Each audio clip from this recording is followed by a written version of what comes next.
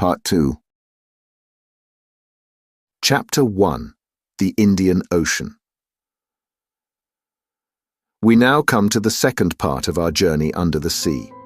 The first ended with the moving scene in the coral cemetery, which left such a deep impression on my mind. Thus, in the midst of this great sea, Captain Nemo's life was passing, even to his grave, which he had prepared in one of its deepest abysses.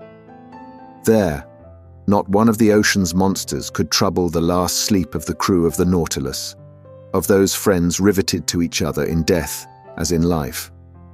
Nor any man, either, had added the captain. Still the same fierce, implacable defiance towards human society. I could no longer content myself with the theory which satisfied Conseil. That worthy fellow persisted in seeing in the commander of the Nautilus one of those unknown savants who return mankind contempt for indifference. For him, he was a misunderstood genius who, tired of Earth's deceptions, had taken refuge in this inaccessible medium, where he might follow his instincts freely. To my mind, this explains but one side of Captain Nemo's character. Indeed, the mystery of that last night during which we had been chained in prison, the sleep, and the precaution so violently taken by the captain of snatching from my eyes the glass I had raised to sweep the horizon, the mortal wound of the man, due to an unaccountable shock of the Nautilus, all put me on a new track. No, Captain Nemo was not satisfied with shunning man. His formidable apparatus not only suited his instinct of freedom, but perhaps also the design of some terrible retaliation. At this moment, nothing is clear to me. I catch but a glimpse of light amidst all the darkness, and I must confine myself to writing, as events shall dictate. That day, the 24th of January, 1868, at noon, the second officer came to take the altitude of the sun. I mounted the platform, lit a cigar, and watched the operation. It seemed to me that the man did not understand French, for several times I made remarks in a loud voice, which must have drawn from him some involuntary sign of attention, if he had understood them, but he remained undisturbed and dumb. As he was taking observations with the sextant, one of the sailors of the Nautilus, the strong man who had accompanied us on our first submarine excursion to the island of Crespo, came to clean the glasses of the lantern. I examined the fittings of the apparatus, the strength of which was increased 100-fold by lenticular rings, placed similar to those in a lighthouse, and which projected their brilliance in a horizontal plane. The electric lamp was combined in such a way as to give its most powerful light. Indeed, it was produced in vacuo, which ensured both its steadiness and its intensity. This vacuum economized the graphite points between which the luminous arc was developed, an important point of economy for Captain Nemo, who could not easily have replaced them, and under these conditions their waste was imperceptible. When the Nautilus was ready to continue its submarine journey, I went down to the saloon. The panel was closed, and the course marked direct west. We were furrowing the waters of the Indian Ocean, a vast liquid plain with a surface of 1,200,000,000 of acres, and whose waters are so clear and transparent that anyone leaning over them would turn giddy. The Nautilus usually floated between 50 and 100 fathoms deep. We went on so for some days. To anyone but myself, who had a great love for the sea, the hours would have seemed long and monotonous.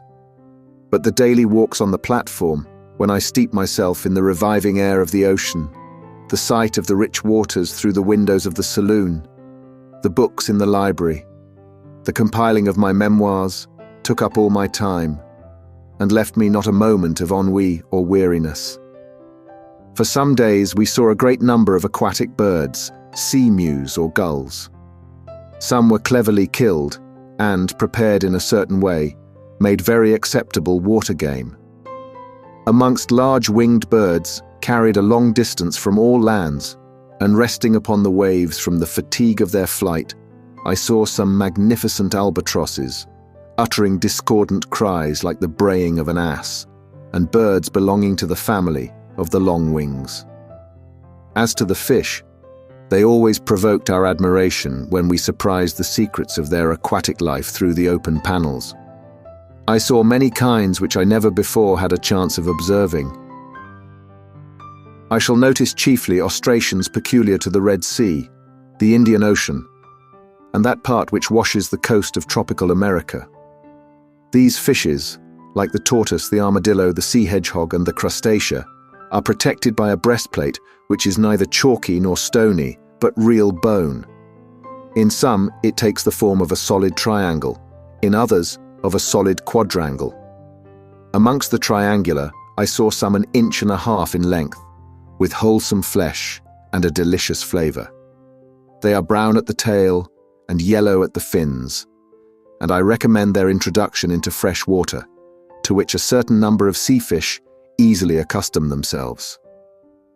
I would also mention quadrangular ostracions, having on the back 4 large tubercles, some dotted over with white spots on the lower part of the body, and which may be tamed like birds.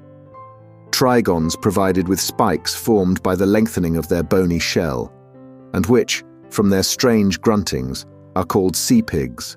Also dromedaries with large humps in the shape of a cone, whose flesh is very tough and leathery. I now borrow from the daily notes of Master Conseil. Certain fish of the genus Petrodon peculiar to those seas, with red backs and white chests, which are distinguished by 3 rows of longitudinal filaments, and some electrical, 7 inches long, decked in the liveliest colors. Then, as specimens of other kinds, some ovoids, resembling an egg of a dark brown color, marked with white bands and without tails, diodons, real sea porcupines, furnished with spikes, and capable of swelling in such a way as to look like cushions bristling with darts. Hippocampi, common to every ocean. Some pegasi with lengthened snouts, which their pectoral fins, being much elongated and formed in the shape of wings, allow, if not to fly, at least to shoot into the air. Pigeon spatulae, with tails covered with many rings of shell. Macrognathi with long jaws, an excellent fish, 9 inches long, and bright with most agreeable colors. Pale-colored calliamois with rugged heads, and plenty of chetpdons, with long and tubular muzzles, which kill insects by shooting them, as from an air gun with a single drop of water. These we may call the flycatchers of the seas. In the 89th genus of fishes, classed by Lacepede, belonging to the second lower class of bony, characterized by opercules and bronchial membranes, I remarked the Scorpaena, the head of which is furnished with spikes, and which has but 1 dorsal fin. These creatures are covered, or not, with little shells, according to the subclass to which they belong. The second subclass gives us specimens of didactyls 14 or 15 inches in length, with yellow rays, and heads of a most fantastic appearance. As to the first subclass, it gives several specimens of that singular-looking fish appropriately called a sea frog, with large head, sometimes pierced with holes, sometimes swollen with protuberances, bristling with spikes, and covered with tubercles. It has irregular and hideous horns. Its body and tail are covered with callosities. Its sting makes a dangerous wound. It is both repugnant and horrible to look at. From the 21st to the 23rd of January, the Nautilus went at the rate of 250 leagues in 24 hours, being 540 miles, or 22 miles an hour. If we recognize so many different varieties of fish, it was because, attracted by the electric light, they tried to follow us. The greater part, however, were soon distanced by our speed, though some kept their place in the waters of the Nautilus for a time. The morning of the 24th, in 12 degrees 5 minutes south latitude and 94 degrees 33 minutes longitude, we observed Keeling Island, a coral formation planted with magnificent cocos, and which had been visited by Mr. Darwin and Captain Fitzroy. The Nautilus skirted the shores of this desert island for a little distance. Its nets brought up numerous specimens of polypi and curious shells of mollusca. some precious productions of the species of Delphinulae enriched the treasures of Captain Nemo, to which I added an Astrea punctifera, a kind of parasite polypus often found fixed to a shell. Soon Keeling Island disappeared from the horizon, and our course was directed to the northwest in the direction of the Indian Peninsula. From Keeling Island, our course was slower and more variable, often taking us into great depths. Several times they made use of the inclined planes, which certain internal levers placed obliquely to the waterline. In that way we went about 2 miles, but without ever obtaining the greatest depths of the Indian Sea, which soundings of 7,000 fathoms have never reached. As to the temperature of the lower strata, the thermometer invariably indicated 4 degrees above zero. I only observed that in the upper regions the water was always colder in the high levels than at the surface of the sea. On the 25th of January, the ocean was entirely deserted. The Nautilus passed the day on the surface, beating the waves with its powerful screw and making them rebound to a great height. Who, under such circumstances, would not have taken it for a gigantic cetacean? 3 parts of this day I spent on the platform. I watched the sea. Nothing on the horizon, till about 4 o'clock, a steamer running west on our counter. Her masts were visible for an instant, but she could not see the Nautilus, being too low in the water. I fancied this steamboat belonged to the P.O. Company, which runs from Ceylon to Sydney, touching at King George's Point and Melbourne. At 5 o'clock in the evening, before that fleeting twilight which binds night to day in tropical zones, Conseil and I were astonished by a curious spectacle. It was a shoal of Argonauts travelling along on the surface of the ocean. We could count several hundreds. They belonged to the tubercle kind, which are peculiar to the Indian seas. These graceful mollusks moved backwards by means of their locomotive tube, through which they propelled the water already drawn in. Of their 8 tentacles, 6 were elongated and stretched out floating on the water, whilst the other 2, rolled up flat, were spread to the wing like a light sail. I saw their spiral-shaped and fluted shells, which Cuvier justly compares to an elegant skiff. A boat indeed. It bears the creature which secretes it without its adhering to it. For nearly an hour, the Nautilus floated in the midst of this shoal of mollusks. Then I know not what sudden fright they took, but as if at a signal every sail was furled, the arms folded, the body drawn in, the shells turned over, changing their centre of gravity, and the whole fleet disappeared under the waves. Never did the ships of a squadron manoeuvre with more unity. At that moment, night fell suddenly, and the reeds, scarcely raised by the breeze, lay peaceably under the sides of the Nautilus. The next day, 26th of January, we cut the equator at the 82nd meridian and entered the northern hemisphere. During the day, a formidable troop of sharks accompanied us, terrible creatures, which multiply in these seas and make them very dangerous. They were Caestratio philippi, sharks, with brown backs and whitish bellies, armed with 11 rows of teeth, eyed sharks, their throat being marked with a large black spot surrounded with white like an eye. There were also some Isabella sharks with rounded snouts marked with dark spots. These powerful creatures often hurled themselves at the windows of the saloon with such violence as to make us feel very insecure. At such times, Ned Land was no longer master of himself.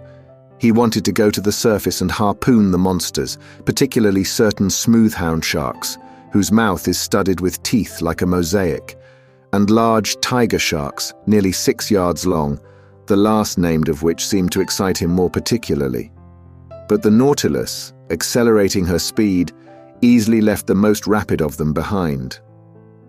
The 27th of January, at the entrance of the vast Bay of Bengal, we met repeatedly a forbidding spectacle, dead bodies floating on the surface of the water. They were the dead of the Indian villages, carried by the Ganges to the level of the sea, and which the vultures, the only undertakers of the country, had not been able to devour. But the sharks did not fail to help them at their funeral work. About 7 o'clock in the evening, the Nautilus, half immersed, was sailing in a sea of milk. At first sight, the ocean seemed lactified. Was it the effect of the lunar rays? No, for the moon, scarcely 2 days old, was still lying hidden under the horizon in the rays of the sun. The whole sky, though lit by the sidereal rays, seemed black by contrast with the whiteness of the waters. Conseil could not believe his eyes, and questioned me as to the cause of this strange phenomenon. Happily, I was able to answer him. "It is called a milk sea," I explained. "A large extent of white wavelets often to be seen on the coasts of Amboina, and in these parts of the sea." "But sir," said Conseil, "can you tell me what causes such an effect? For I suppose the water is not really turned into milk." "No, my boy, and the whiteness which surprises you is caused only by the presence of myriads of infusoria, a sort of luminous little worm, gelatinous and without color, of the thickness of a hair, and whose length is not more than 7/1000ths of an inch. These insects adhere to one another sometimes for several leagues." "Several leagues?" exclaimed Conseil. "Yes, my boy, and you need not try to compute the number of these infusoria. You will not be able, for, if I'm not mistaken, ships have floated on these milk seas for more than 40 miles. Towards midnight, the sea suddenly resumed its usual color, but behind us, even to the limits of the horizon, the sky reflected the whitened waves, and for a long time seemed impregnated with the vague glimmerings of an aurora borealis. Chapter 2. A novel proposal of Captain Nemo's. On the 28th of February, when at noon the Nautilus came to the surface of the sea, in 9 degrees 4 minutes north latitude, there was land in sight about 8 miles to westward. The first thing I noticed was a range of mountains about 2,000 feet high, the shapes of which were most capricious. On taking the bearings, I knew that we were nearing the island of Ceylon, the pearl which hangs from the lobe of the Indian peninsula. Captain Nemo and his second appeared at this moment. The captain glanced at the map, then turning to me said, "The island of Ceylon, noted for its pearl fisheries. Would you like to visit one of them, Monsieur Aronnax?" "Certainly, Captain." "Well, the thing is easy, though if we see the fisheries, we shall not see the fishermen. The annual exportation has not yet begun. Never mind. I will give orders to make for the Gulf of Mannar, where we shall arrive in the night." The captain said something to his second, who immediately went out. Soon the Nautilus returned to her native element, and the manometer showed that she was about 30 feet deep. "Well, sir," said Captain Nemo, "you and your companions shall visit the bank of Mannar, and if by chance some fisherman should be there, we shall see him at work." "Agreed, Captain." "By the by, Monsieur Aronnax, you are not afraid of sharks?" "Sharks?" exclaimed I. This question seemed a very hard one. "Well," continued Captain Nemo, "I admit, Captain, that I am not yet very familiar with that kind of fish." "We are accustomed to them," replied Captain Nemo, "and in time you will be too. However, we shall be armed, and on the road we may be able to hunt some of the tribe." "It is interesting. So till tomorrow, sir, and early." This said in a careless tone, Captain Nemo left the saloon. Now, if you were invited to hunt the bear in the mountains of Switzerland, what would you say? "Very well, tomorrow we will go and hunt the bear." If you were asked to hunt the lion in the plains of Atlas, or the tiger in the Indian jungles, what would you say? "Ha ha! It seems we are going to hunt the tiger or the lion." But when you are invited to hunt the shark in its natural element, you would perhaps reflect before accepting the invitation. As for myself, I passed my hand over my forehead, on which stood large drops of cold perspiration. "Let us reflect," said I, "and take our time. Hunting otters in submarine forests as we did in the island of Crespo will pass, but going up and down at the bottom of the sea, where one is almost certain to meet sharks, is quite another thing. I know well that in certain countries, particularly in the Andaman Islands, the natives never hesitate to attack them with a dagger in one hand and a running noose in the other. But I also know that few who affront those creatures ever return alive. However, I am not a native, and if I were, I think a little hesitation in this case would not be ill-timed. At this moment, Conseil and the Canadian entered, quite composed and even joyous. They knew not what awaited them. "Faith, sir," said Ned Land, "your Captain Nemo, the devil take him, has just made us a very pleasant offer." "Ah," said I, "you know." "If agreeable to you, sir," interrupted Conseil, "the commander of the Nautilus has invited us to visit the magnificent Ceylon fisheries tomorrow in your company. He did it kindly and behaved like a real gentleman." He said nothing more. "Nothing more, sir, except that he had already spoken to you of this little walk." "Sir," said Conseil, "would you give us some details of the pearl fishery?" "As to the fishing itself," I asked, "or the incidents which?" "On the fishing," replied the Canadian. "Before entering upon the ground, it is as well to know something about it." "Very well, sit down, my friends, and I will teach you." Ned and Conseil seated themselves on an ottoman, and the first thing the Canadian asked was, "Sir, what is a pearl?" "My worthy Ned," I answered, "to the poet, a pearl is a tear of the sea. To the Orientals, it is a drop of dew solidified. To the ladies, it is a jewel of an oblong shape, of a brilliancy of mother-of-pearl substance, which they wear on their fingers, their necks, or their ears. For the chemist, it is a mixture of phosphate and carbonate of lime, with a little gelatin. And lastly, for naturalists, it is simply a morbid secretion of the organ that produces the mother-of-pearl amongst certain bivalves." "Branch of mollusks," said Conseil. "Precisely so, my learned Conseil. And amongst these testacea, the ear shell, the tridacnae, the turbots, in a word, all those which secrete mother-of-pearl, that is, the blue, bluish, violet or white substance which lines the interior of their shells, are capable of producing pearls." "Mussels too?" asked the Canadian. "Yes, mussels of certain waters in Scotland, Wales, Ireland, Saxony, Bohemia, and France." "Good. For the future I shall pay attention," replied the Canadian.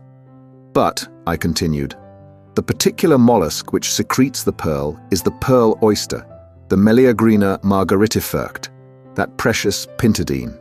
The pearl is nothing but a nacreous formation, deposited in a globular form, either adhering to the oyster shell or buried in the folds of the creature. On the shell it is fast, in the flesh it is loose, but always has for a kernel a small hard substance, maybe a barren egg, maybe a grain of sand, around which the pearly matter deposits itself year after year successively and by thin concentric layers." "Are many pearls found in the same oyster?" asked Conseil. "Yes, my boy. Some are a perfect casket. One oyster has been mentioned, though I allow myself to doubt it, as having contained no less than 150 sharks." 150 sharks!" exclaimed Ned Land. "Did I say sharks?" said I hurriedly. "I meant to say 150 pearls. Sharks would not be sense." "Certainly not," said Conseil. "But will you tell us now by what means they extract these pearls?" "They proceed in various ways. When they adhere to the shell, the fishermen often pull them off with pincers, but the most common way is to lay the oysters on mats of the seaweed which covers the banks. Thus they die in the open air, and at the end of 10 days they are in a forward state of decomposition. They are then plunged into large reservoirs of seawater. Then they are opened and washed." "The price of these pearls varies according to their size?" asked Conseil. "Not only according to their size," I answered, "but also according to their shape, their water, that is, their color, and their luster, that is, that bright and diapered sparkle which makes them so charming to the eye. The most beautiful are called virgin pearls, or paragons.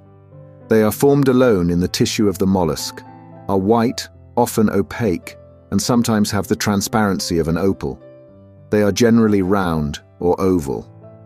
The round are made into bracelets, the oval into pendants, and, being more precious, are sold singly. Those adhering to the shell of the oyster are more irregular in shape and are sold by weight. Lastly, in a lower order are classed those small pearls known under the name of seed pearls. They are sold by measure and are especially used in embroidery for church ornaments. "But," said Conseil, "is this pearl fishery dangerous?" "No," I answered quickly, "particularly if certain precautions are taken." "What does one risk in such a calling?" said Ned Land, "the swallowing of some mouthfuls of seawater." "As you say, Ned. By the by," said I, trying to take Captain Nemo's careless tone, "are you afraid of sharks, brave Ned?" "Aye," replied the Canadian, "a harpooner by profession. It is my trade to make light of them. But," said I, "it is not a question of fishing for them with an iron swivel, hoisting them into the vessel, cutting off their tails with a blow of a chopper, ripping them up and throwing their heart into the sea. Then it is a question of—" "Precisely. In the water. In the water. Faith, with a good harpoon. You know, sir, these sharks are ill-fashioned beasts. They turn on their bellies to seize you, and in that time—" Ned Land had a way of saying "seize," which made my blood run cold. "Well, and you, Conseil, what do you think of sharks?" "Me," said Conseil, "I will be frank, sir." "So much the better," thought I. "If you, sir, mean to face the sharks, I do not see why your faithful servant should not face them with you." Chapter 3. A Pearl of 10 Millions. The next morning at 4 o'clock, I was awakened by the steward whom Captain Nemo had placed at my service. I rose hurriedly, dressed, and went into the saloon. Captain Nemo was awaiting me. "Monsieur Aronnax," said he, "are you ready to start?" "I am ready." "Then please to follow me." "And my companions, Captain?" "They have been told, and are waiting." "Are we not to put on our divers' dresses?" asked I. "Not yet. I have not allowed the Nautilus to come too near this coast, and we are some distance from the Manar bank. But the boat is ready, and will take us to the exact point of disembarking, which will save us a long way.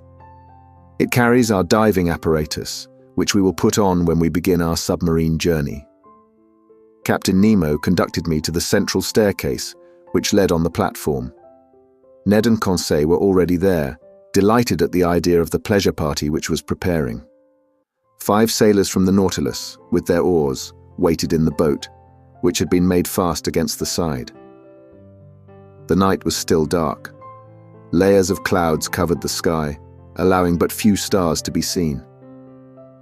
I looked on the side where the land lay, and saw nothing but a dark line enclosing 3 parts of the horizon, from southwest to northwest.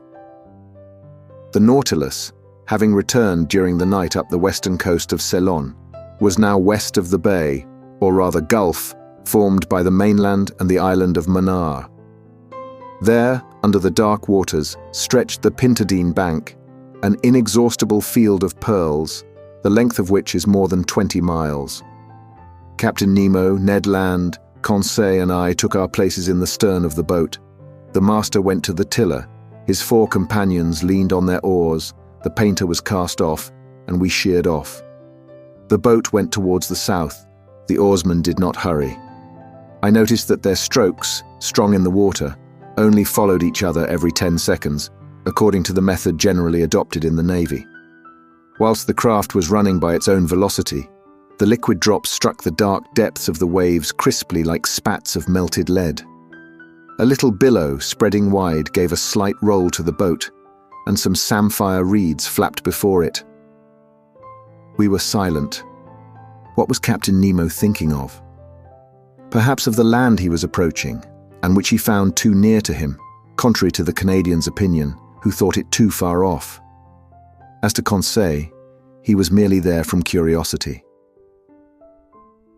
About 5:30, the first tints on the horizon showed the upper line of coast more distinctly. Flat enough in the east, it rose a little to the south. 5 miles still lay between us, and it was indistinct owing to the mist on the water. At 6 o'clock it became suddenly daylight, with that rapidity peculiar to tropical regions, which know neither dawn nor twilight. The solar rays pierced the curtain of clouds, piled up on the eastern horizon, and the radiant orb rose rapidly. I saw land distinctly, with a few trees scattered here and there. The boat neared Manar Island, which was rounded to the south. Captain Nemo rose from his seat and watched the sea. At a sign from him, the anchor was dropped, but the chain scarcely ran, for it was little more than a yard deep, and this spot was one of the highest points of the bank of Pintadines. "Here we are, Monsieur Aronnax," said Captain Nemo. "You see that enclosed bay? Here, in a month, will be assembled the numerous fishing boats of the exporters, and these are the waters their divers will ransack so boldly. Happily, this bay is well situated for that kind of fishing. It is sheltered from the strongest winds. The sea is never very rough here, which makes it favorable for the divers' work. We will now put on our dresses and begin our walk." I did not answer, and while watching the suspected waves, began with the help of the sailors to put on my heavy sea dress. Captain Nemo and my companions were also dressing. None of the Nautilus men were to accompany us on this new excursion. Soon we were enveloped to the throat in India rubber clothing, the air apparatus fixed to our backs by braces. As to the Ruhmkorff apparatus, there was no necessity for it. Before putting my head into the copper cap, I had asked the question of the captain. "They would be useless," he replied. "We are going to no great depth, and the solar rays will be enough to light our walk. Besides, it would not be prudent to carry the electric light in these waters.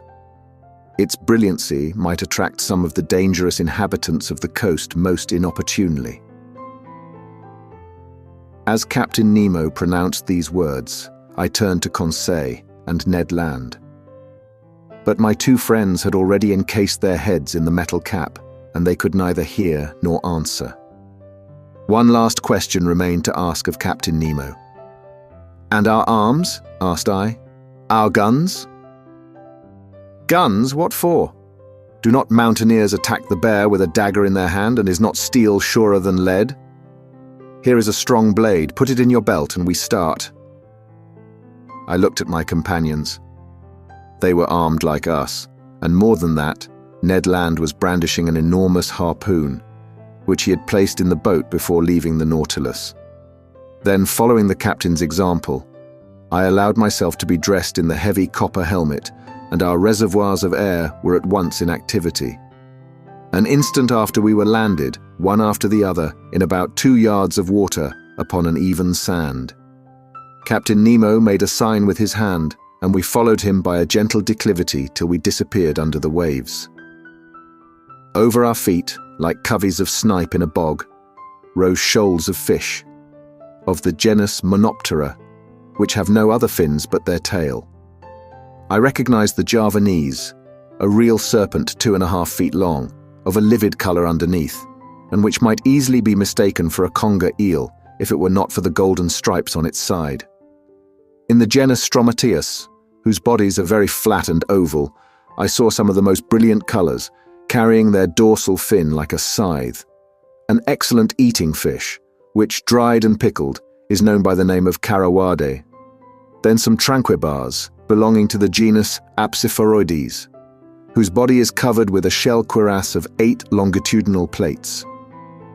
The heightening sun lit the mass of waters more and more. The soil changed by degrees. To the fine sand succeeded a perfect causeway of boulders, covered with a carpet of mollusks and zoophytes. Amongst the specimens of these branches I noticed some Placeniae, with thin, unequal shells, a kind of ostracion peculiar to the Red Sea and the Indian Ocean, some orange lucinae with rounded shells, rockfish 3.5 feet long, which raised themselves under the waves, like hands ready to seize one. There were also some panopyres, slightly luminous, and lastly, some oculines, like magnificent fans, forming one of the richest vegetations of these seas. In the midst of these living plants, and under the arbors of the hydrophytes, were layers of clumsy articulates, particularly some raninae, whose carapace formed a slightly rounded triangle, and some horrible-looking parthenopes. At about 7 o'clock, we found ourselves at last surveying the oyster banks on which the pearl oysters are reproduced by millions. Captain Nemo pointed with his hand to the enormous heap of oysters, and I could well understand that this mine was inexhaustible, for nature's creative power is far beyond man's instinct of destruction. Ned Land, faithful to his instinct, hastened to fill a net which he carried by his side with some of the finest specimens. But we could not stop. We must follow the captain, who seemed to guide himself by paths known only to himself. The ground was sensibly rising, and sometimes on holding up my arm, it was above the surface of the sea.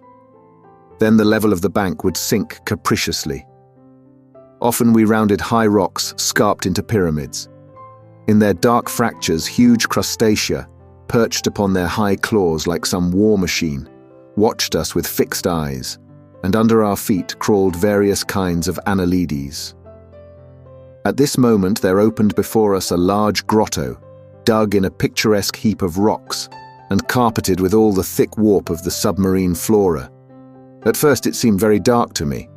The solar rays seemed to be extinguished by successive gradations, until its vague transparency became nothing more than drowned light. Captain Nemo entered. We followed. My eyes soon accustomed themselves to this relative state of darkness. I could distinguish the arches springing capriciously from natural pillars, standing broad upon their granite base, like the heavy columns of Tuscan architecture. Why had our incomprehensible guide led us to the bottom of this submarine crypt? I was soon to know.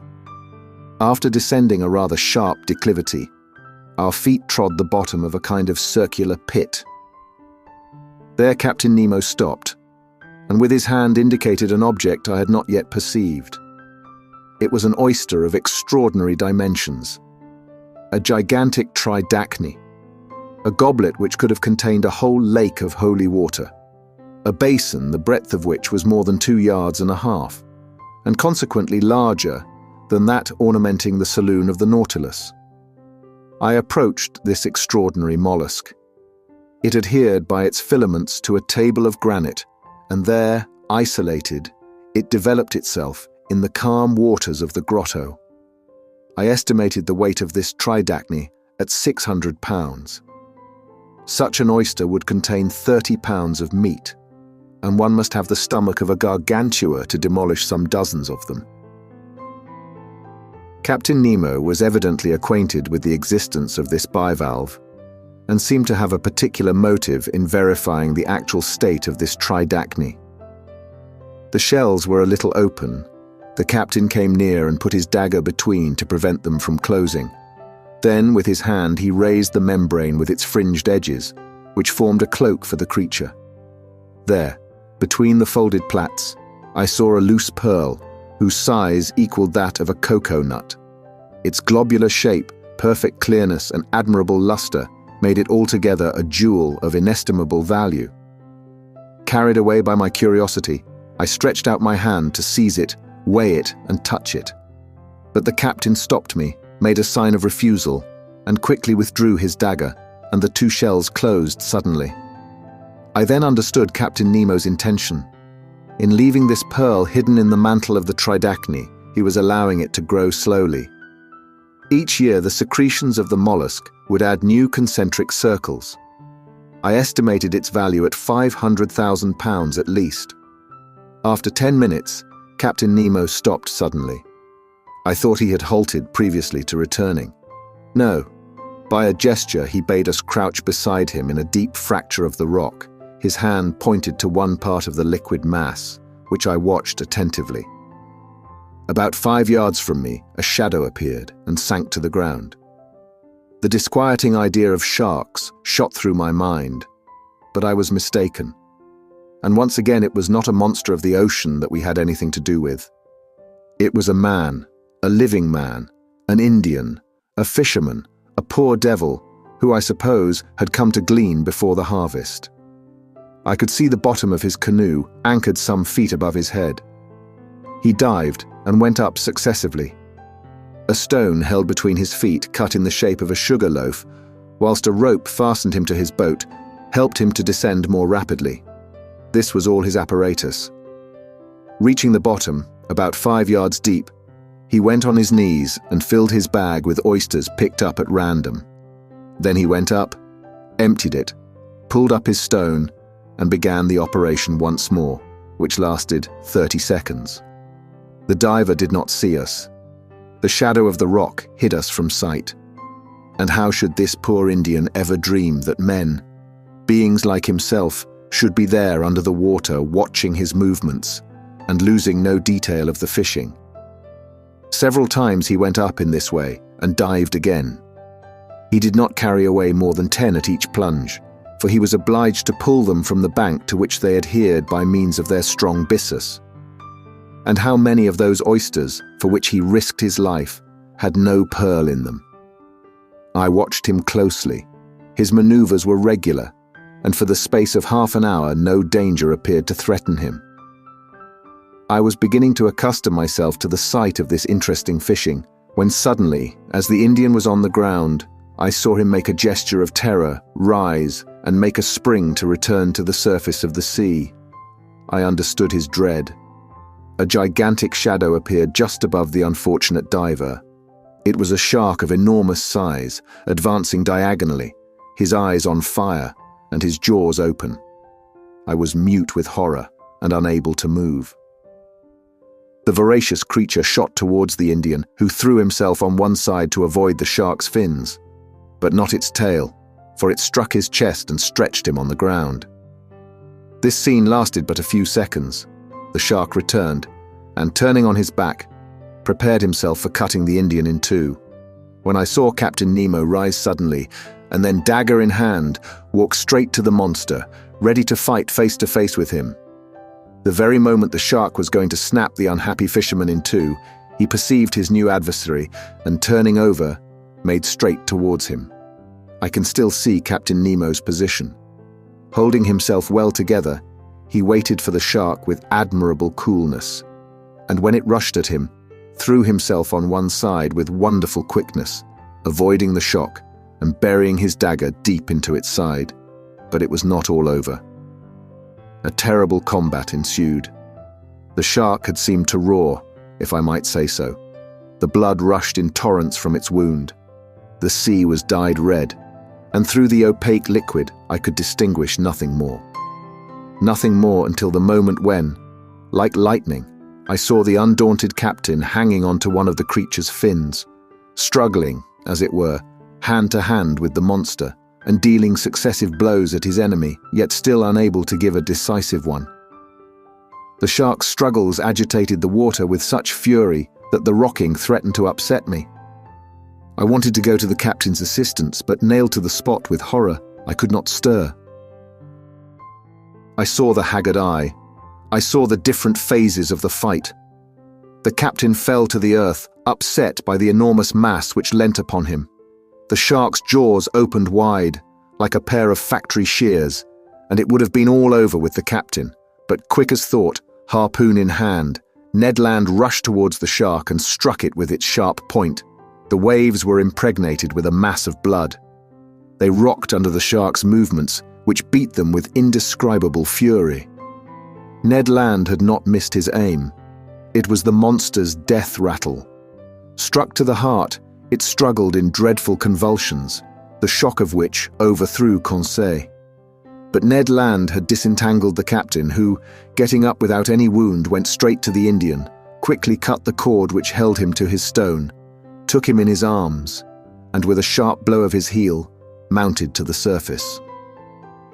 We all three followed in a few seconds, saved by a miracle, and reached the fisherman's boat.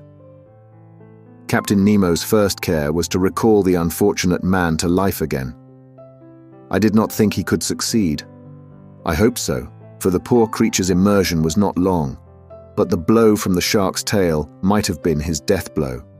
Happily, with the captain's and Conseil's sharp friction, I saw consciousness return by degrees. He opened his eyes. What was his surprise, his terror even, at seeing 4 great copper heads leaning over him. And above all, What must he have thought when Captain Nemo, drawing from the pocket of his dress a bag of pearls, placed it in his hand? This munificent charity from the man of the waters to the poor Singalese was accepted with a trembling hand.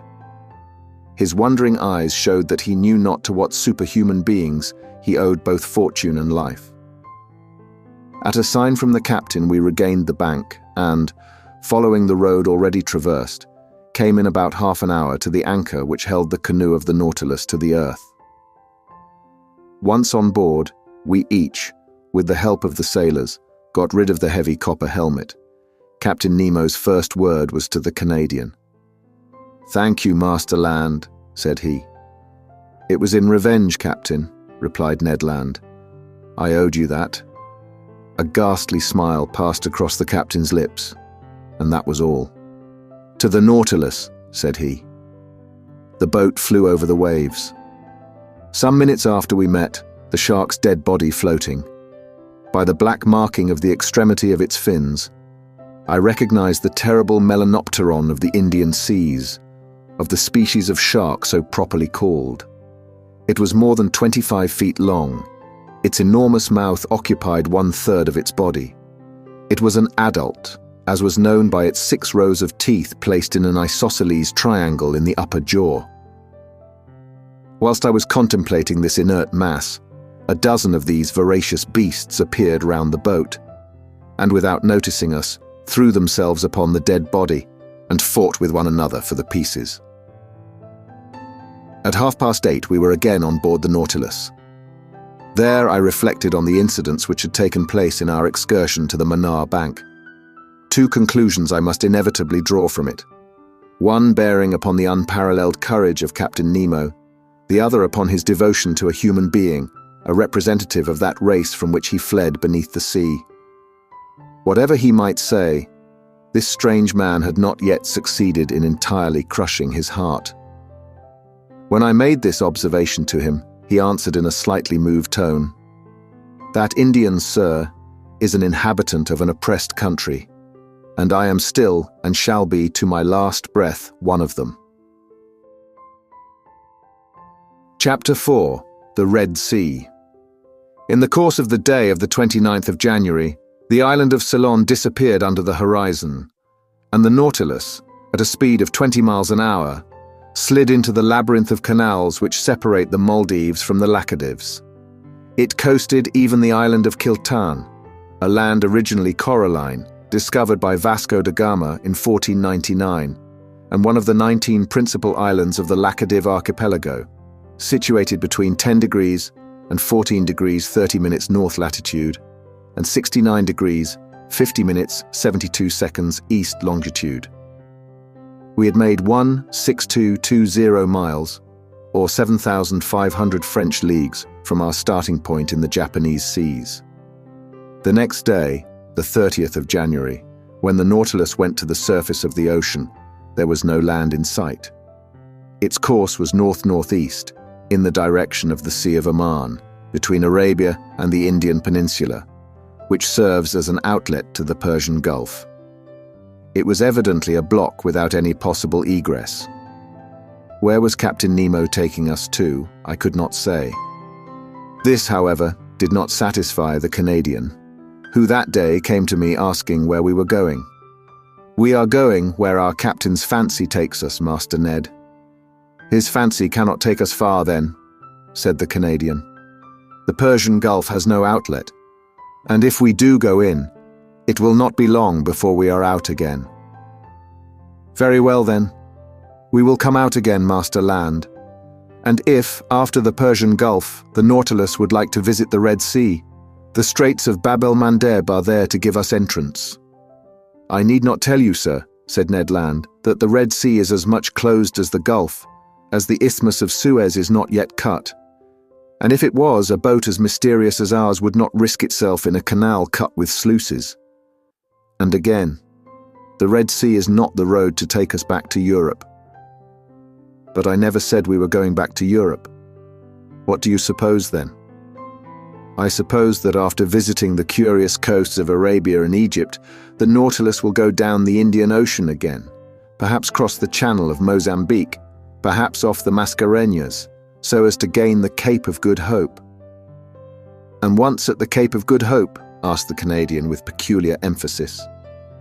"Well, we shall penetrate into that Atlantic which we do not yet know." "Ah, friend Ned, you are getting tired of this journey under the sea. You are surfeited with the incessantly varying spectacle of submarine wonders. For my part, I shall be sorry to see the end of a voyage which it is given to so few men to make." For 4 days, till the 3rd of February, the Nautilus scoured the Sea of Oman at various speeds and at various depths. It seemed to go at random, as if hesitating as to which road it should follow. But we never passed the Tropic of Cancer. In quitting this sea, we sighted Muscat for an instant, one of the most important towns of the country of Oman. I admired its strange aspect, surrounded by black rocks upon which its white houses and forts stood in relief. I saw the rounded domes of its mosques, the elegant points of its minarets, its fresh and verdant terraces. But it was only a vision. The Nautilus soon sank under the waves of that part of the sea. We passed along the Arabian coast of Mahra and Hadramaut for a distance of 6 miles, its undulating line of mountains being occasionally relieved by some ancient ruin. The 5th of February, we at last entered the Gulf of Aden, a perfect funnel introduced into the neck of Bab el-Mandeb, through which the Indian waters entered the Red Sea. The 6th of February, the Nautilus floated in sight of Aden, perched upon a promontory which a narrow isthmus joins to the mainland, a kind of inaccessible Gibraltar, the fortifications of which were rebuilt by the English after taking possession in 1839. I caught a glimpse of the octagon minarets of this town, which was at one time the richest commercial magazine on the coast. I certainly thought that Captain Nemo arrived at this point would back out again, but I was mistaken, for he did no such thing, much to my surprise. The next day, the 7th of February, we entered the Straits of Bab el-Mandeb, the name of which, in the Arab tongue, means the Gate of Tears. To 20 miles in breadth, it is only 32 in length, and for the Nautilus, starting at full speed, the crossing was scarcely the work of an hour. But I saw nothing, not even the island of Perim, with which the British government has fortified the position of Aden. There were too many English or French steamers of the line of Suez to Bombay, Calcutta to Melbourne, and from Bourbon to the Mauritius, furrowing this narrow passage, for the Nautilus to venture to show itself, so it remained prudently below. At last, about noon, we were in the waters of the Red Sea. I would not even seek to understand the caprice which had decided Captain Nemo upon entering the Gulf. But I quite approved of the Nautilus entering it. Its speed was lessened. Sometimes it kept on the surface. Sometimes it dived to avoid a vessel, and thus I was able to observe the upper and lower parts of this curious sea. The 8th of February, from the first dawn of day, Mocha came in sight, now a ruined town, whose walls would fall at a gunshot, yet which shelters here and there some verdant date trees, once an important city containing 6 public markets and 26 mosques, and whose walls, defended by 14 forts, formed a girdle of 2 miles in circumference. The Nautilus then approached the African shore, where the depth of the sea was greater.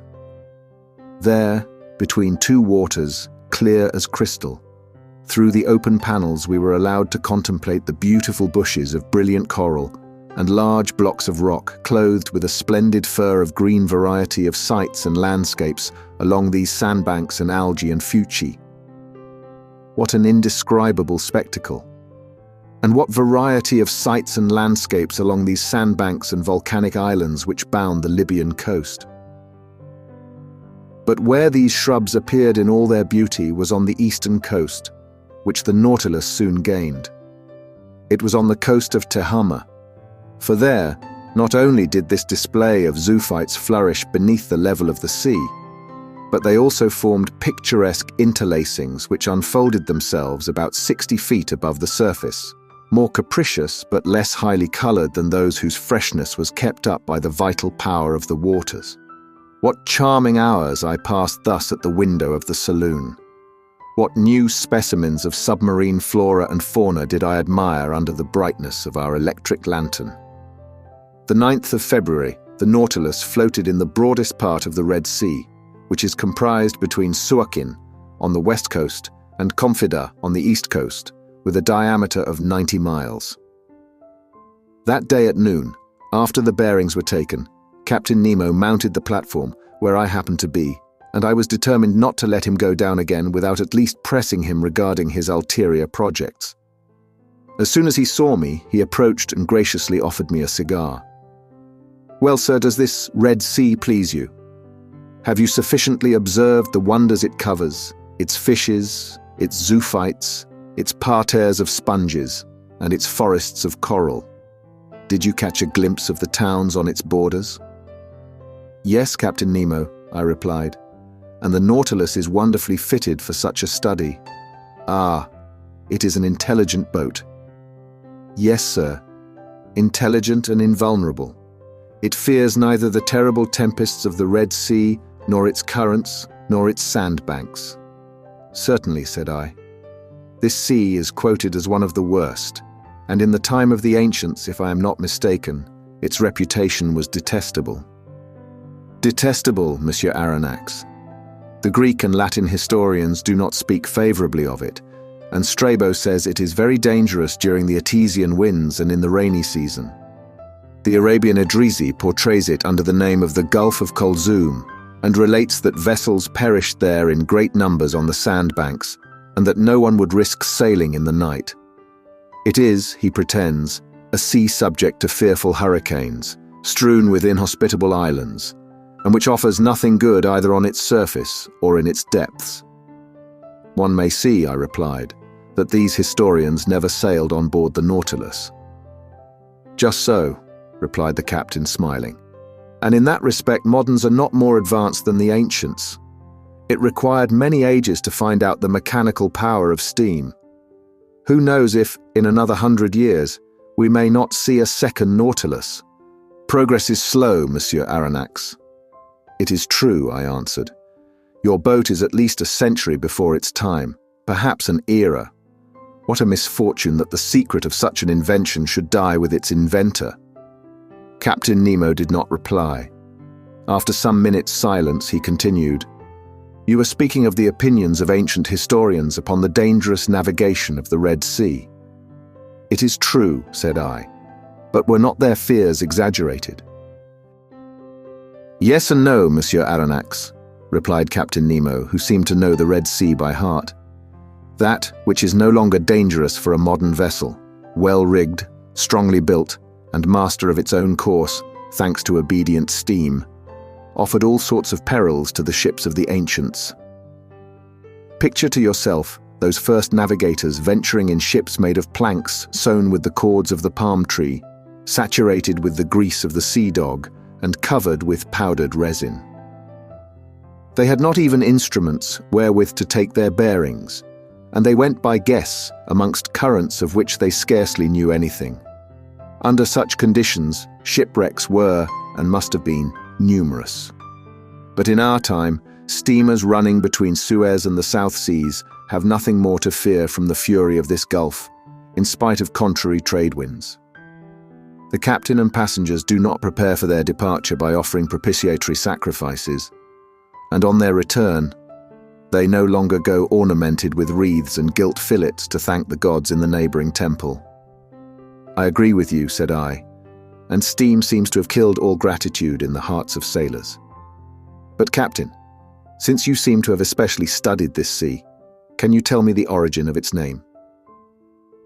"There exist several explanations on the subject, Monsieur Aronnax. Would you like to know the opinion of a chronicler of the 14th century?" "Willingly." This fanciful writer pretends that its name was given to it after the passage of the Israelites, when Pharaoh perished in the waves which closed at the voice of Moses. "A poet's explanation, Captain Nemo," I replied, "but I cannot content myself with that. I ask you for your personal opinion. Here it is, Monsieur Aronnax. According to my idea, We must see in this appellation of the Red Sea a translation of the Hebrew word Edom, and if the ancients gave it that name, it was on account of the particular color of its waters. But up to this time I have seen nothing but transparent waves, and without any particular color. Very likely, but as we advance to the bottom of the gulf, you will see this singular appearance. I remember seeing the Bay of Tor entirely red, like a sea of blood. And you attribute this color to the presence of a microscopic seaweed? Yes. So, Captain Nemo, it is not the first time you have overrun the Red Sea on board the Nautilus. No, sir. As you spoke a while ago of the passage of the Israelites and of the catastrophe to the Egyptians, I will ask whether you have met with the traces under the water of this great historical fact. No, sir. And for a good reason. What is it? It is that the spot where Moses and his people passed is now so blocked up with sand that the camels can barely bathe their legs there. You can well understand that there would not be water enough for my Nautilus. And the spot? I asked. The spot is situated a little above the Isthmus of Suez, in the arm which formerly made a deep estuary when the Red Sea extended to the salt lakes. Now, whether this passage were miraculous or not, the Israelites nevertheless crossed there to reach the promised land, and Pharaoh's army perished precisely on that spot. And I think that excavations made in the middle of the sand would bring to light a large number of arms and instruments of Egyptian origin. That is evident, I replied. And for the sake of archaeologists, let us hope that these excavations will be made sooner or later, when new towns are established on the isthmus, after the construction of the Suez Canal. A canal, however, very useless to a vessel like the Nautilus. Very likely, but useful to the whole world, said Captain Nemo. The ancients well understood the utility of a communication between the Red Sea and the Mediterranean for their commercial affairs. But they did not think of digging a canal direct, and took the Nile as an intermediate. Very probably the canal which united the Nile to the Red Sea was begun by Sesostris, if we may believe tradition. One thing is certain, that in the year 615 before Jesus Christ, Nekos undertook the works of an alimentary canal to the waters of the Nile across the plain of Egypt, looking towards Arabia. It took 4 days to go up this canal, and it was so wide that 2 triremes could go abreast. It was carried on by Darius, the son of Hystaspes, and probably finished by Ptolemy II. Strabo saw it navigated, but its decline from the point of departure near Bubastes to the Red Sea was so slight that it was only navigable for a few months in the year. This canal answered all commercial purposes to the age of Antonius, when it was abandoned and blocked up with sand. Restored by order of the Caliph Omar, it was definitely destroyed in 761 or 762 by Caliph al-Mansur, who wished to prevent the arrival of provisions to Muhammad ben Abdallah, who had revolted against him. During the expedition into Egypt, your General Bonaparte discovered traces of the works in the desert of Suez, and, surprised by the tide, he nearly perished before regaining Hajaroth, at the very place where Moses had encamped 3,000 years before him. Well, Captain, what the ancients dared not undertake, this junction between the 2 seas, which will shorten the road from Cadiz to India, Monsieur Lesseps has succeeded in doing, and before long he will have changed Africa into an immense island. Yes, Monsieur Aronnax, you have the right to be proud of your countrymen. Such a man brings more honor to a nation than great captains. He began, like so many others, with disgust and rebuffs. But he has triumphed, for he has the genius of will. And it is sad to think that a work like that, which ought to have been an international work, and which would have sufficed to make a reign illustrious, should have succeeded by the energy of one man. All honor to Monsieur Lesseps. Yes, honor to the great citizen, I replied, surprised by the manner in which Captain Nemo had just spoken. Unfortunately, he continued, I cannot take you through the Suez Canal, but you will be able to see the long jetty of Port Said after tomorrow, when we shall be in the Mediterranean." "The Mediterranean?" I exclaimed. "Yes, sir. Does that astonish you?" "What astonishes me is to think that we shall be there the day after tomorrow." "Indeed." "Yes, Captain. Although by this time I ought to have accustomed myself to be surprised at nothing since I have been on board your boat. But the cause of this surprise? Well, it is the fearful speed you will have to put on the Nautilus, if the day after tomorrow she is to be in the Mediterranean, having made the round of Africa and doubled the Cape of Good Hope." "Who told you that she would make the round of Africa and double the Cape of Good Hope, sir?" "Well, unless the Nautilus sails on dry land and passes above the isthmus." "Or beneath it, Monsieur Aronnax." "Beneath it?" "Certainly," replied Captain Nemo quietly. "A long time ago nature made under this tongue of land what man has this day made on its surface." "What? Such a passage exists?" "Yes, a subterranean passage which I have named the Arabian Tunnel. It takes us beneath Suez and opens into the Gulf of Pelusium. But this isthmus is composed of nothing but quicksands, to a certain depth, but at 55 yards only there is a solid layer of rock." "Did you discover this passage by chance?" I asked, more and more surprised. "Chance and reasoning, sir, and by reasoning even more than by chance. Not only does this passage exist, but I have profited by it several times. Without that, I should not have ventured this day into the impassable Red Sea. I noticed that in the Red Sea and in the Mediterranean there existed a certain number of fishes of a kind perfectly identical. Certain of the fact, I asked myself, was it possible that there was no communication between the two seas?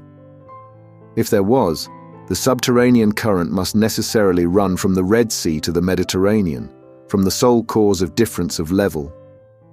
I caught a large number of fishes in the neighborhood of Suez. I passed a copper ring through their tails and threw them back into the sea. Some months later, on the coast of Syria, I caught some of my fish ornamented with the ring. Thus the communication between the two was proved. I then sought for it with my Nautilus. I discovered it, ventured into it, and before long, sir, you too will have passed through my Arabian Tunnel. Chapter 5. The Arabian Tunnel. That same evening, in 21 degrees 30 minutes north latitude, the Nautilus floated on the surface of the sea, approaching the Arabian coast. I saw Jeddah, the most important counting house of Egypt, Syria, Turkey, and India. I distinguished clearly enough its buildings, the vessels anchored at the quays, and those whose draught of water obliged them to anchor in the roads. The sun, rather low on the horizon, struck full on the houses of the town, bringing out their whiteness. Outside, some wooden cabins, and some made of reeds, showed the quarter inhabited by the Bedouins. Soon, Jeddah was shut out from view by the shadows of night, and the Nautilus found herself under water, slightly phosphorescent. The next day, the 10th of February, we sighted several ships running to windward. The Nautilus returned to its submarine navigation, but at noon, when her bearings were taken, the sea being deserted, she rose again to her waterline. Accompanied by Ned and Conseil, I seated myself on the platform. The coast on the eastern side looked like a mass faintly printed upon a damp fog. We were leaning on the sides of the pinnace, talking of one thing and another, when Ned Land, stretching out his hand towards a spot on the sea, said, "Do you see anything there, sir?" "No, Ned," I replied, "but I have not your eyes, you know." "Look well," said Ned. "There on the starboard beam, about the height of the lantern. Do you not see a mass which seems to move?" "Certainly," said I, after close attention. "I see something like a long black body on the top of the water. And certainly before long the black object was not more than a mile from us. It looked like a great sandbank deposited in the open sea. It was a gigantic dugong." Ned Land looked eagerly. His eyes shone with covetousness at the sight of the animal. His hand seemed ready to harpoon it. One would have thought he was awaiting the moment to throw himself into the sea and attack it in its element. At this instant, Captain Nemo appeared on the platform. He saw the dugong, understood the Canadian's attitude, and addressing him said, "If you held a harpoon just now, Master Land, would it not burn your hand?" "Just so, sir.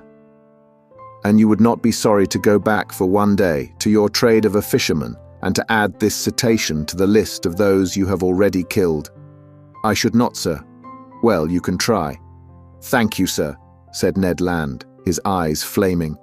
"Only," continued the captain, "I advise you for your own sake not to miss the creature."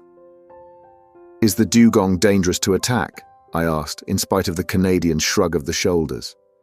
"Yes," replied the captain. "Sometimes the animal turns upon its assailants and overturns their boat. But for Master Land this danger is not to be feared. His eye is prompt, his arm sure." At this moment, 7 men of the crew, mute and immovable as ever, mounted the platform. One carried a harpoon and a line similar to those employed in catching whales. The pinnace was lifted from the bridge, pulled from its socket, and let down into the sea. 6 oarsmen took their seats, and the coxswain went to the tiller. Ned, Conseil, and I went to the back of the boat. "You are not coming, Captain?" I asked. "No, sir, but I wish you good sport." The boat put off, and lifted by the 6 rowers, drew rapidly towards the dugong, which floated about 2 miles from the Nautilus. Arrived some cable's length from the cetacean, the speed slackened, and the oars dipped noiselessly into the quiet waters. Ned Land, harpoon in hand, stood in the forepart of the boat. The harpoon used for striking the whale is generally attached to a very long cord, which runs out rapidly as the wounded creature draws it after him. But here, the cord was not more than 10 fathoms long, and the extremity was attached to a small barrel which, by floating, was to show the course the dugong took under the water.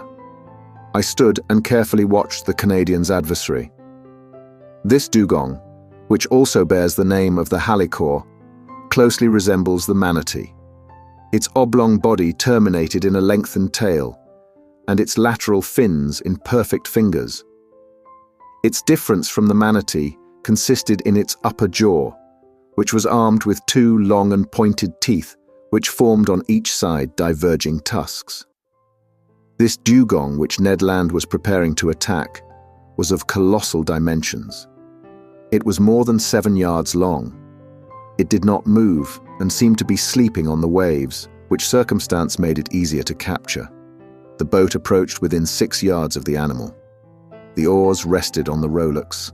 I half rose. Ned Land, his body thrown a little back, brandished the harpoon in his experienced hand. Suddenly a hissing noise was heard, and the dugong disappeared. The harpoon, although thrown with great force, had apparently only struck the water. "Curse it!" exclaimed the Canadian furiously. "I have missed it." "No," said I. "The creature is wounded. Look at the blood. But your weapon has not stuck in his body." "My harpoon! My harpoon!" cried Ned Land. The sailors rowed on, and the coxswain made for the floating barrel. The harpoon regained, we followed in pursuit of the animal. The latter came now and then to the surface to breathe. Its wound had not weakened it, for it shot onwards with great rapidity. The boat, rowed by strong arms, flew on its track. Several times it approached within some few yards, and the Canadian was ready to strike, but the dugong made off with a sudden plunge, and it was impossible to reach it. Imagine the passion which excited impatient Ned Land. He hurled at the unfortunate creature the most energetic expletives in the English tongue. For my part, I was only vexed to see the dugong escape all our attacks. We pursued it without relaxation for an hour, and I began to think it would prove difficult to capture, when the animal, possessed with the perverse idea of vengeance of which he had cause to repent, turned upon the pinnace and assailed us in its turn. This maneuver did not escape the Canadian. "Look out!" he cried. The coxswain said some words in his outlandish tongue, doubtless warning the men to keep on their guard. The dugong came within 20 feet of the boat, stopped, sniffed the air briskly with its large nostrils, not pierced at the extremity, but in the upper part of its muzzle. Then, taking a spring, he threw himself upon us.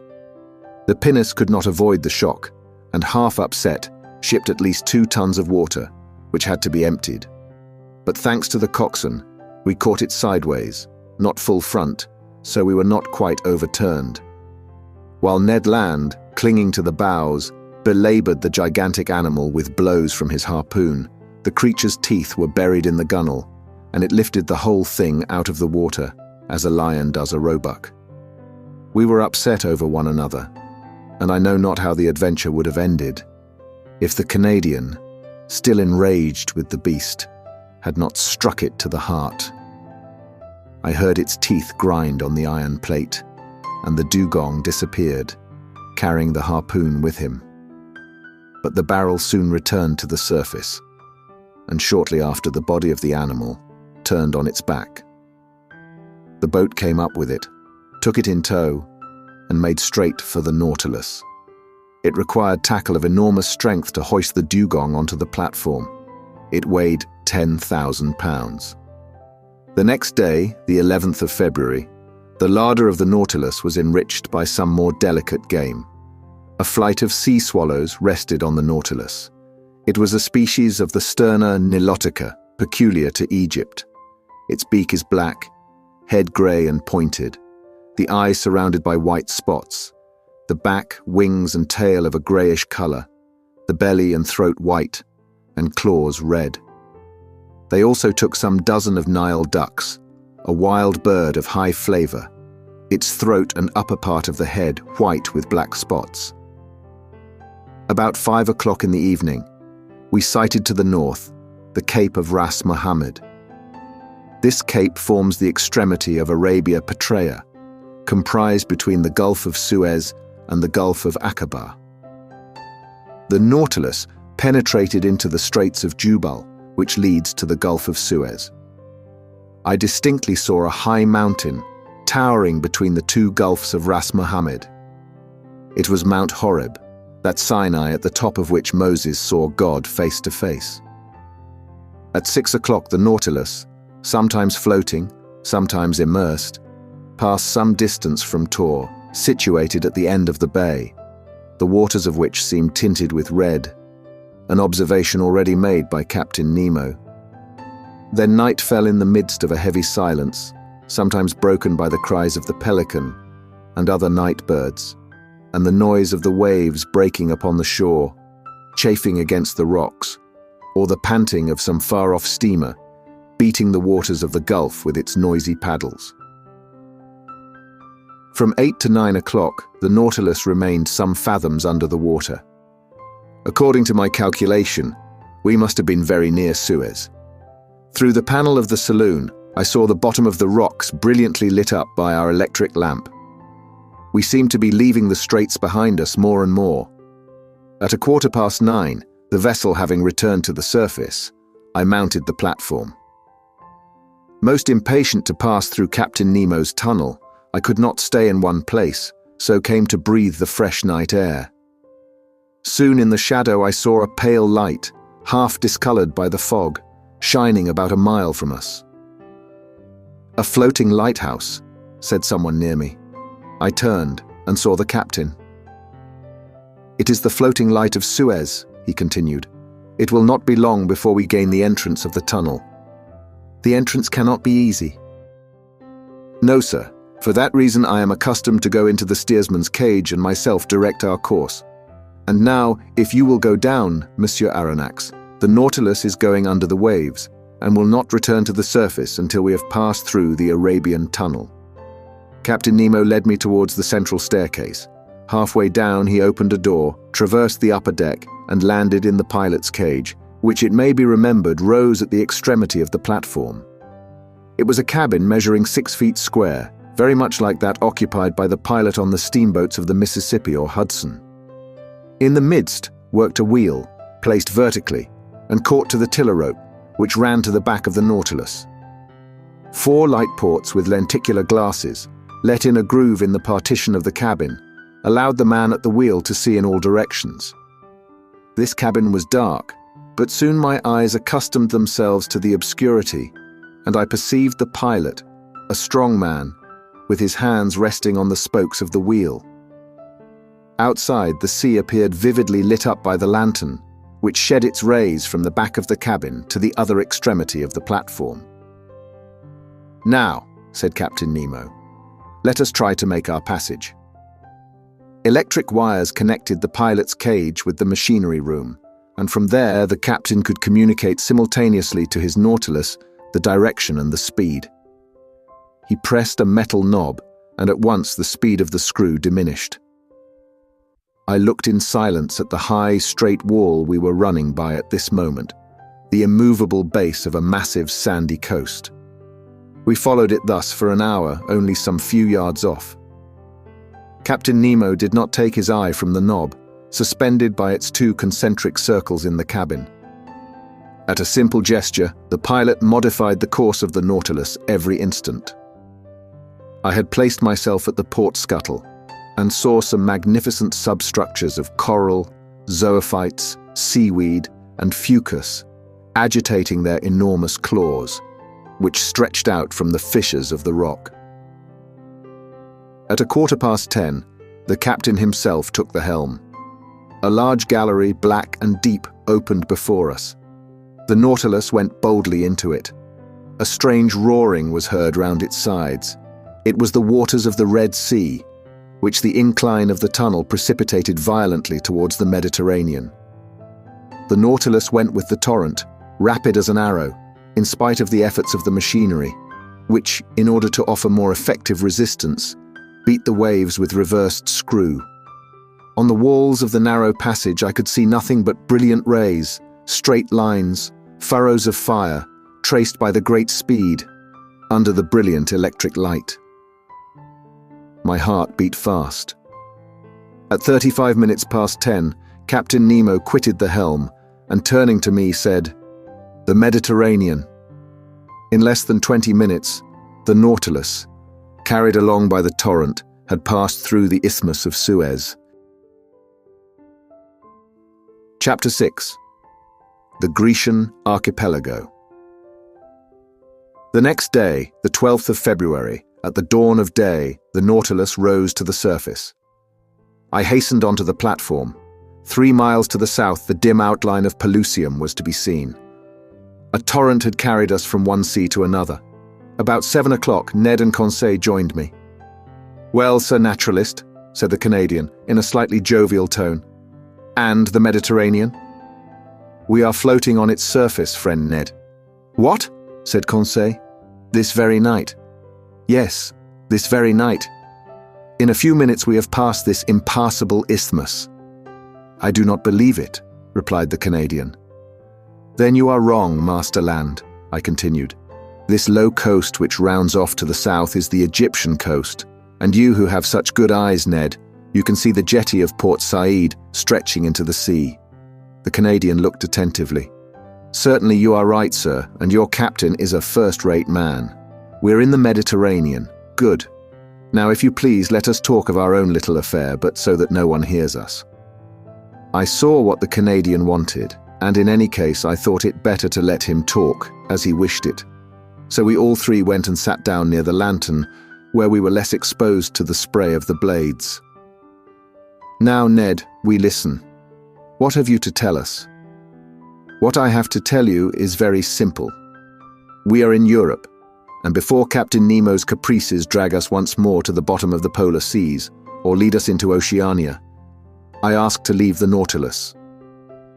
I wished in no way to shackle the liberty of my companions, but I certainly felt no desire to leave Captain Nemo. Thanks to him, and thanks to his apparatus, I was each day nearer the completion of my submarine studies, and I was rewriting my book of submarine depths in its very element. Should I ever again have such an opportunity of observing the wonders of the ocean?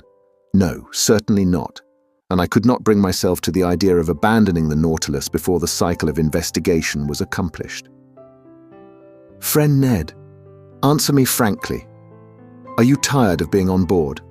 Are you sorry that destiny has thrown us into Captain Nemo's hands? The Canadian remained some moments without answering. Then, crossing his arms, he said, Frankly, I do not regret this journey under the seas. I shall be glad to have made it. But now that it is made, let us have done with it. That is my idea. It will come to an end, Ned. Where and when? Where I do not know, when I cannot say. Or rather, I suppose it will end when these seas have nothing more to teach us. Then what do you hope for? Demanded the Canadian. That circumstances may occur as well 6 months hence, as now by which we may and ought to profit. Oh, said Ned Land. And where shall we be in 6 months, if you please, Sir Naturalist? Perhaps in China. You know the Nautilus is a rapid traveller. It goes through water as swallows through the air, or as an express on the land. It does not fear frequented seas. Who can say that it may not beat the coasts of France, England, or America, on which flight may be attempted as advantageously as here? Monsieur Aronnax, replied the Canadian, your arguments are rotten at the foundation. You speak in the future. We shall be there. We shall be here. I speak in the present. We are here, and we must profit by it. Ned Land's logic pressed me hard, and I felt myself beaten on that ground.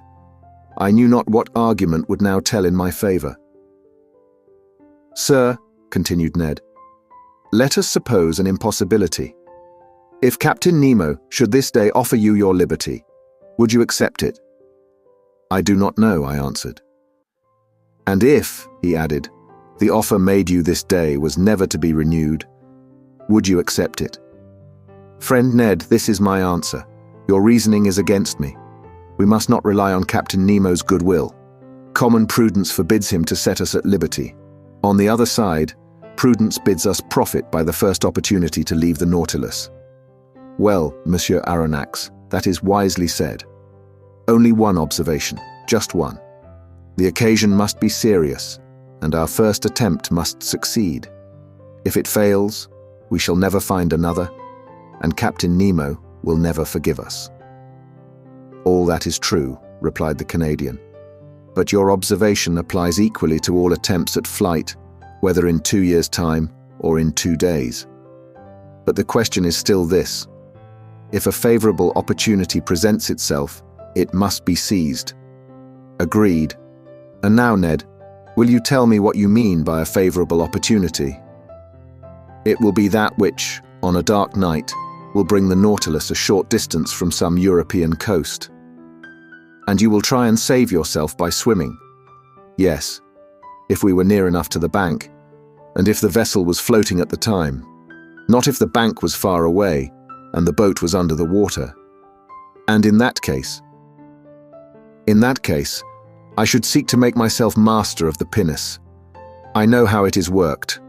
We must get inside, and the bolts once drawn, we shall come to the surface of the water, without even the pilot, who is in the bows, perceiving our flight.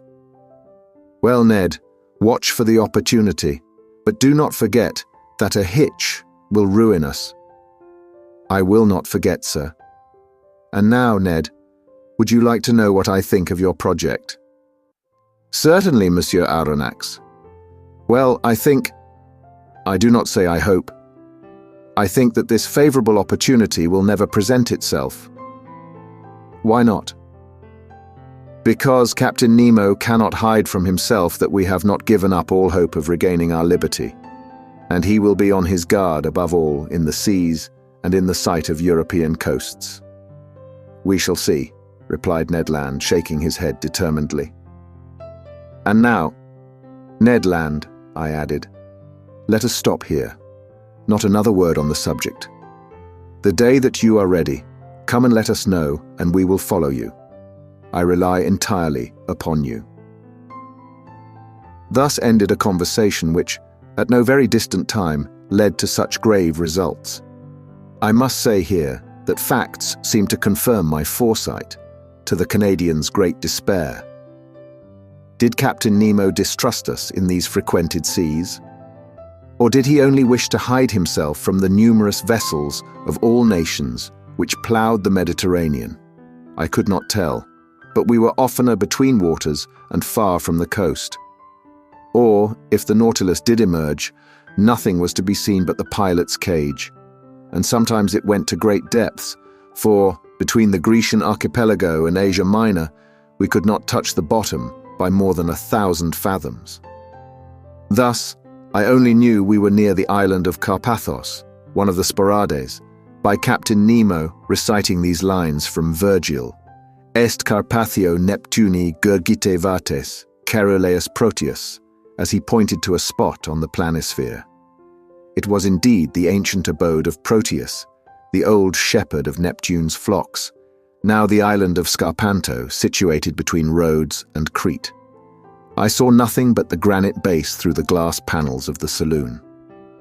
The next day, the 14th of February, I resolved to employ some hours in studying the fishes of the archipelago. But for some reason or other, the panels remained hermetically sealed.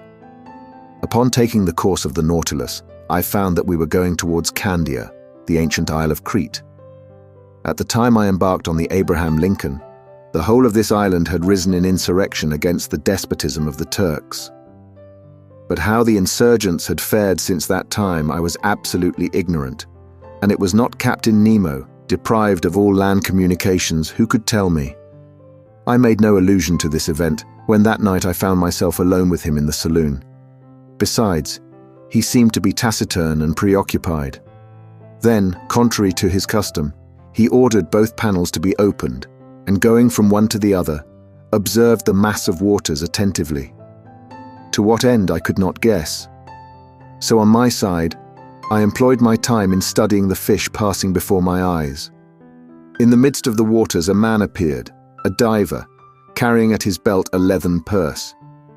It was not a body abandoned to the waves, it was a living man, swimming with a strong hand, disappearing occasionally to take breath at the surface. I turned towards Captain Nemo and in an agitated voice exclaimed, "A man shipwrecked. He must be saved at any price." The captain did not answer me, but came and leaned against the panel. The man had approached, and with his face flattened against the glass, was looking at us. To my great amazement, Captain Nemo signed to him. The diver answered with his hand, mounted immediately to the surface of the water, and did not appear again. "Do not be uncomfortable," said Captain Nemo. "It is Nicholas of Cape Matapan, surnamed Pesca. He is well known in all the Cyclades. A bold diver. Water is his element, and he lives more in it than on land, going continually from one island to another, even as far as Crete. You know him, Captain?" "Why not, Monsieur Aronnax?" Saying which, Captain Nemo went towards a piece of furniture standing near the left panel of the saloon. Near this piece of furniture, I saw a chest bound with iron, on the cover of which was a copper plate bearing the cipher of the Nautilus with its device. At that moment, the captain, without noticing my presence, opened the piece of furniture, a sort of strong box, which held a great many ingots. They were ingots of gold. From whence came this precious metal, which represented an enormous sum? Where did the captain gather this gold from, and what was he going to do with it? I did not say one word. I looked. Captain Nemo took the ingots one by one and arranged them methodically in the chest, which he filled entirely. I estimated the contents at more than 4,000 pounds weight of gold, that is to say, nearly 200,000 pounds. The chest was securely fastened, and the captain wrote an address on the lid, in characters which must have belonged to modern Greece. This done, Captain Nemo pressed a knob, the wire of which communicated with the quarters of the crew. 4 men appeared, and not without some trouble, pushed the chest out of the saloon. Then I heard them hoisting it up the iron staircase by means of pulleys. At that moment, Captain Nemo turned to me. "And you were saying, sir," said he. "I was saying nothing, Captain." "Then, sir, if you will allow me, I will wish you good night." Whereupon he turned and left the saloon. I returned to my room much troubled, as one may believe. I vainly tried to sleep.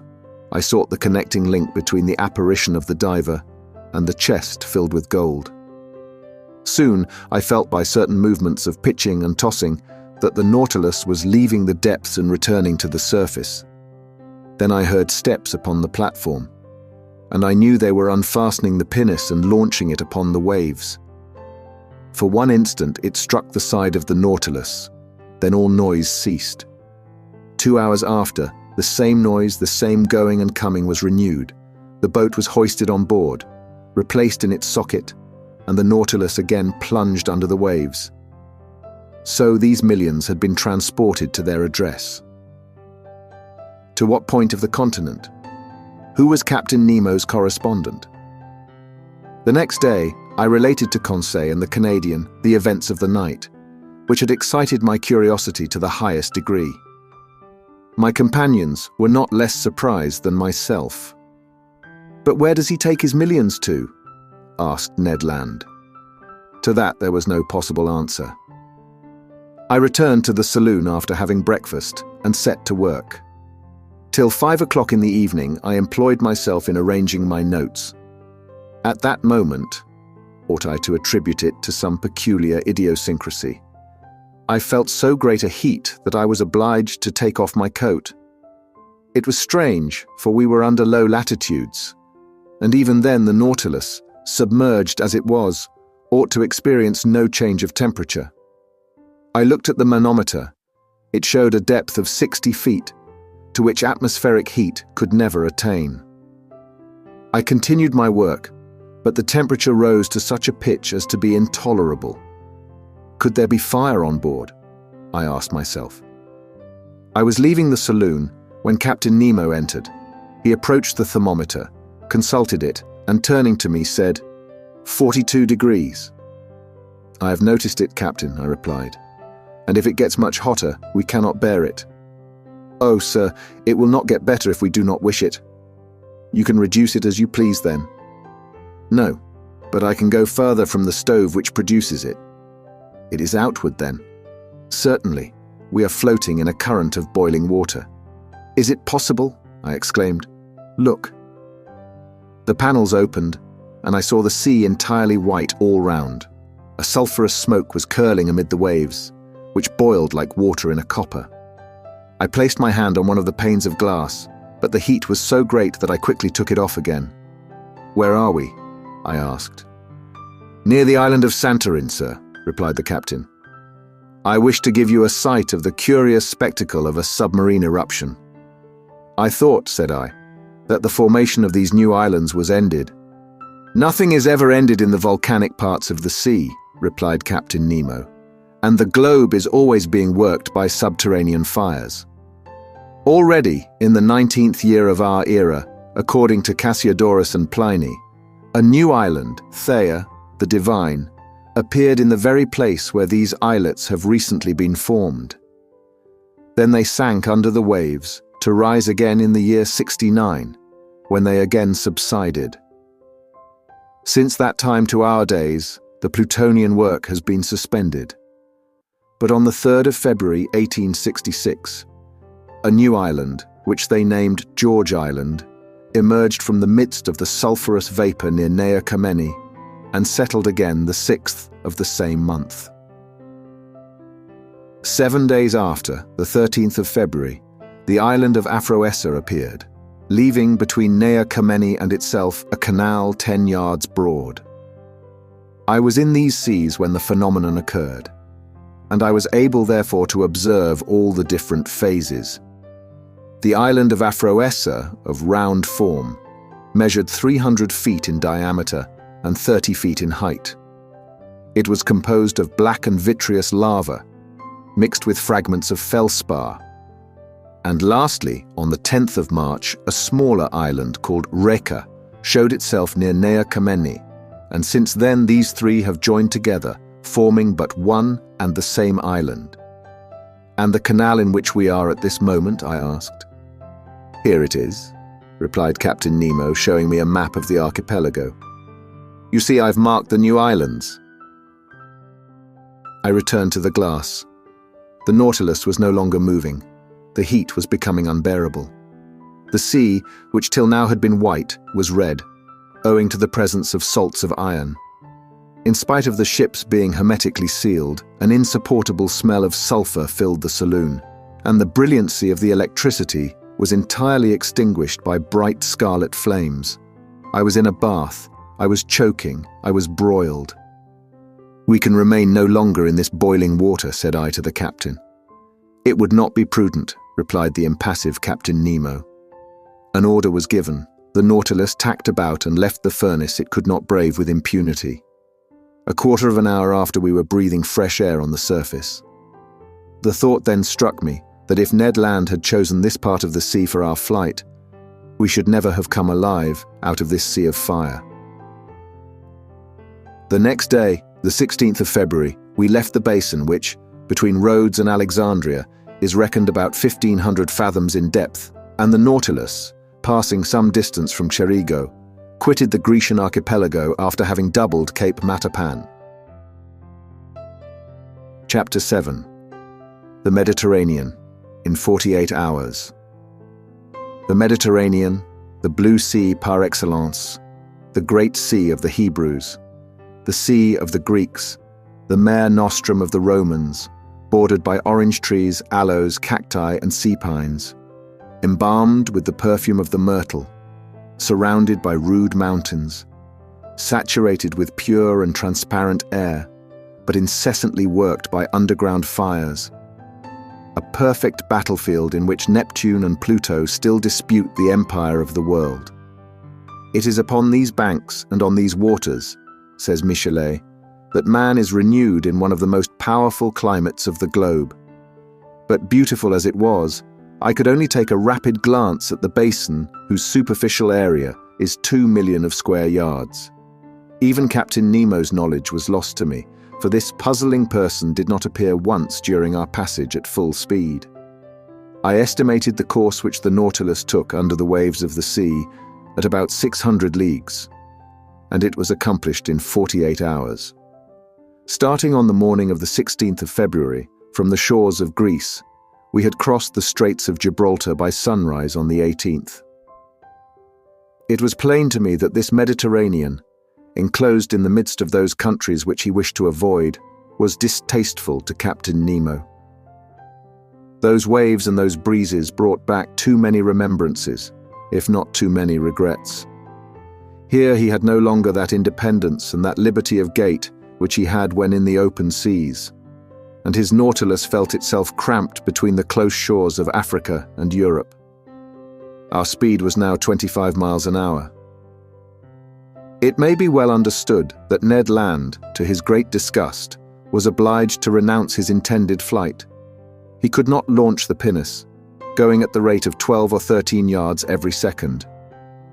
To quit the Nautilus under such conditions would be as bad as jumping from a train going at full speed. An imprudent thing, to say the least of it. Besides, our vessel only mounted to the surface of the waves at night, to renew its stock of air. It was steered entirely by the compass and the log. I saw no more of the interior of this Mediterranean than a traveller by express train perceives of the landscape which flies before his eyes. That is to say, the distant horizon, and not the nearer objects which pass like a flash of lightning. We were then passing between Sicily and the coast of Tunis. In the narrow space between Cape Bon and the Straits of Messina, the bottom of the sea rose almost suddenly. There was a perfect bank on which there was not more than 9 fathoms of water, whilst on either side the depth was 90 fathoms. The Nautilus had to maneuver very carefully so as not to strike against this submarine barrier. I showed Conseil, on the map of the Mediterranean, the spot occupied by this reef. "But if you please, sir," observed Conseil, "it is like a real isthmus joining Europe to Africa."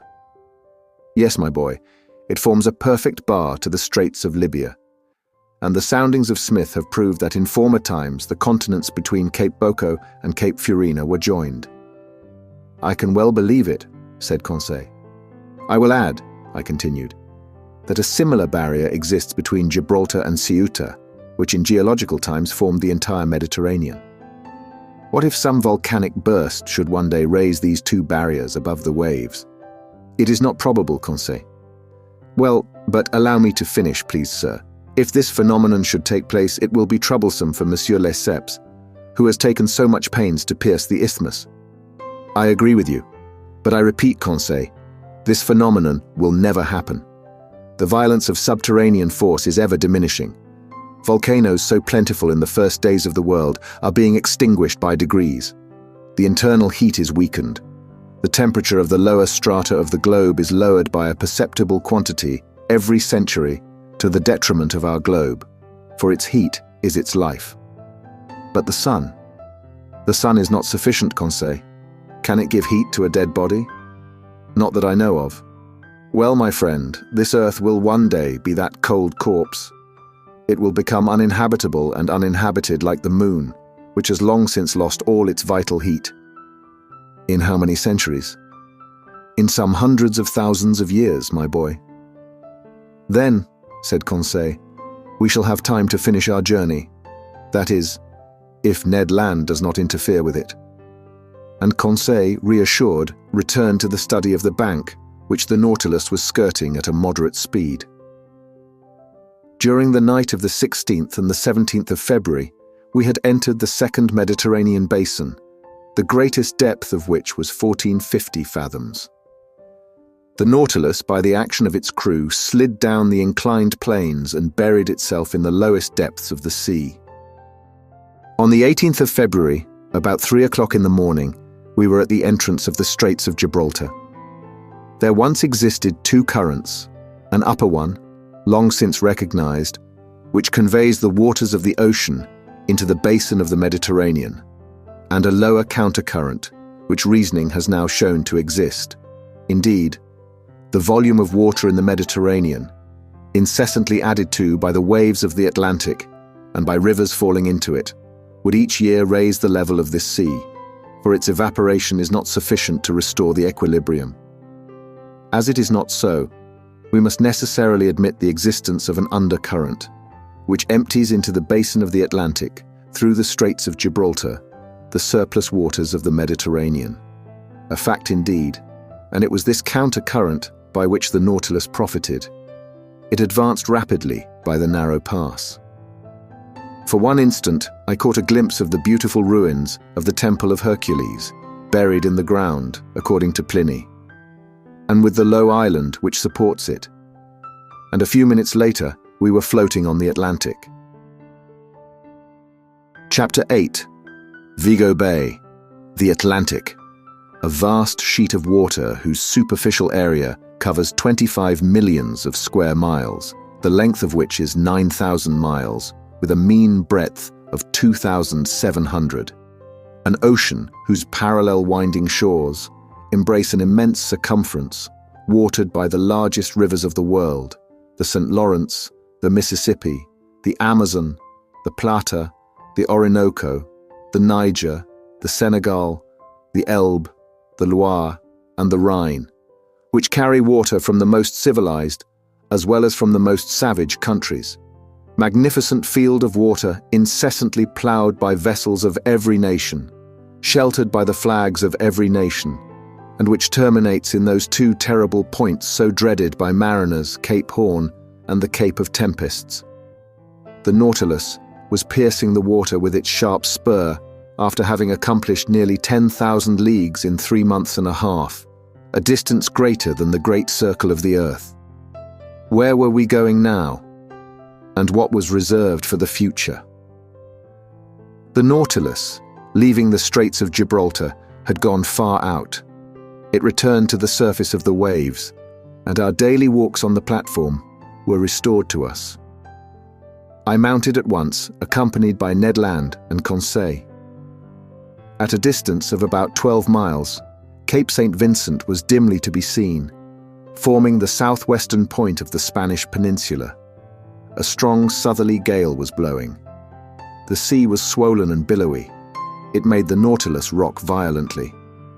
It was almost impossible to keep one's foot on the platform, which the heavy rolls of the sea beat over every instant. So we descended after inhaling some mouthfuls of fresh air. I returned to my room, Conseil to his cabin, but the Canadian, with a preoccupied air, followed me.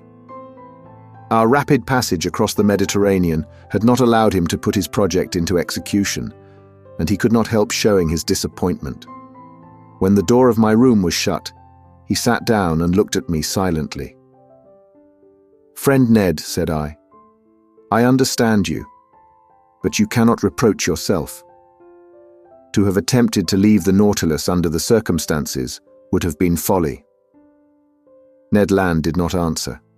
His compressed lips and frowning brow showed with him the violent possession this fixed idea had taken of his mind. "Let us see," I continued. "We need not despair yet. We are going up the coast of Portugal again. France and England are not far off, where we can easily find refuge.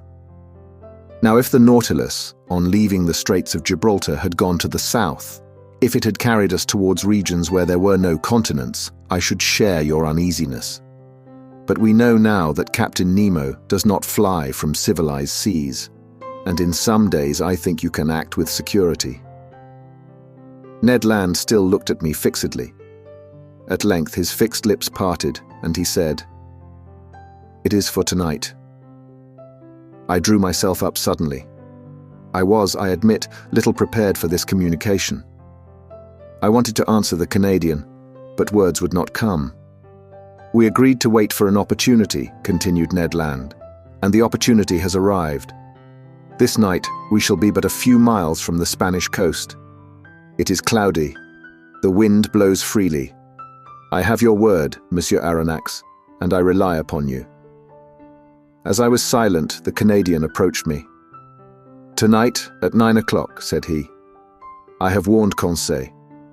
At that moment, Captain Nemo will be shut up in his room, probably in bed. Neither the engineers nor the ship's crew can see us. Conseil and I will gain the central staircase, and you, Monsieur Aronnax, will remain in the library 2 steps from us, waiting my signal. The oars, the mast, and the sail are in the canoe. I have even succeeded in getting some provisions. I've procured an English wrench to unfasten the bolts which attach it to the shell of the Nautilus. So all is ready, till tonight. The sea is bad." "That I allow," replied the Canadian. "But we must risk that.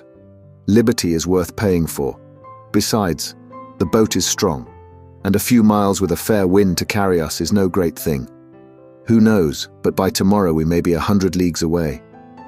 Let circumstances only favor us, and by 10 or 11 o'clock we shall have landed on some spot of terra firma, alive or dead. But adieu now, till tonight." With these words, the Canadian withdrew, leaving me almost dumb. I had imagined that, the chance gone, I should have time to reflect and discuss the matter. My obstinate companion had given me no time. And after all, what could I have said to him? Ned Land was perfectly right. There was almost the opportunity to profit by. Could I retract my word and take upon myself the responsibility of compromising the future of my companions? Tomorrow, Captain Nemo might take us far from all land. At that moment, a rather loud hissing noise told me that the reservoirs were filling and that the Nautilus was sinking under the waves of the Atlantic. A sad day I passed, between the desire of regaining my liberty of action and of abandoning the wonderful Nautilus, and leaving my submarine studies incomplete. What dreadful hours I passed thus. Sometimes seeing myself and companions safely landed, sometimes wishing, in spite of my reason, that some unforeseen circumstance would prevent the realization of Ned Land's project. Twice I went to the saloon. I wished to consult the compass. I wished to see if the direction the Nautilus was taking was bringing us nearer or taking us farther from the coast. But no, the Nautilus kept in Portuguese waters. I must therefore take my part and prepare for flight. My luggage was not heavy, my notes, nothing more. As to Captain Nemo, I asked myself what he would think of our escape, what trouble, what wrong it might cause him, and what he might do in case of its discovery or failure.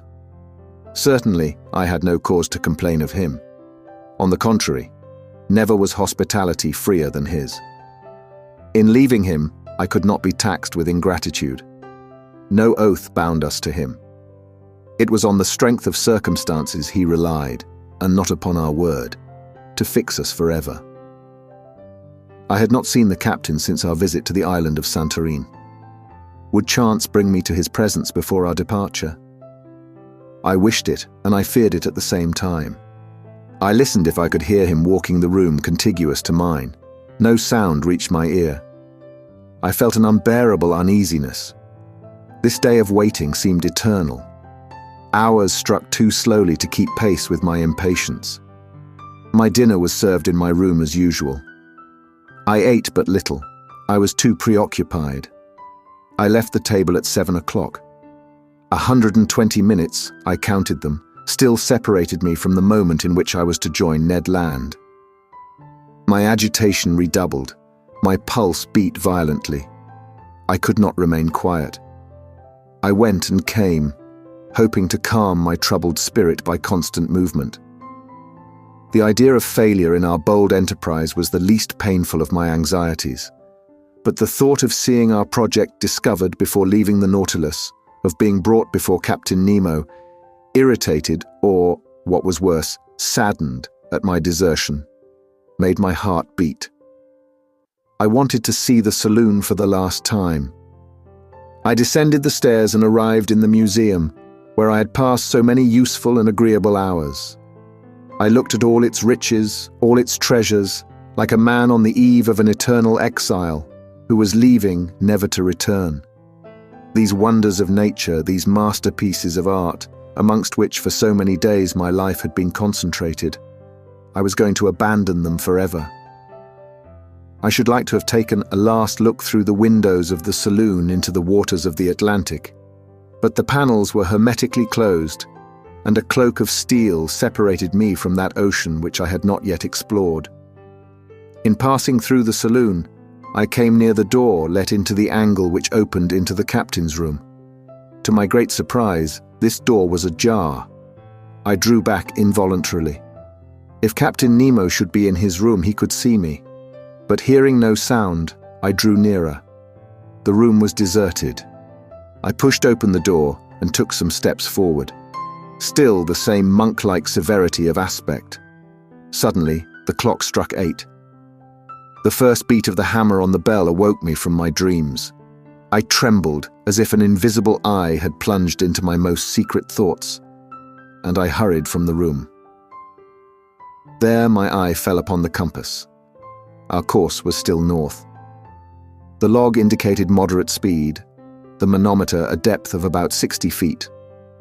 I returned to my room, clothed myself warmly. Sea boots, an otterskin cap, a great coat of byssus lined with sealskin. I was ready. I was waiting. The vibration of the screw alone broke the deep silence which reigned on board. I listened attentively. Would no loud voice suddenly inform me that Ned Land had been surprised in his projected flight?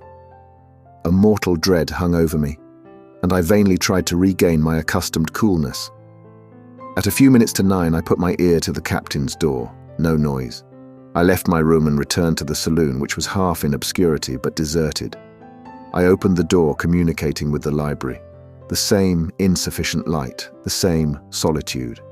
I placed myself near the door leading to the central staircase, and there waited for Ned Land's signal. At that moment, the trembling of the screw sensibly diminished. Then it stopped entirely. The silence was now only disturbed by the beatings of my own heart. Suddenly, a slight shock was felt, and I knew that the Nautilus had stopped at the bottom of the ocean. My uneasiness increased. The Canadian signal did not come. I felt inclined to join Ned Land and beg of him to put off his attempt. I felt that we were not sailing under our usual conditions. At this moment, the door of the large saloon opened and Captain Nemo appeared. He saw me, and without further preamble began in an amiable tone of voice, "Ah, sir, I have been looking for you. Do you know the history of Spain?"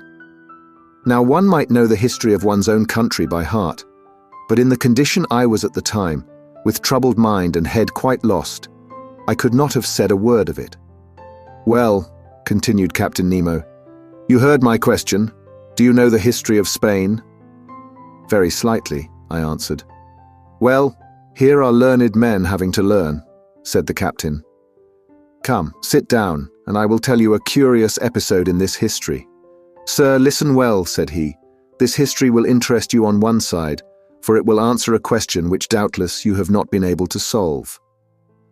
I listen, Captain, said I, not knowing what my interlocutor was driving at, and asking myself if this incident was bearing on our projected flight.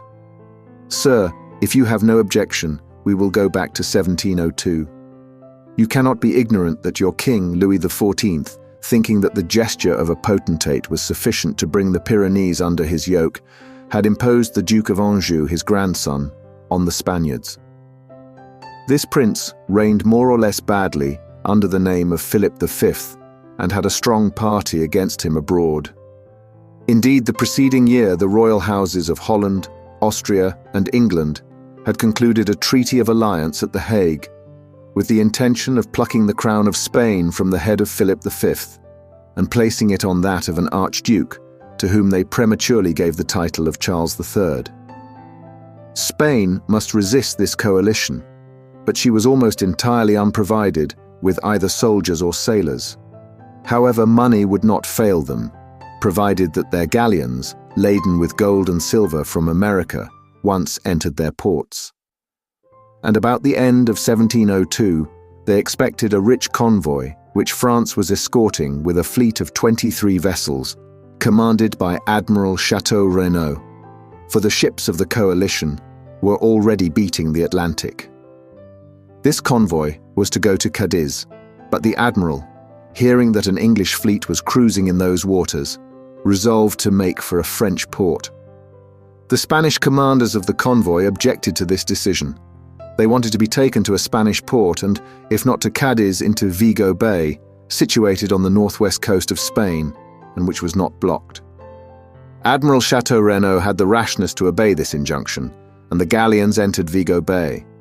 Unfortunately, it formed an open road which could not be defended in any way. They must therefore hasten to unload the galleons before the arrival of the combined fleet, and time would not have failed them had not a miserable question of rivalry suddenly arisen. "You are following the chain of events?" asked Captain Nemo. "Perfectly," said I, not knowing the end proposed by this historical lesson. "I will continue. This is what passed. The merchants of Cadiz had a privilege by which they had the right of receiving all merchandise coming from the West Indies.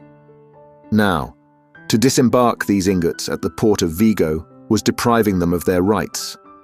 They complained at Madrid and obtained the consent of the weak-minded Philip that the convoy, without discharging its cargo, should remain sequestered in the roads of Vigo until the enemy had disappeared.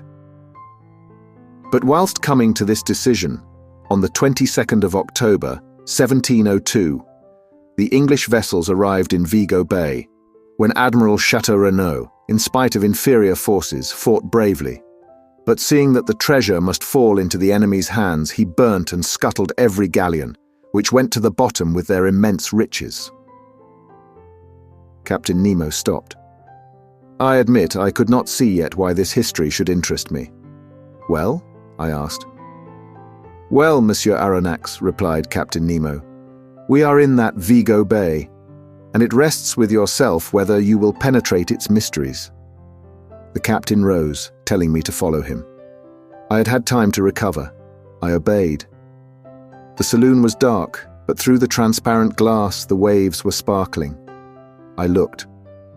For half a mile around the Nautilus, the waters seemed bathed in electric light. The sandy bottom was clean and bright. Some of the ship's crew in their diving dresses were clearing away half-rotten barrels and empty cases from the midst of the blackened wrecks. From these cases and from these barrels escaped ingots of gold and silver, cascades of piastres and jewels. The sand was heaped up with them.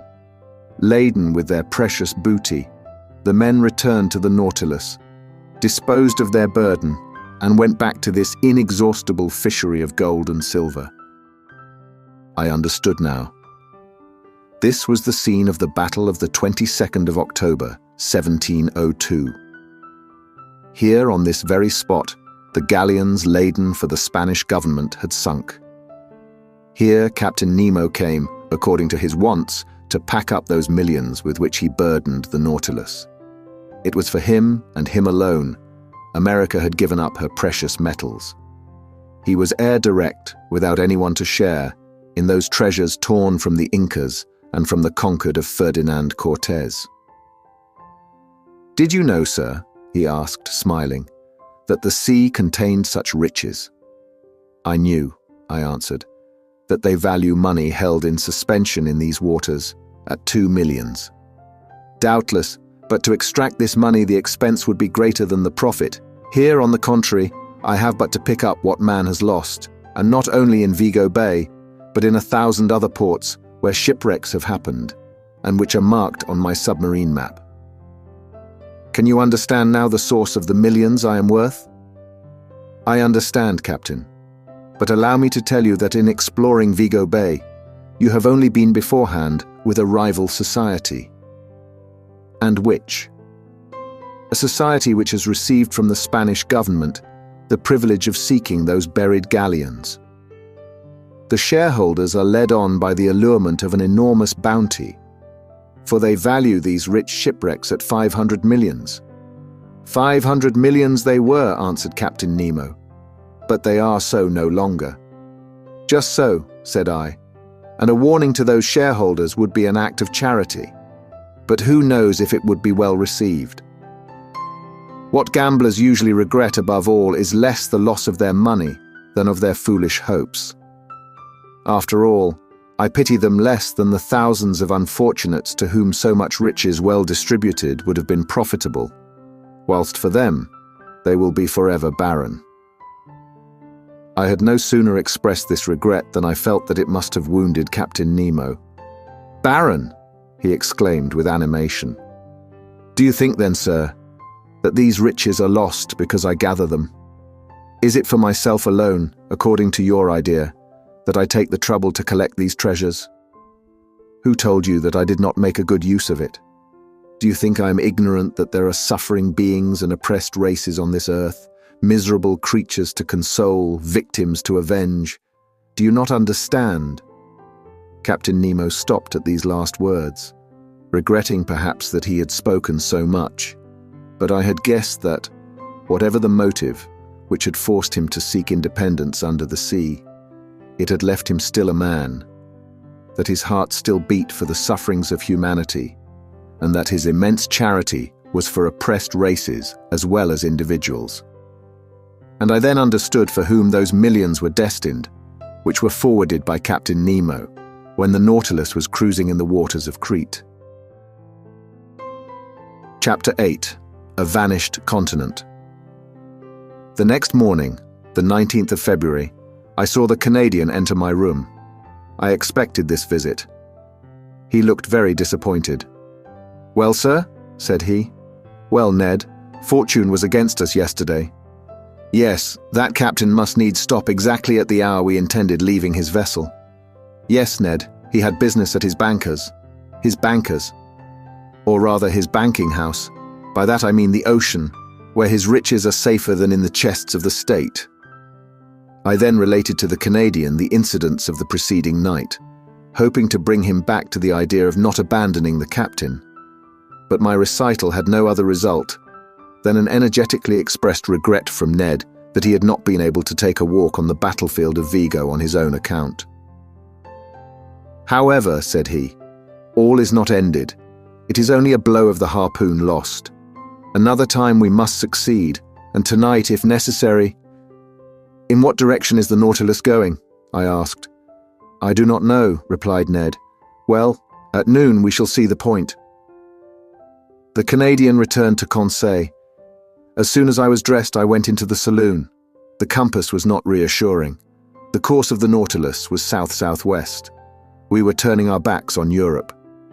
I waited with some impatience till the ship's place was pricked on the chart. At about 11:30, the reservoirs were emptied, and our vessel rose to the surface of the ocean. I rushed towards the platform. Ned Land had preceded me. No more land in sight. Nothing but an immense sea. Some sails on the horizon, doubtless those going to San Roque in search of favorable winds for doubling the Cape of Good Hope. The weather was cloudy, a gale of wind was preparing. Ned raved and tried to pierce the cloudy horizon. He still hoped that behind all that fog stretched the land he so longed for. At noon, the sun showed itself for an instant. The second profited by this brightness to take its height. Then, the sea becoming more billowy, we descended, and the panel closed. An hour after, upon consulting the chart, I saw the position of the Nautilus was marked at 16 degrees 17 minutes longitude and 33 degrees 22 minutes latitude at 150 leagues from the nearest coast.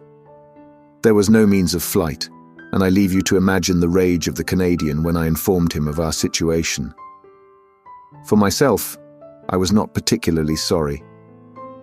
I felt lightened of the load which had oppressed me and was able to return with some degree of calmness to my accustomed work. That night, about 11 o'clock, I received a most unexpected visit from Captain Nemo. He asked me very graciously if I felt fatigued from my watch of the preceding night. I answered in the negative. Then, Monsieur Aronnax, I propose a curious excursion. Propose, Captain? You have hitherto only visited the submarine depths by daylight, under the brightness of the sun. Would it suit you to see them in the darkness of the night? Most willingly. I warn you the way will be tiring.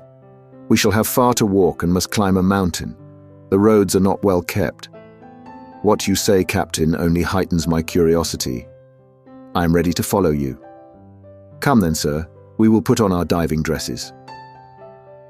Arrived at the robing room, I saw that neither of my companions nor any of the ship's crew were to follow us on this excursion. Captain Nemo had not even proposed my taking with me either Ned or Conseil. In a few moments we had put on our diving dresses. They placed on our backs the reservoirs, abundantly filled with air, but no electric lamps were prepared. I called the captain's attention to the fact. "They will be useless," he replied. I thought I had not heard aright, but I could not repeat my observation, for the captain's head had already disappeared in its metal case. I finished harnessing myself.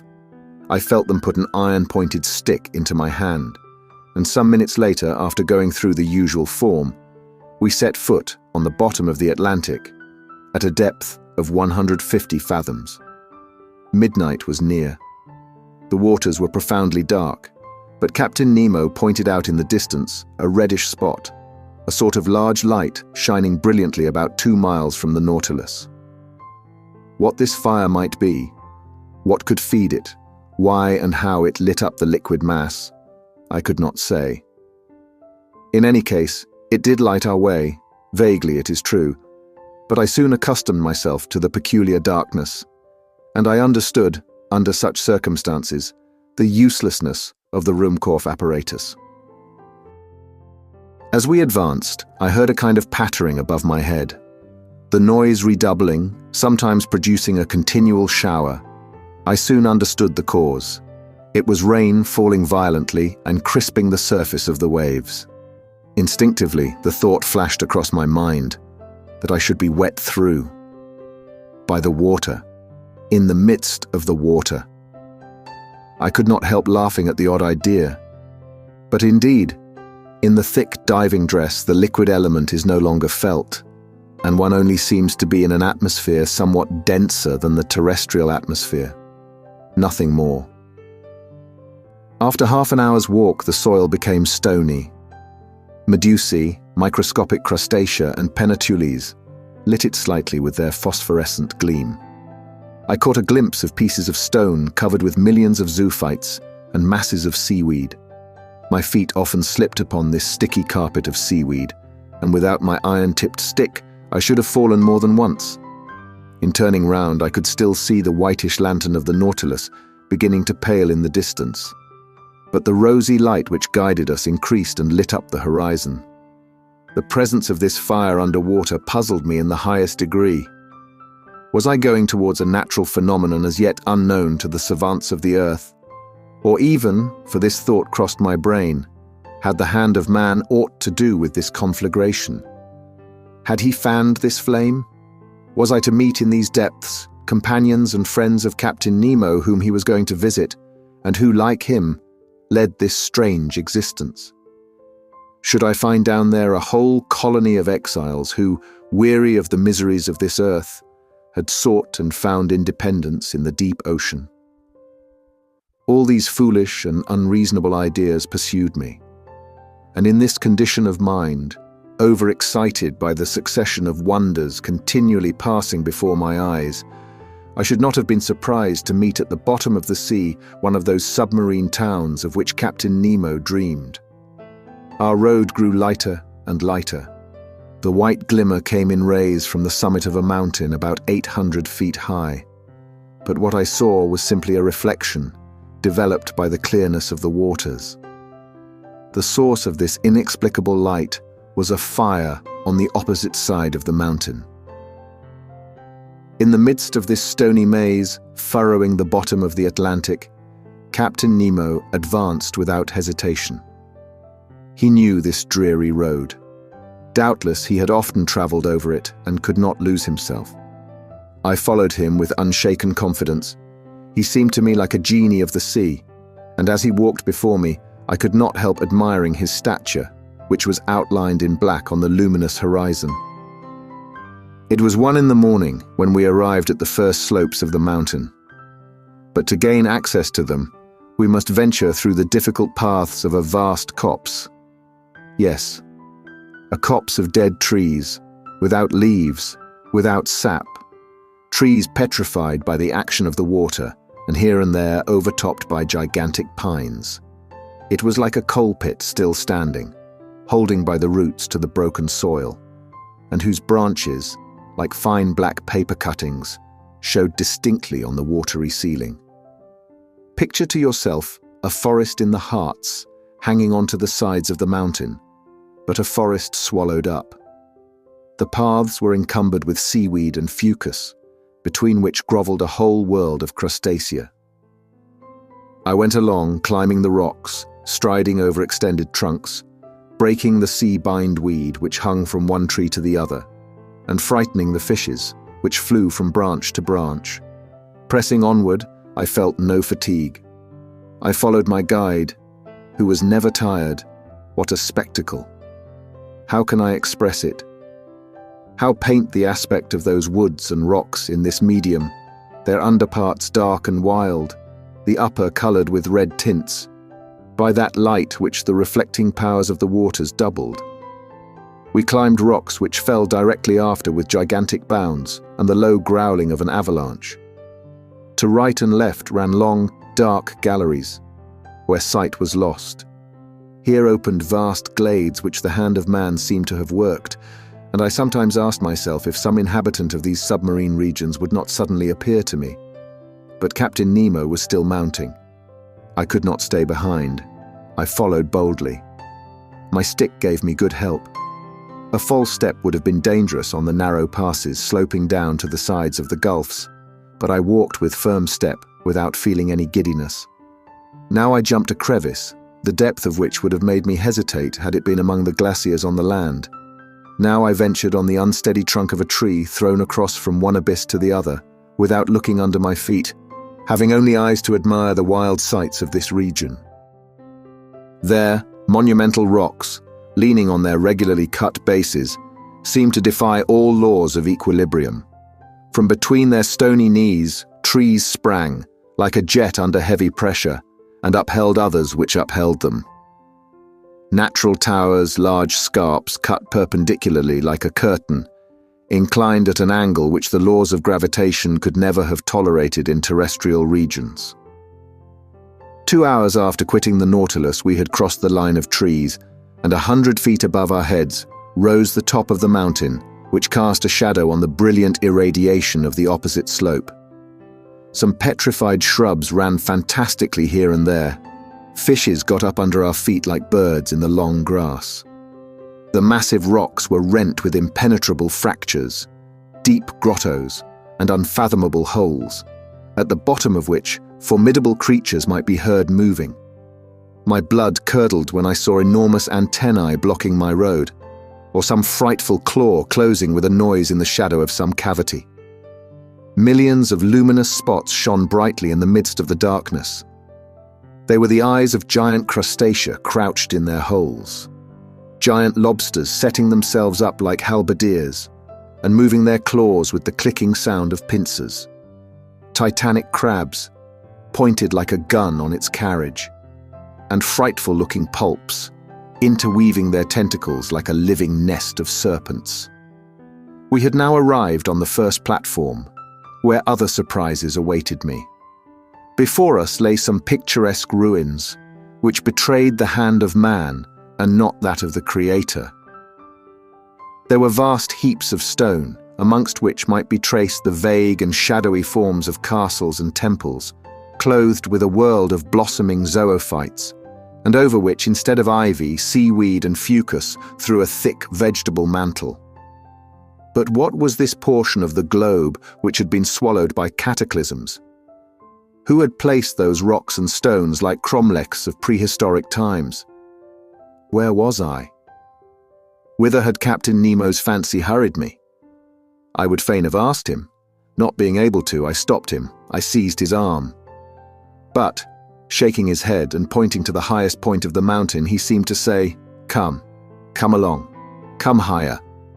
I followed, and in a few minutes I had climbed to the top, which for a circle of 10 yards commanded the whole mass of rock. I looked down the side we had just climbed. The mountain did not rise more than 700 or 800 feet above the level of the plain, but on the opposite side, it commanded from twice that height the depths of this part of the Atlantic. My eyes ranged far over a large space lit by a violent fulguration. In fact, the mountain was a volcano. At 50 feet above the peak, in the midst of a rain of stones and scoriae, a large crater was vomiting forth torrents of lava, which fell in a cascade of fire into the bosom of the liquid mass. Thus situated, this volcano lit the lower plain like an immense torch, even to the extreme limits of the horizon. I said that the submarine crater threw up lava, but no flames. Flames require the oxygen of the air to feed upon and cannot be developed underwater.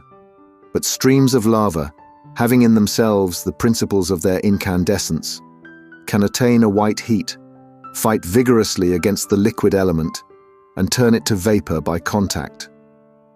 Rapid currents bearing all these gases in diffusion, and torrents of lava slid to the bottom of the mountain like an eruption of Vesuvius on another Terra del Greco. There indeed, under my eyes, ruined, destroyed, lay a town. Its roofs open to the sky, its temples fallen, its arches dislocated, its columns lying on the ground, from which one would still recognize the massive character of Tuscan architecture. Further on, some remains of a gigantic aqueduct, here the high base of an acropolis, with the floating outline of a Parthenon. There traces of a quay, as if an ancient port had formerly abutted on the borders of the ocean, and disappeared with its merchant vessels and its war galleys. Farther on again, long lines of sunken walls and broad deserted streets, a perfect Pompeii escaped beneath the waters. Such was the sight that Captain Nemo brought before my eyes. Where was I? Where was I? I must know at any cost. I tried to speak, but Captain Nemo stopped me by a gesture and, picking up a piece of chalkstone, advanced to a rock of black basalt and traced the one word, Atlantis. What a light shot through my mind. Atlantis. The Atlantis of Plato. That continent denied by Origen and Humboldt, who placed its disappearance amongst the legendary tales.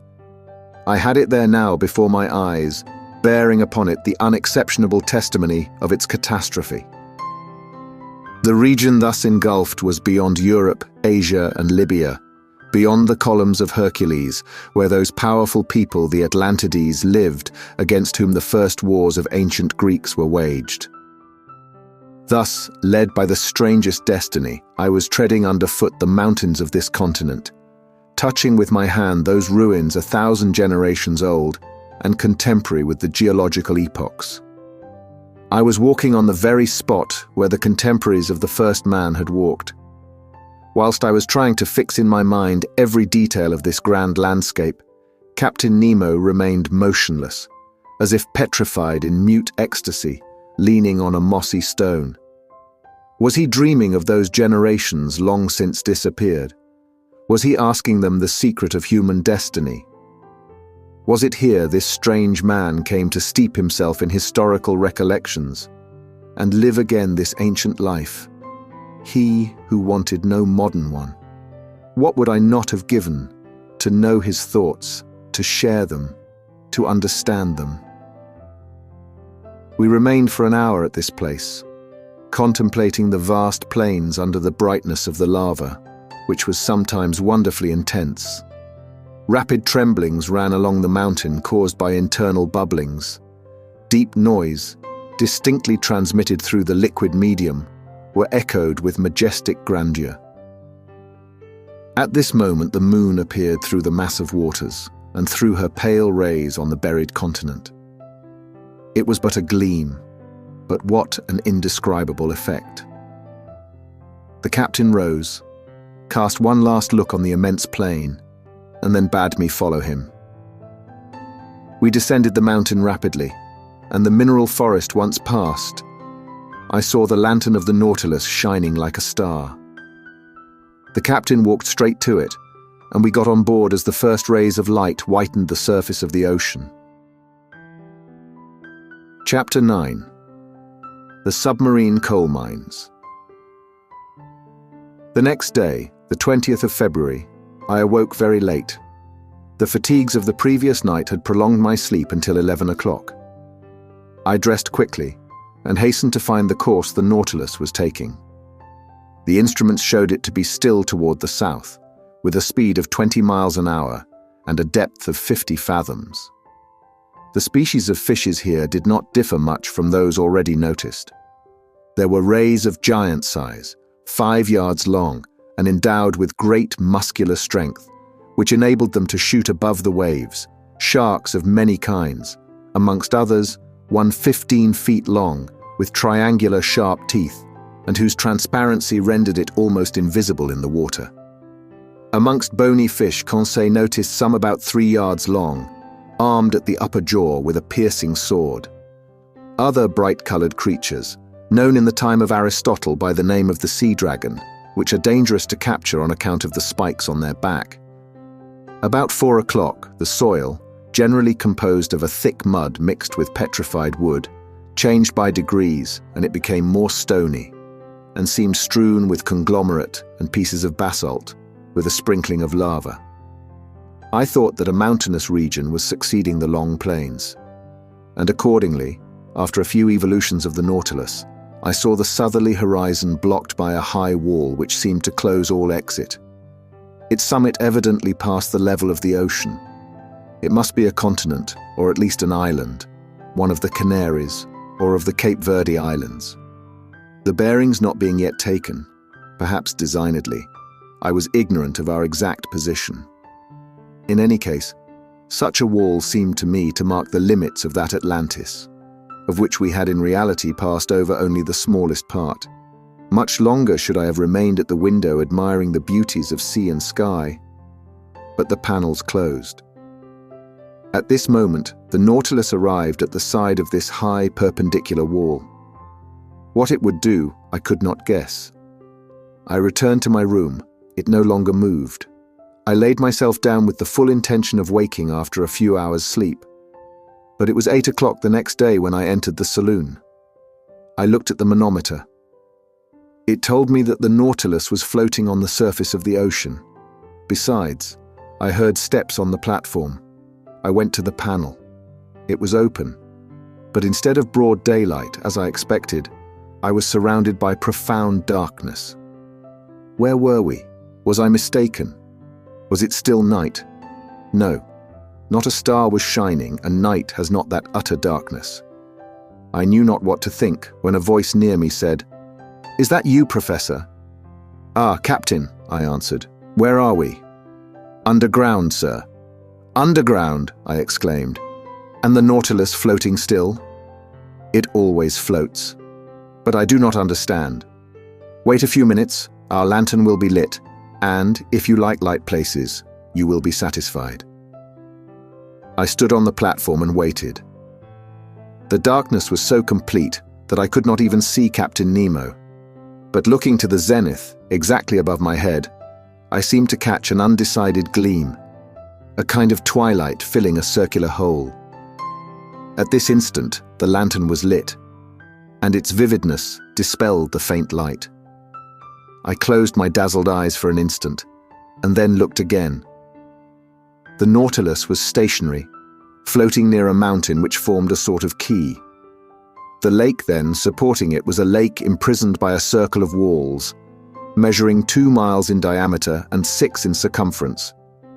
Its level, the manometer showed, could only be the same as the outside level, for there must necessarily be a communication between the lake and the sea.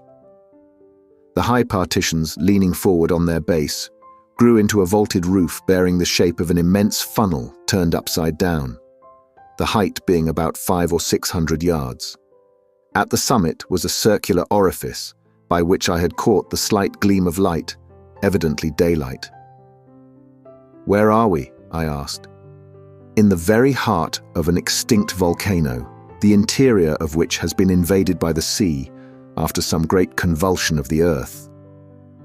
Whilst you were sleeping, Professor, the Nautilus penetrated to this lagoon by a natural canal, which opens about 10 yards beneath the surface of the ocean. This is its harbour of refuge, a sure, commodious and mysterious one, sheltered from all gales. Show me, if you can, on the coasts of any of your continents or islands, a road which can give such perfect refuge from all storms." "Certainly," I replied. "You are in safety here, Captain Nemo. Who could reach you in the heart of a volcano? But did I not see an opening at its summit?" "Yes, its crater, formerly filled with lava, vapor and flames, and which now gives entrance to the life-giving air we breathe. But what is this volcanic mountain?" "It belongs to one of the numerous islands with which this sea is strewn, to vessels a simple sandbank, to us an immense cavern. Chance led me to discover it, and chance served me well. But of what use is this refuge, Captain? The Nautilus wants no port." "No, sir, but it wants electricity to make it move, and the wherewithal to make the electricity, sodium to feed the elements, coal from which to get the sodium, and a coal mine to supply the coal. And exactly on this spot the sea covers entire forests embedded during the geological periods, now mineralized and transformed into coal. For me, they are an inexhaustible mine." "Your men follow the trade of miners here then, Captain?" "Exactly so. These mines extend under the waves like the mines of Newcastle. Here, in their diving dresses, pick-axe and shovel in hand, my men extract the coal, which I do not even ask from the mines of the earth. When I burn this combustible for the manufacture of sodium, the smoke, escaping from the crater of the mountain, gives it the appearance of a still active volcano." "And we shall see your companions at work?" "No, not this time at least, for I'm in a hurry to continue our submarine tour of the Earth. So I shall content myself with drawing from the reserve of sodium I already possess. The time for loading is 1 day only, and we continue our voyage. So, if you wish to go over the cavern and make the round of the lagoon, you must take advantage of today, Monsieur Aronnax." I thanked the captain and went to look for my companions, who had not yet left their cabin. I invited them to follow me without saying where we were. They mounted the platform. Conseil, who was astonished at nothing, seemed to look upon it as quite natural that he should wake under a mountain, after having fallen asleep under the waves. But Ned Land thought of nothing but finding whether the cavern had any exit. After breakfast, about 10 o'clock, we went down onto the mountain. "Here we are once more on land," said Conseil. "I do not call this land," said the Canadian, "and besides we are not on it, but beneath it." Between the walls of the mountains and the waters of the lake lay a sandy shore which, at its greatest breadth, measured 500 feet. On this soil, one might easily make the tour of the lake. But the base of the high partitions was stony ground, with volcanic locks and enormous pumice stones lying in picturesque heaps. All these detached masses, covered with enamel, polished by the action of the subterraneous fires, shone resplendent by the light of our electric lantern. The mica dust from the shore, rising under our feet, flew like a cloud of sparks. The bottom now rose sensibly, and we soon arrived at long circuitous slopes, or inclined planes, which took us higher by degrees. But we were obliged to walk carefully among these conglomerates, bound by no cement, the feet slipping on the glassy crystal, felspar, and quartz. The volcanic nature of this enormous excavation was confirmed on all sides, and I pointed it out to my companions.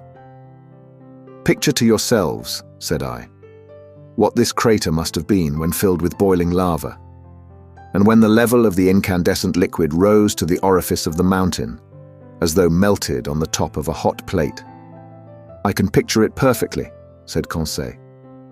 "But, sir, will you tell me why the great architect has suspended operations, and how it is that the furnace is replaced by the quiet waters of the lake?" "Most probably, Conseil, because some convulsion beneath the ocean produced that very opening which has served as a passage for the Nautilus. Then the waters of the Atlantic rushed into the interior of the mountain. There must have been a terrible struggle between the two elements, a struggle which ended in the victory of Neptune. But many ages have run out since then, and the submerged volcano is now a peaceable grotto." "Very well," replied Ned Land. "I accept the explanation, sir. But in our own interests, I regret that the opening of which you speak was not made above the level of the sea." "But friend Ned," said Conseil, "if the passage had not been under the sea, the Nautilus could not have gone through it." We continued ascending. The steps became more and more perpendicular and narrow. Deep excavations, which we were obliged to cross, cut them here and there. Sloping masses had to be turned. We slid upon our knees and crawled along, but Conseil's dexterity and the Canadian's strength surmounted all obstacles. At a height of about 31 feet, the nature of the ground changed, without becoming more practicable. To the conglomerate and trachyte succeeded black basalt. The first dispread in layers full of bubbles, the latter forming regular prisms, placed like a colonnade supporting the spring of the immense vault, an admirable specimen of natural architecture. Between the blocks of basalt wound long streams of lava, long since grown cold, encrusted with bituminous rays, and in some places there were spread large carpets of sulfur. A more powerful light shone through the upper crater, shedding a vague glimmer over these volcanic depressions forever buried in the bosom of this extinguished mountain. But our upward march was soon stopped at a height of about 250 feet by impassable obstacles. There was a complete vaulted arch overhanging us, and our ascent was changed to a circular walk. At the last change, vegetable life began to struggle with the mineral. Some shrubs, and even some trees, grew from the fractures of the walls. I recognized some euphorbias, with the caustic sugar coming from them. Heliotropes, quite incapable of justifying their name, sadly drooped their clusters of flowers, both their color and perfume half gone. Here and there some chrysanthemums grew timidly at the foot of an aloe, with long, sickly-looking leaves. But between the streams of lava, I saw some little violets still slightly perfumed, and I admit that I smelt them with delight. Perfume is the soul of the flower, and sea flowers have no soul. We had arrived at the foot of some sturdy dragon trees, which had pushed aside the rocks with their strong roots, when Ned Land exclaimed, "Ah, sir, a hive, a hive!" "A hive?" I replied, with a gesture of incredulity. "Yes, a hive," repeated the Canadian, "and bees humming round it." I approached, and was bound to believe my own eyes. There at a hole bored in one of the dragon trees were some thousands of these ingenious insects, so common in all the Canaries, and whose produce is so much esteemed. Naturally enough, the Canadian wished to gather the honey, and I could not well oppose his wish. A quantity of dry leaves mixed with sulfur, he lit with a spark from his flint, and he began to smoke out the bees. The humming ceased by degrees, and the hive eventually yielded several pounds of the sweetest honey, with which Ned Land filled his haversack. "When I have mixed this honey with the paste of the breadfruit," said he, "I shall be able to offer you a succulent cake." "'Pon my word," said Conseil, "it will be gingerbread." "Never mind the gingerbread," said I. "Let us continue our interesting walk." At every turn of the path we were following, the lake appeared in all its length and breadth. The lantern lit up the whole of its peaceable surface, which knew neither ripple nor wave. The Nautilus remained perfectly immovable. On the platform and on the mountain, the ship's crew were working like black shadows clearly carved against the luminous atmosphere. We were now going round the highest crest of the first layers of rock which upheld the roof. I then saw that bees were not the only representatives of the animal kingdom in the interior of this volcano. Birds of prey hovered here and there in the shadows, or fled from their nests on the top of the rocks. There were sparrowhawks with white breasts and kestrels, and down the slopes scampered, with their long legs, several fine fat bustards. I leave anyone to imagine the covetousness of the Canadian at the sight of this savoury game, and whether he did not regret having no gun. But he did his best to replace the lead by stones, and after several fruitless attempts, he succeeded in wounding a magnificent bird. To say that he risked his life 20 times before reaching it is but the truth, but he managed so well that the creature joined the honey cakes in his bag. We were now obliged to descend toward the shore, the crest becoming impracticable. Above us, the crater seemed to gape like the mouth of a well. From this place the sky could be clearly seen, and clouds, dissipated by the west wind, leaving behind them, even on the summit of the mountain, their misty remnants, certain proof that they were only moderately high, for the volcano did not rise more than 800 feet above the level of the ocean. Half an hour after the Canadians' last exploit, we had regained the inner shore. Here the flora was represented by large carpets of marine crystal, a little umbelliferous plant very good to pickle, which also bears the name of pierce stone and sea fennel. Conseil gathered some bundles of it.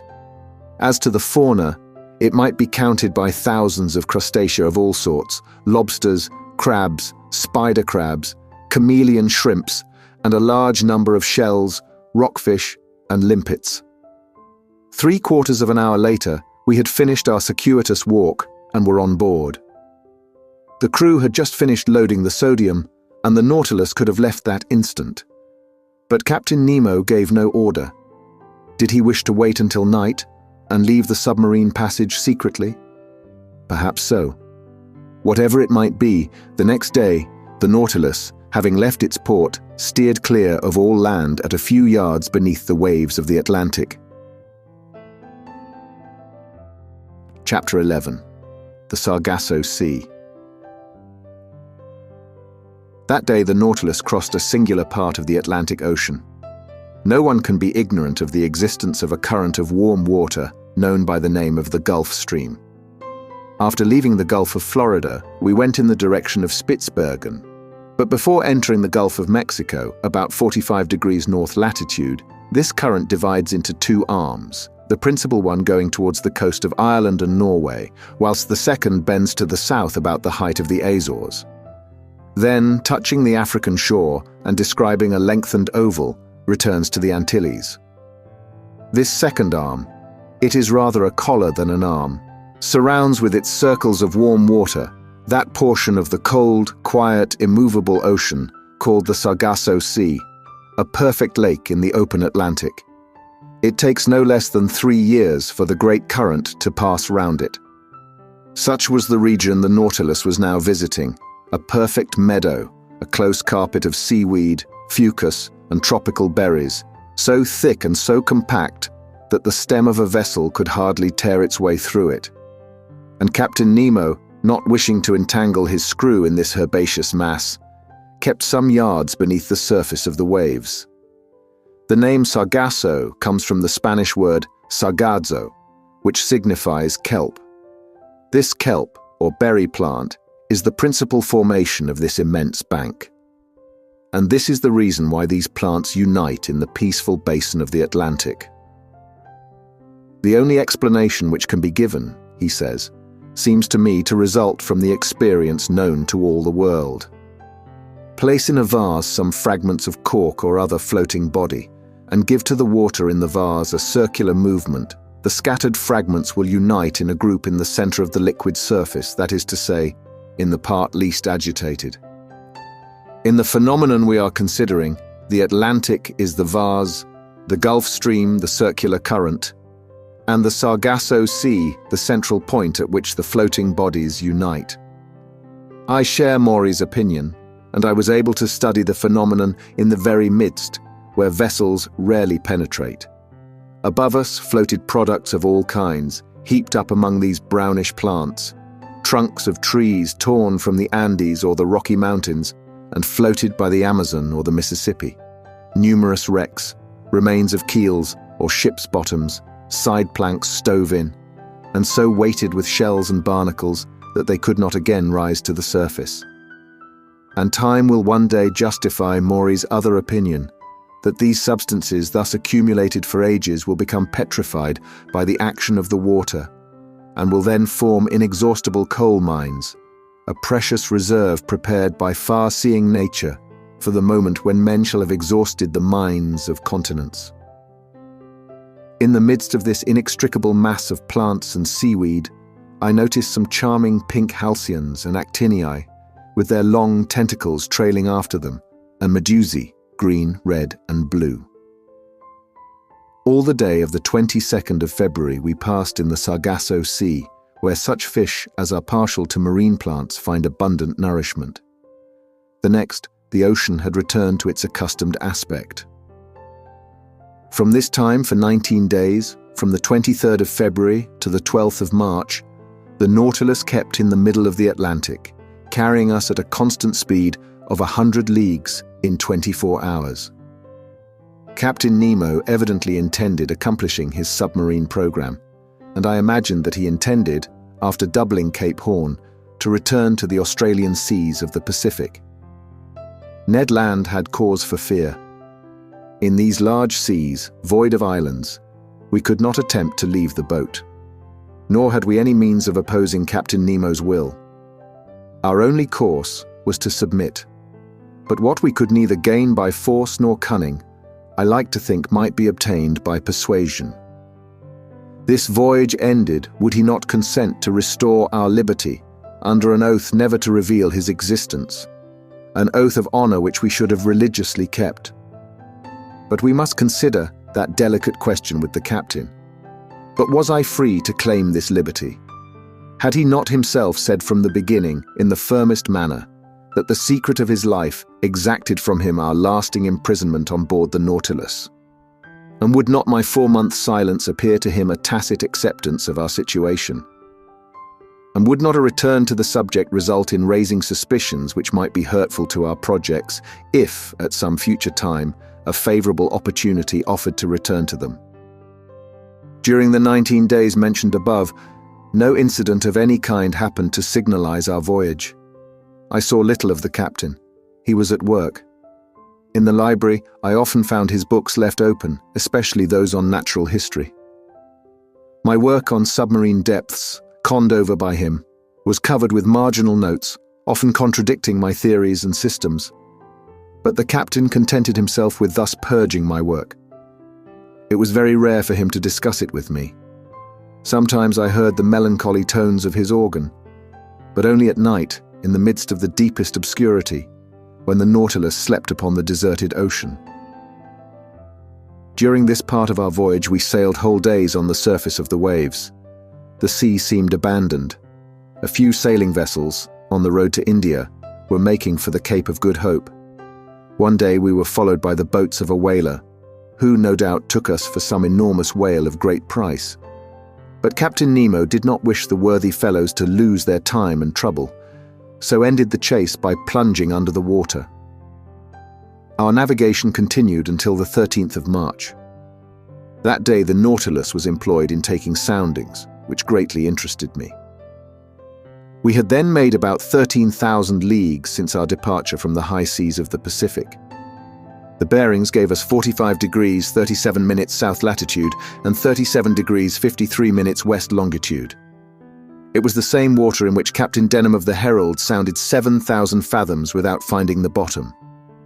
There, too, Lieutenant Parker of the American frigate Congress could not touch the bottom with 15,140 fathoms. Captain Nemo intended seeking the bottom of the ocean by a diagonal sufficiently lengthened by means of lateral planes placed at an angle of 45 degrees with the waterline of the Nautilus. Then the screw set to work at its maximum speed, its four blades beating the waves with indescribable force. Under this powerful pressure, the hull of the Nautilus quivered like a sonorous chord and sank regularly under the water. At 7,000 fathoms, I saw some blackish tops rising from the midst of the waters. But these summits might belong to high mountains like the Himalayas or Mont Blanc, even higher, and the depth of the abyss remained incalculable. The Nautilus descended still lower, in spite of the great pressure. I felt the steel plates tremble at the fastenings of the bolts. Its bars bent, its partitions groaned. The windows of the saloon seemed to curve under the pressure of the waters, and this firm structure would doubtless have yielded if, as its captain had said, it had not been capable of resistance like a solid block. We had attained a depth of 16,000 yards, 4 leagues, and the sides of the Nautilus then bore a pressure of 1,600 atmospheres, that is to say, 3,200 pounds to each square 2/5 of an inch of its surface. What a situation to be in, I exclaimed, to overrun these deep regions where man has never trod. Look, Captain, look at these magnificent rocks, these uninhabited grottos, these lowest receptacles of the globe, where life is no longer possible. What unknown sights are here? Why should we be unable to preserve a remembrance of them? Would you like to carry away more than the remembrance, said Captain Nemo. What do you mean by those words? I mean to say that nothing is easier than to make a photographic view of this submarine region. I had not time to express my surprise at this new proposition, when, at Captain Nemo's call, an objective was brought into the saloon. Through the widely open panel, the liquid mass was bright with electricity, which was distributed with such uniformity that not a shadow, not a gradation, was to be seen in our manufactured light. The Nautilus remained motionless, the force of its screw subdued by the inclination of its planes. The instrument was propped on the bottom of the oceanic sight, and in a few seconds we had obtained a perfect negative. But the operation being over, Captain Nemo said, "Let us go up. We must not abuse our position, nor expose the Nautilus too long to such great pressure." "Go up again," I exclaimed. "Hold well on." I had not time to understand why the captain cautioned me thus when I was thrown forward onto the carpet. At a signal from the captain, its screw was shipped and its blades raised vertically. The Nautilus shot into the air like a balloon, rising with stunning rapidity and cutting the mass of waters with a sonorous agitation.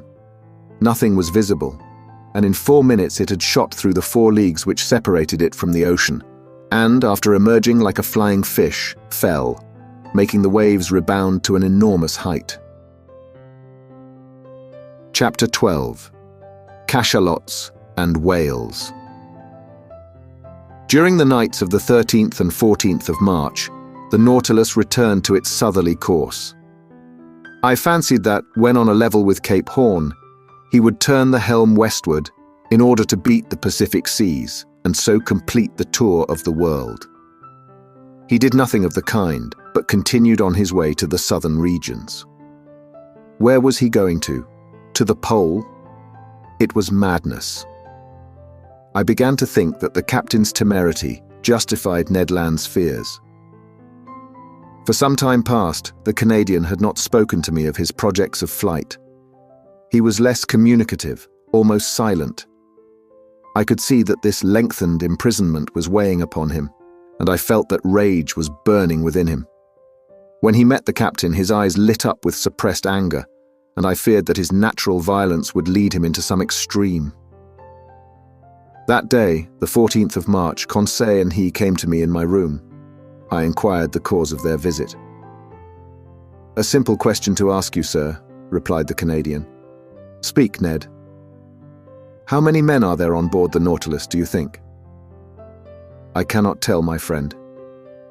I should say that its working does not require a large crew. Certainly, under existing conditions, 10 men at the most ought to be enough." "Well, why should there be any more?" "Why?" I replied, looking fixedly at Ned Land, whose meaning was easy to guess.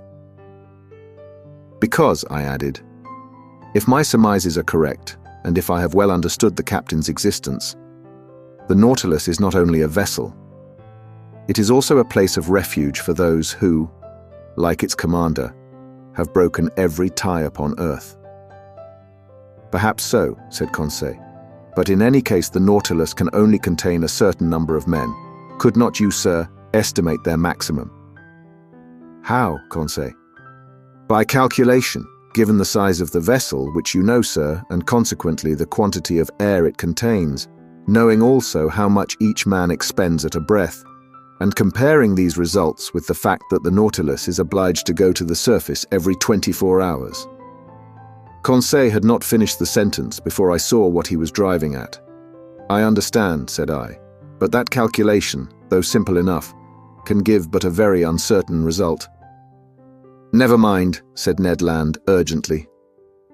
"Here it is then," said I. "In 1 hour, each man consumes the oxygen contained in 20 gallons of air, and in 24, that contained in 480 gallons. We must, therefore, find how many times 480 gallons of air the Nautilus contains." "Just so," said Conseil.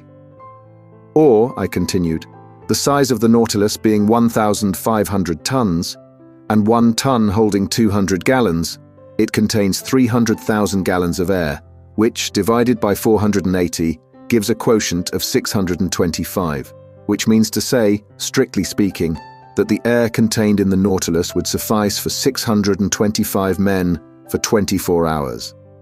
625, repeated Ned. But remember that all of us, passengers, sailors and officers included, would not form a 10th part of that number. Still too many for 3 men, murmured Conseil. The Canadian shook his head, passed his hand across his forehead, and left the room without answering.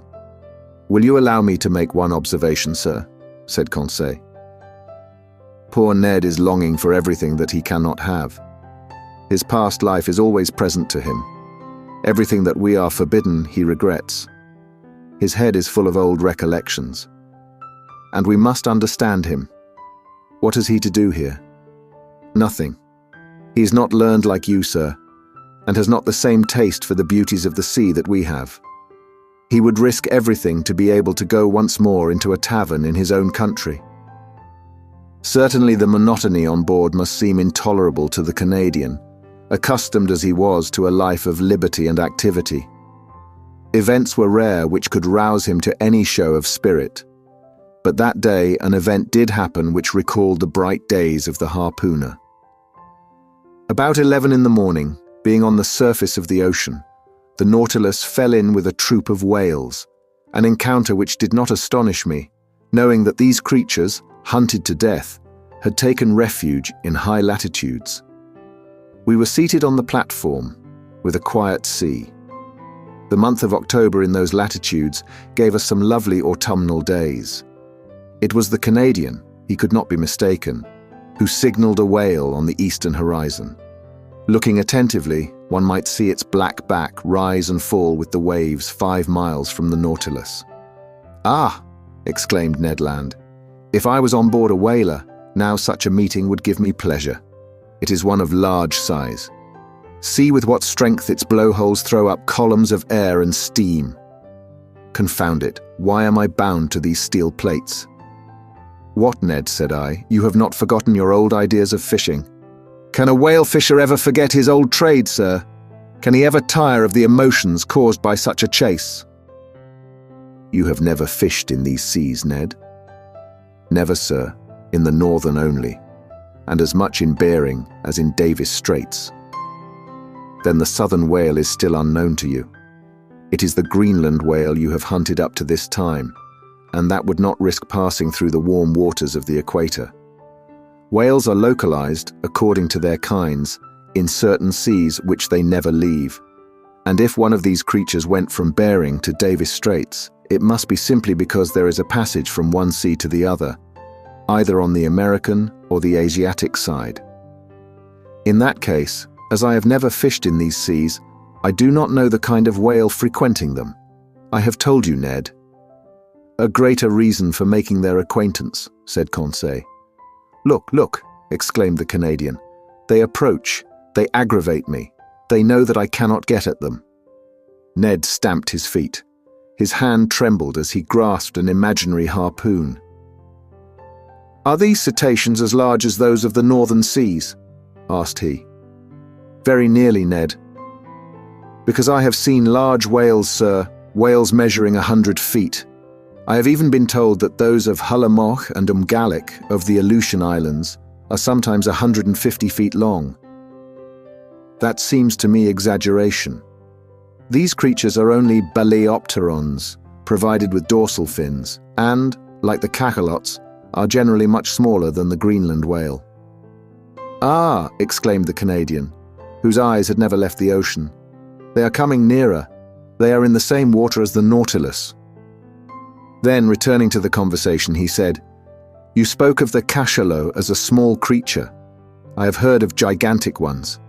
They are intelligent cetacea.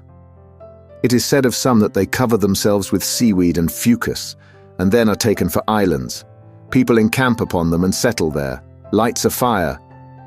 And build houses, said Conseil. Yes, Joker, said Ned Land, and one fine day the creature plunges, carrying with it all the inhabitants to the bottom of the sea. Something like the travels of Sinbad the Sailor, I replied, laughing. Ah, suddenly exclaimed Ned Land, it is not one whale, there are 10, there are 20, it is a whole troop, and I not able to do anything, hands and feet tied. But friend Ned, said Conseil, why do you not ask Captain Nemo's permission to chase them? Conseil had not finished his sentence when Ned Land had lowered himself through the panel to seek the captain. A few minutes afterwards, the two appeared together on the platform. Captain Nemo watched the troop of cetacea playing on the waters about a mile from the Nautilus. They are southern whales, said he. There goes the fortune of a whole fleet of whalers. Well, sir, asked the Canadian, can I not chase them, if only to remind me of my old trade of harpooner? And to what purpose? Replied Captain Nemo. Only to destroy. We have nothing to do with the whale oil on board. But, sir, continued the Canadian, in the Red Sea you allowed us to follow the dugong. Then it was to procure fresh meat for my crew. Here it would be killing for killing's sake. I know that is a privilege reserved for man, but I do not approve of such murderous pastime. In destroying the southern whale, like the Greenland whale, an inoffensive creature, your traders do a culpable action, Master Land. They have already depopulated the whole of Baffin's Bay and are annihilating a class of useful animals. Leave the unfortunate cetacea alone. They have plenty of natural enemies, cachalots, swordfish, and sawfish, without you troubling them. The captain was right. The barbarous and inconsiderate greed of these fishermen will one day cause the disappearance of the last whale in the ocean. Ned Land whistled Yankee Doodle between his teeth, thrust his hands into his pockets, and turned his back upon us. But Captain Nemo watched the troop of cetacea, and addressing me said, I was right in saying that whales had natural enemies enough, without counting man. These will have plenty to do before long. Do you see, Monsieur Aronnax, about 8 miles to leeward, those blackish moving points? Yes, Captain, I replied. Those are cachalots, terrible animals, which I have met in troops of 200 or 300. As to those, they are cruel, mischievous creatures. They would be right in exterminating them. The Canadian turned quickly at the last words. "Well, Captain," said he, "it is still time, in the interest of the whales." "It is useless to expose oneself, Professor. The Nautilus will disperse them. It is armed with a steel spur as good as Master Land's harpoon, I imagine." The Canadian did not put himself out enough to shrug his shoulders. Attack cetacea with blows of a spur. Who had ever heard of such a thing? "Wait, Monsieur Aronnax," said Captain Nemo. "We will show you something you have never yet seen. We have no pity for these ferocious creatures. They are nothing but mouth and teeth." Mouth and teeth. No one could better describe the macrocephalous cachalot, which is sometimes more than 75 feet long. Its enormous head occupies 1/3 of its entire body. Better armed than the whale, whose upper jaw is furnished only with whalebone, it is supplied with 25 large tusks, about 8 inches long, cylindrical and conical at the top, each weighing 2 pounds. It is in the upper part of this enormous head, in great cavities divided by cartilages, that is to be found from 600 to 800 pounds of that precious oil called spermaceti. The cachalot is a disagreeable creature, more tadpole than fish, according to Friedol's description. It is badly formed, the whole of its left side being, if we may say it, a failure, and being only able to see with its right eye. But the formidable troop was nearing us. They had seen the whales and were preparing to attack them. One could judge beforehand that the cachalots would be victorious, not only because they were better built for attack than their inoffensive adversaries, but also because they could remain longer underwater without coming to the surface. There was only just time to go to the help of the whales. The Nautilus went underwater.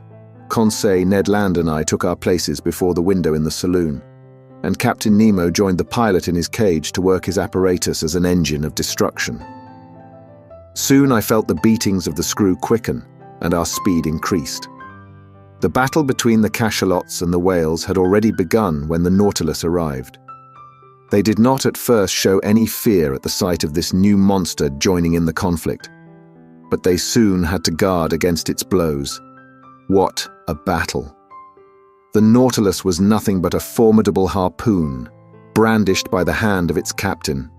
It hurled itself against the fleshy mass, passing through from one part to the other, leaving behind it 2 quivering halves of the animal. It could not feel the formidable blows from their tails upon its sides, nor the shock which it produced itself, much more. One cachalot killed, it ran at the next, tacked on the spot that it might not miss its prey, going forwards and backwards, answering to its helm, plunging when the cetacean dived into the deep waters, coming up with it when it returned to the surface, striking it front or sideways, cutting or tearing in all directions and at any pace, piercing it with its terrible spur. What carnage! What a noise on the surface of the waves! What sharp hissing and what snorting peculiar to these enraged animals! In the midst of these waters, generally so peaceful, their tails made perfect billows. For 1 hour this wholesale massacre continued, from which the cachalots could not escape. Several times 10 or 12 united tried to crush the Nautilus by their weight.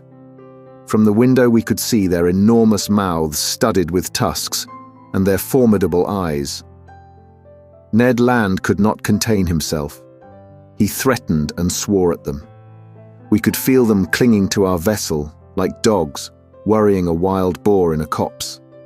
But the Nautilus, working its screw, carried them here and there, or to the upper levels of the ocean, without caring for their enormous weight, nor the powerful strain on the vessel. At length the mass of cachalots broke up, the waves became quiet, and I felt that we were rising to the surface. The panel opened and we hurried on to the platform. The sea was covered with mutilated bodies. A formidable explosion could not have divided and torn this fleshy mass with more violence. We were floating amid gigantic bodies, bluish on the back and white underneath, covered with enormous protuberances. Some terrified cachalots were flying towards the horizon.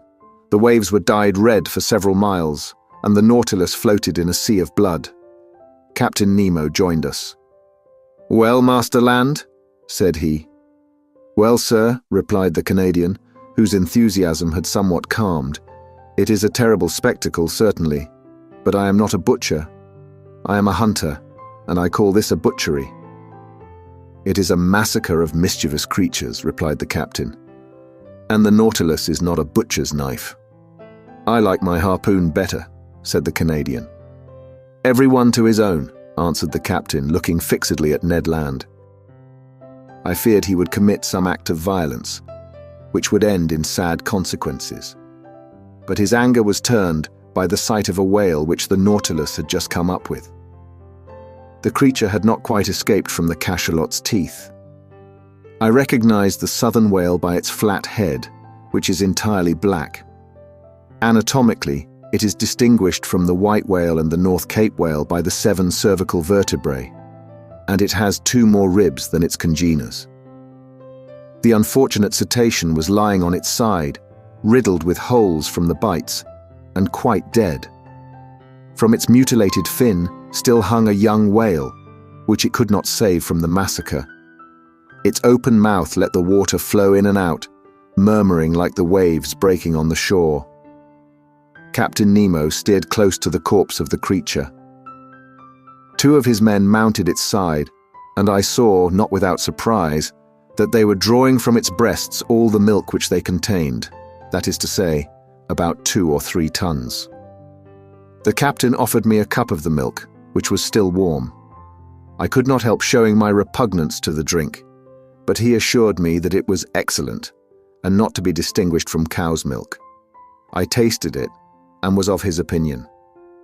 It was a useful reserve to us, for in the shape of salt butter or cheese, it would form an agreeable variety from our ordinary food. From that day, I noticed with uneasiness that Ned Land's ill will towards Captain Nemo increased, and I resolved to watch the Canadian's gestures closely. Chapter 13. The Iceberg.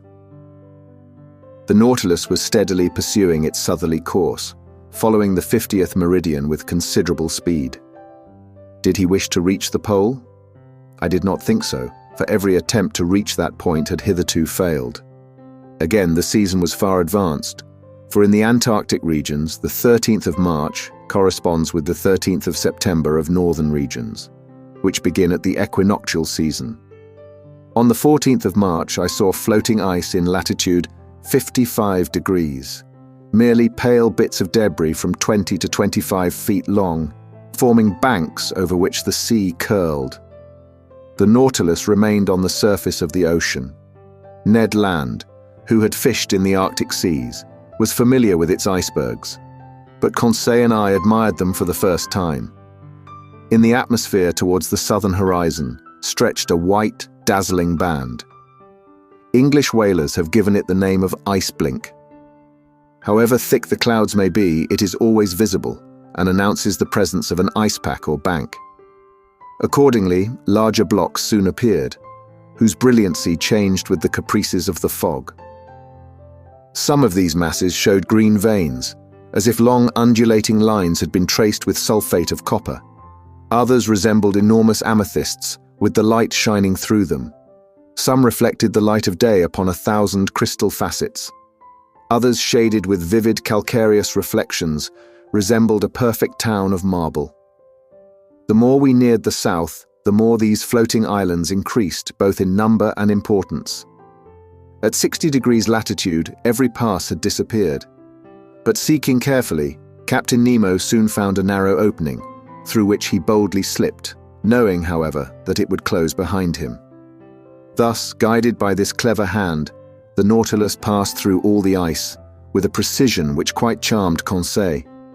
Icebergs or mountains, ice fields or smooth plains, seeming to have no limits, drift ice or floating ice packs, plains broken up, called palchies when they are circular, and streams when they are made up of long strips. The temperature was very low. The thermometer exposed to the air marked 2 degrees or 3 degrees below zero, but we were warmly clad with fur, at the expense of the sea bear and seal. The interior of the Nautilus, warmed regularly by its electric apparatus, defied the most intense cold. Besides, it would only have been necessary to go some yards beneath the waves to find a more bearable temperature. 2 months earlier, we should have had perpetual daylight in these latitudes, but already we had had 3 or 4 hours of night, and by there would be 6 months of darkness in these circumpolar regions. On the 15th of March, we were in the latitude of New Shetland and South Orkney. The captain told me that formerly numerous tribes of seals inhabited them, but that English and American whalers, in their rage for destruction, massacred both old and young. Thus, where there was once life and animation, they had left silence and death. About 8 o'clock on the morning of the 16th of March, the Nautilus, following the 55th meridian, cut the Antarctic polar circle. Ice surrounded us on all sides and closed the horizon. But Captain Nemo went from one opening to another, still going higher. I cannot express my astonishment at the beauties of these new regions. The ice took most surprising forms. Here the grouping formed an oriental town, with innumerable mosques and minarets. There a fallen city thrown to the earth, as it were, by some convulsion of nature. The whole aspect was constantly changed by the oblique rays of the sun, or lost in the greyish fog amidst hurricanes of snow. Detonations and falls were heard on all sides, great overthrows of icebergs, which altered the whole landscape like a diorama. Often seeing no exit, I thought we were definitely prisoners. But, instinct guiding him at the slightest indication, Captain Nemo would discover a new pass. He was never mistaken when he saw the thin threads of bluish water trickling along the ice fields, and I had no doubt that he had already ventured into the midst of these Antarctic seas before. On the 16th of March, however, the ice fields absolutely blocked our road. It was not the iceberg itself as yet, but vast fields cemented by the cold. But this obstacle could not stop Captain Nemo. He hurled himself against it with frightful violence. The Nautilus entered the brittle mass like a wedge and split it with frightful crackings. It was the battering ram of the ancients hurled by infinite strength. The ice, thrown high in the air, fell like hail around us. By its own power of impulsion, our apparatus made a canal for itself. Sometimes carried away by its own impetus, it lodged on the ice field, crushing it with its weight, and sometimes buried beneath it, dividing it by a simple pitching movement, producing large rents in it. Violent gales assailed us at this time, accompanied by thick fogs, through which, from one end of the platform to the other, we could see nothing. The wind blew sharply from all parts of the compass, and the snow lay in such hard heaps that we had to break it with blows of a pickaxe. The temperature was always at 5 degrees below zero. Every outward part of the Nautilus was covered with ice. A rigged vessel would have been entangled in the blocked-up gorges. A vessel without sails, with electricity for its motive power, and wanting no coal, could alone brave such high latitudes. At length, on the 18th of March, after many useless assaults, the Nautilus was positively blocked. It was no longer either streams, packs, or ice fields, but an interminable and immovable barrier formed by mountains soldered together. "An iceberg," said the Canadian to me. I knew that to Ned Land, as well as to all other navigators who had preceded us, this was an inevitable obstacle. The sun appearing for an instant at noon, Captain Nemo took an observation as near as possible, which gave our situation at 51 degrees 30 minutes longitude and 67 degrees 39 minutes south latitude. We had advanced 1 degree more in this Antarctic region. Of the liquid surface of the sea, there was no longer a glimpse. Under the spur of the Nautilus lay stretched a vast plain, entangled with confused blocks. Here and there sharp points and slender needles rising to a height of 200 feet.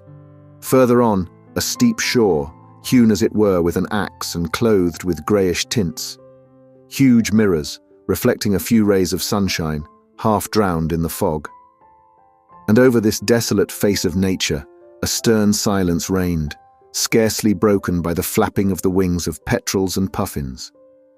Everything was frozen, even the noise. The Nautilus was then obliged to stop in its adventurous course amid these fields of ice. In spite of our efforts, in spite of the powerful means employed to break up the ice, the Nautilus remained immovable.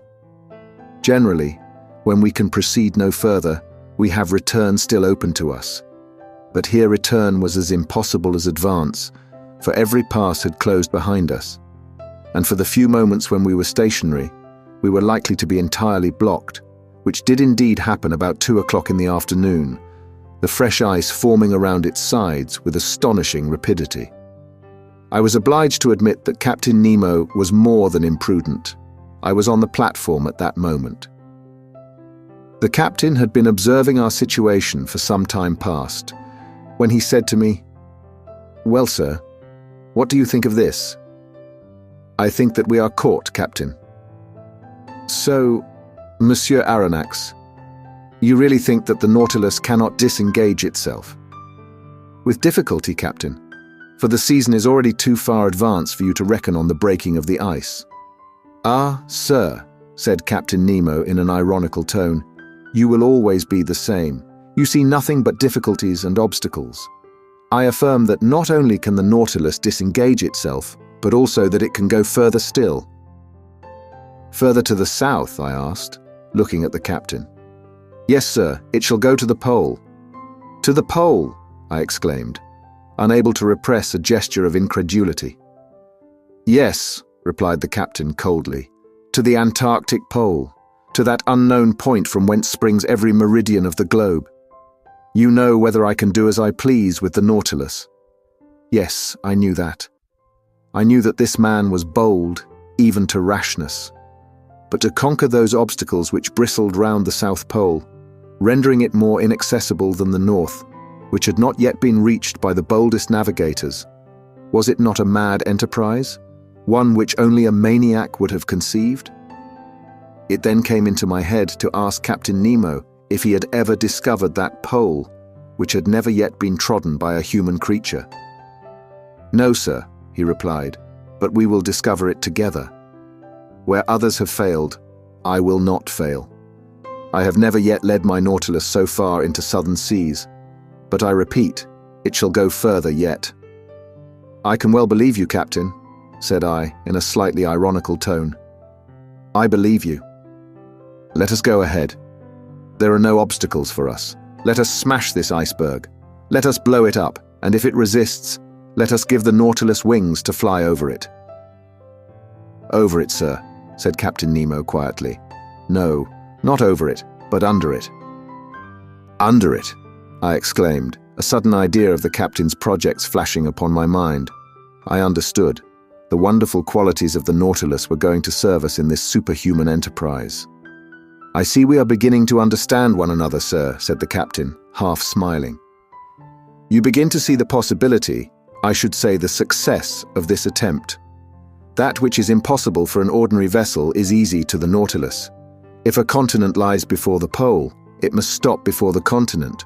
But if, on the contrary, the pole is washed by open sea, it will go even to the pole." "Certainly," said I, carried away by the captain's reasoning. "If the surface of the sea is solidified by the ice, the lower depths are free by the providential law which has placed the maximum of density of the waters of the ocean 1 degree higher than freezing point, and, if I'm not mistaken, the portion of this iceberg which is above the water is as 1 to 4 to that which is below." "Very nearly, sir. For 1 foot of iceberg above the sea, there are 3 below it. If these ice mountains are not more than 300 feet above the surface, they are not more than 900 beneath." "And what are 900 feet to the Nautilus?" "Nothing, sir. It could even seek at greater depths that uniform temperature of seawater, and there brave with impunity the 30 or 40 degrees of surface cold." "Just so, sir, just so," I replied, getting animated. "The only difficulty," continued Captain Nemo, "is that of remaining several days without renewing our provision of air." "Is that all?"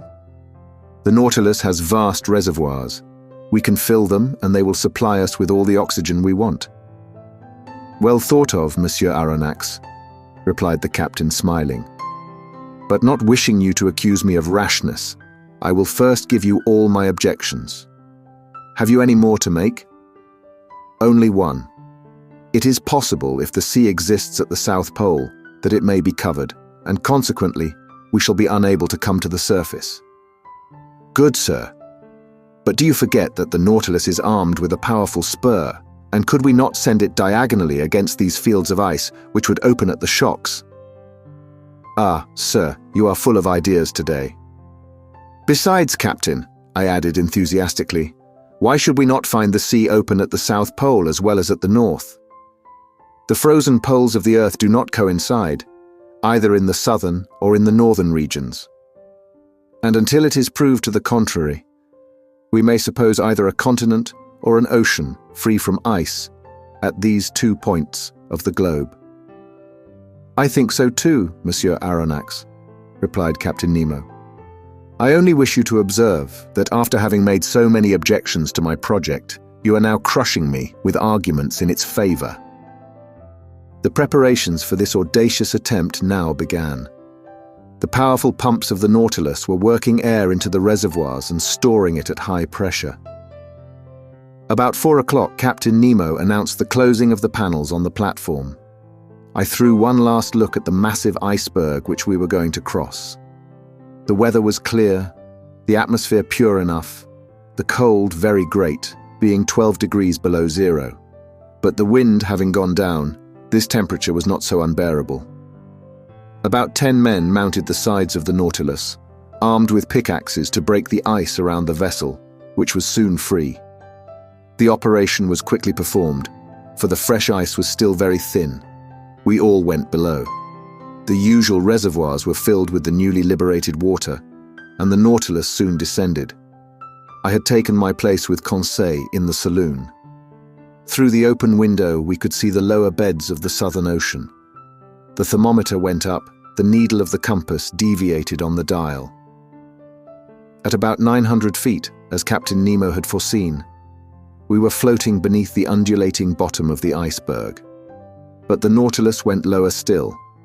It went to the depth of 400 fathoms. The temperature of the water at the surface showed 12 degrees. It was now only 10. We had gained 2. I need not say the temperature of the Nautilus was raised by its heating apparatus to a much higher degree. Every maneuver was accomplished with wonderful precision. "We shall pass it, if you please, sir," said Conseil. "I believe we shall," I said, in a tone of firm conviction. In this open sea, the Nautilus had taken its course direct to the pole, without leaving the 52nd meridian. From 67 degrees, 30 minutes to 90 degrees, 22 degrees and a half of latitude remained to travel. That is, about 500 leagues. The Nautilus kept up a mean speed of 26 miles an hour, the speed of an express train. If that was kept up, in 40 hours, we should reach the pole. For a part of the night, the novelty of the situation kept us at the window. The sea was lit with the electric lantern, but it was deserted. Fishes did not sojourn in these imprisoned waters. They only found there a passage to take them from the Antarctic Ocean to the open polar sea. Our pace was rapid. We could feel it by the quivering of the long steel body. About 2 in the morning I took some hours' repose, and Conseil did the same. In crossing the waist, I did not meet Captain Nemo. I supposed him to be in the pilot's cage. The next morning, the 19th of March, I took my post once more in the saloon. The electric log told me that the speed of the Nautilus had been slackened. It was then going towards the surface, but prudently emptying its reservoirs very slowly. My heart beat fast. Were we going to emerge and regain the open polar atmosphere? No. A shock told me that the Nautilus had struck the bottom of the iceberg, still very thick, judging from the deadened sound. We had indeed struck, to use a sea expression, but in an inverse sense, and at 1,000 feet deep. This would give 3,000 feet of ice above us, 1,000 being above the watermark. The iceberg was then higher than at its borders. not a very reassuring fact. Several times that day, the Nautilus tried again, and every time it struck the wall which lay like a ceiling above it. Sometimes it met with but 900 yards, only 200 of which rose above the surface. It was twice the height it was when the Nautilus had gone under the waves. I carefully noted the different depths, and thus obtained a submarine profile of the chain as it was developed under the water. That night, no change had taken place in our situation. Still ice between 400 and 500 yards in depth. It was evidently diminishing, but still, what a thickness between us and the surface of the ocean. It was then 8. According to the daily custom on board the Nautilus, its air should have been renewed 4 hours ago. But I did not suffer much, although Captain Nemo had not yet made any demand upon his reserve of oxygen. My sleep was painful that night. Hope and fear besieged me by turns. I rose several times. The groping of the Nautilus continued. About 3 in the morning, I noticed that the lower surface of the iceberg was only about 50 feet deep. 150 feet now separated us from the surface of the waters. The iceberg was by degrees becoming an ice field, the mountain a plain. My eyes never left the manometer. We were still rising diagonally to the surface, which sparkled under the electric rays. The iceberg was stretching both above and beneath into lengthening slopes. Mile after mile it was getting thinner. At length, at 6 in the morning of that memorable day, the 19th of March, the door of the saloon opened, and Captain Nemo appeared. "The sea is open," was all he said. Chapter 14. The South Pole. I rushed onto the platform. Yes, the open sea, with but a few scattered pieces of ice and moving icebergs, a long stretch of sea, a world of birds in the air, and myriads of fishes under those waters, which varied from intense blue to olive green, according to the bottom. The thermometer marked 3 degrees Celsius above zero. It was comparatively spring, shut up as we were behind this iceberg, whose lengthened mass was dimly seen on our northern horizon. "Are we at the pole?" I asked the captain with a beating heart. "I do not know," he replied. "At noon I will take our bearings." "But will the sun show himself through this fog?" said I, looking at the leaden sky. "However little it shows, it will be enough," replied the captain. About 10 miles south, a solitary island rose to a height of 104 yards. We made for it, but carefully, for the sea might be strewn with banks. 1 hour afterwards we had reached it. 2 hours later we had made the round of it. It measured 4 or 5 miles in circumference. A narrow canal separated it from a considerable stretch of land, perhaps a continent, for we could not see its limits. The existence of this land seemed to give some color to Maury's theory. The ingenious American has remarked that between the South Pole and the 60th parallel, the sea is covered with floating ice of enormous size, which is never met with in the North Atlantic.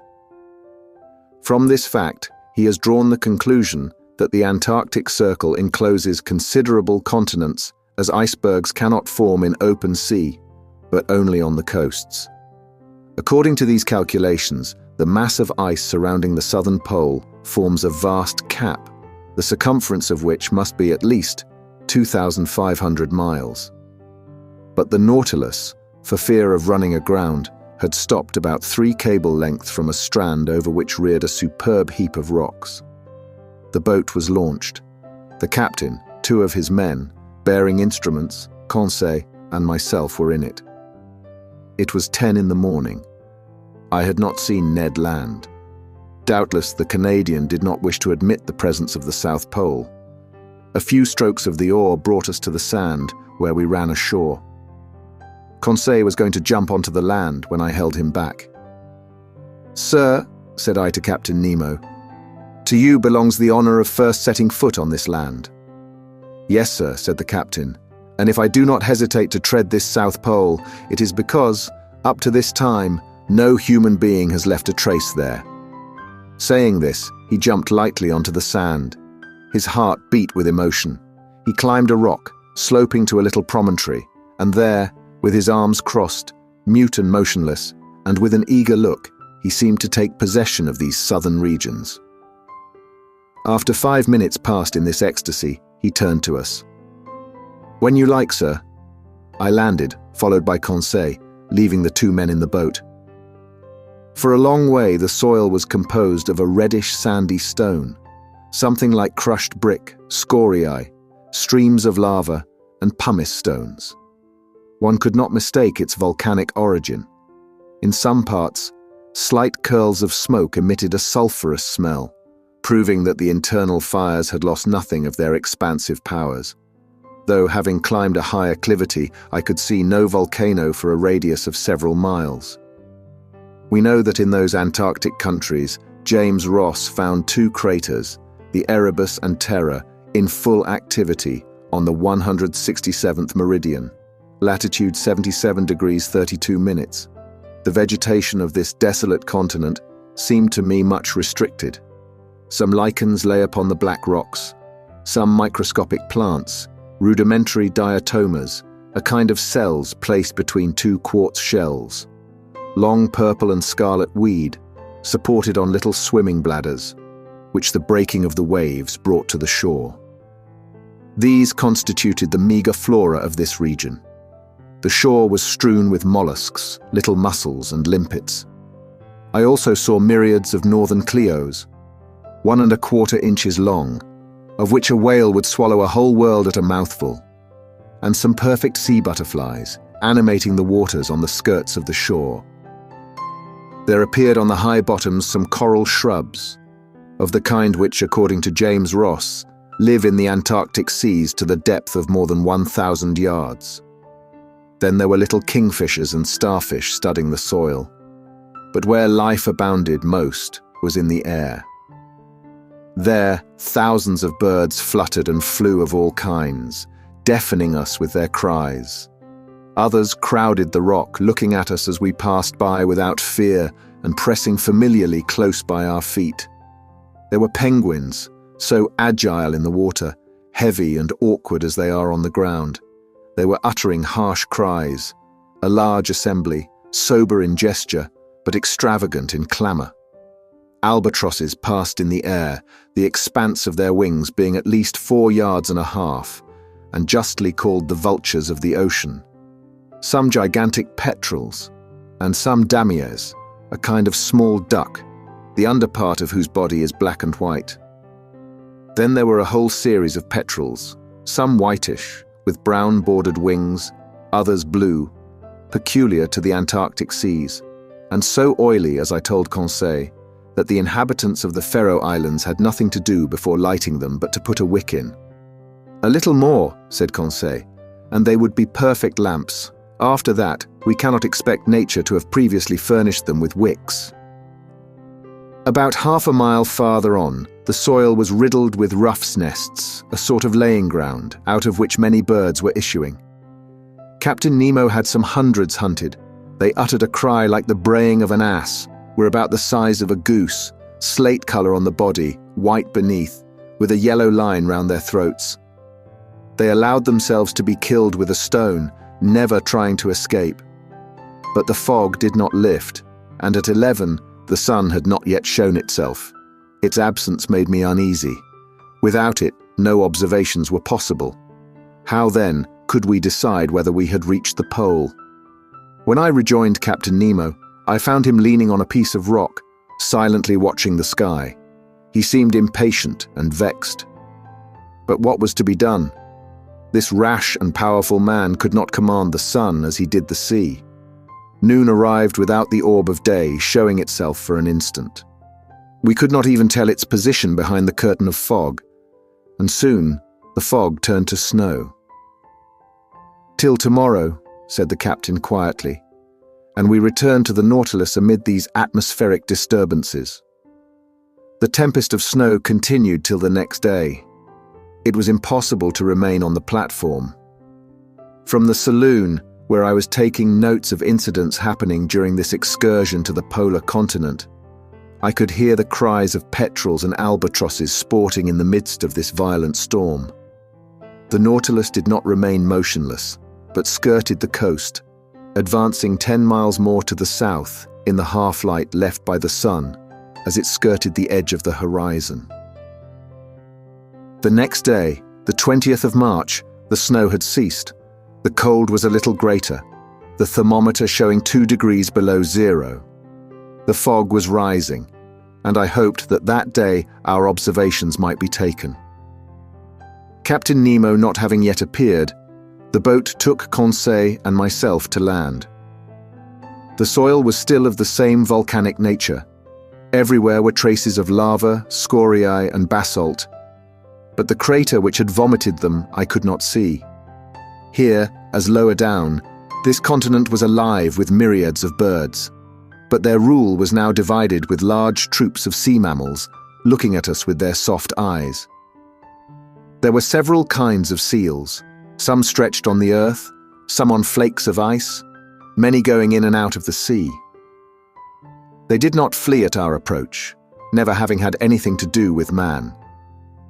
And I reckoned that there were provisions there for hundreds of vessels. "Sir," said Conseil, "will you tell me the names of these creatures?" "They are seals and morses." It was now 8 in the morning. 4 hours remained to us before the sun could be observed with advantage. I directed our steps towards a vast bay cut in the steep granite shore. There I can aver that earth and ice were lost to sight by the numbers of sea mammals covering them, and I involuntarily sought for old Proteus, the mythological shepherd who watched these immense flocks of Neptune.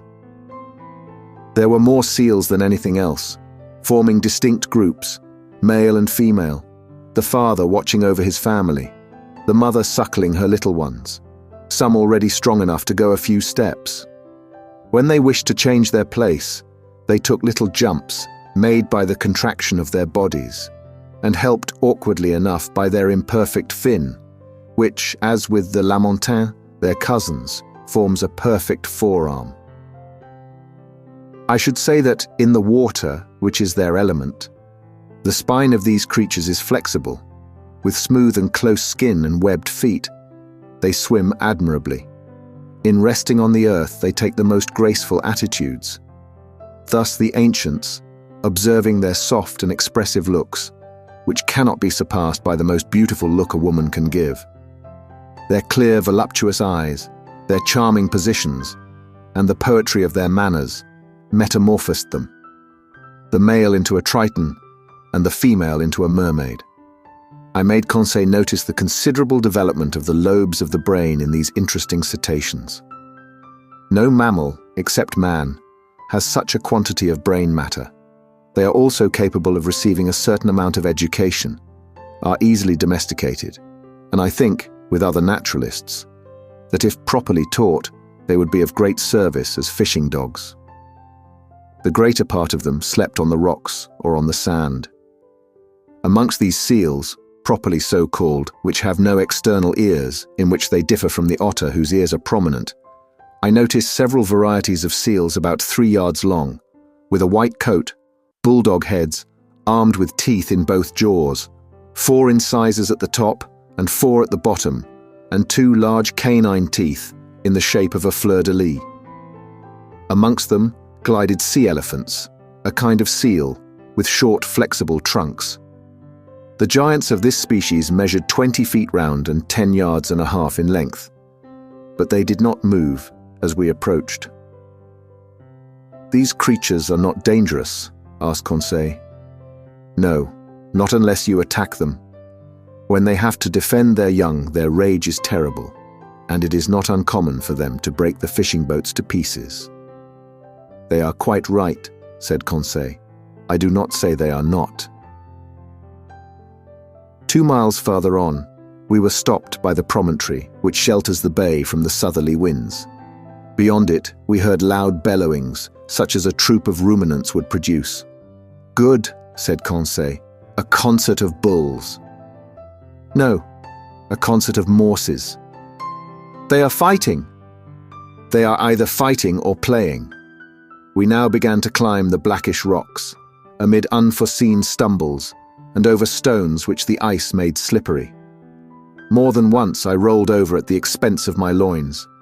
Conseil, more prudent or more steady, did not stumble, and helped me up, saying, "If, sir, you would have the kindness to take wider steps, you would preserve your equilibrium better." Arrived at the upper ridge of the promontory, I saw a vast white plain covered with morses. They were playing amongst themselves, and what we heard were bellowings of pleasure, not of anger. As I passed these curious animals, I could examine them leisurely, for they did not move.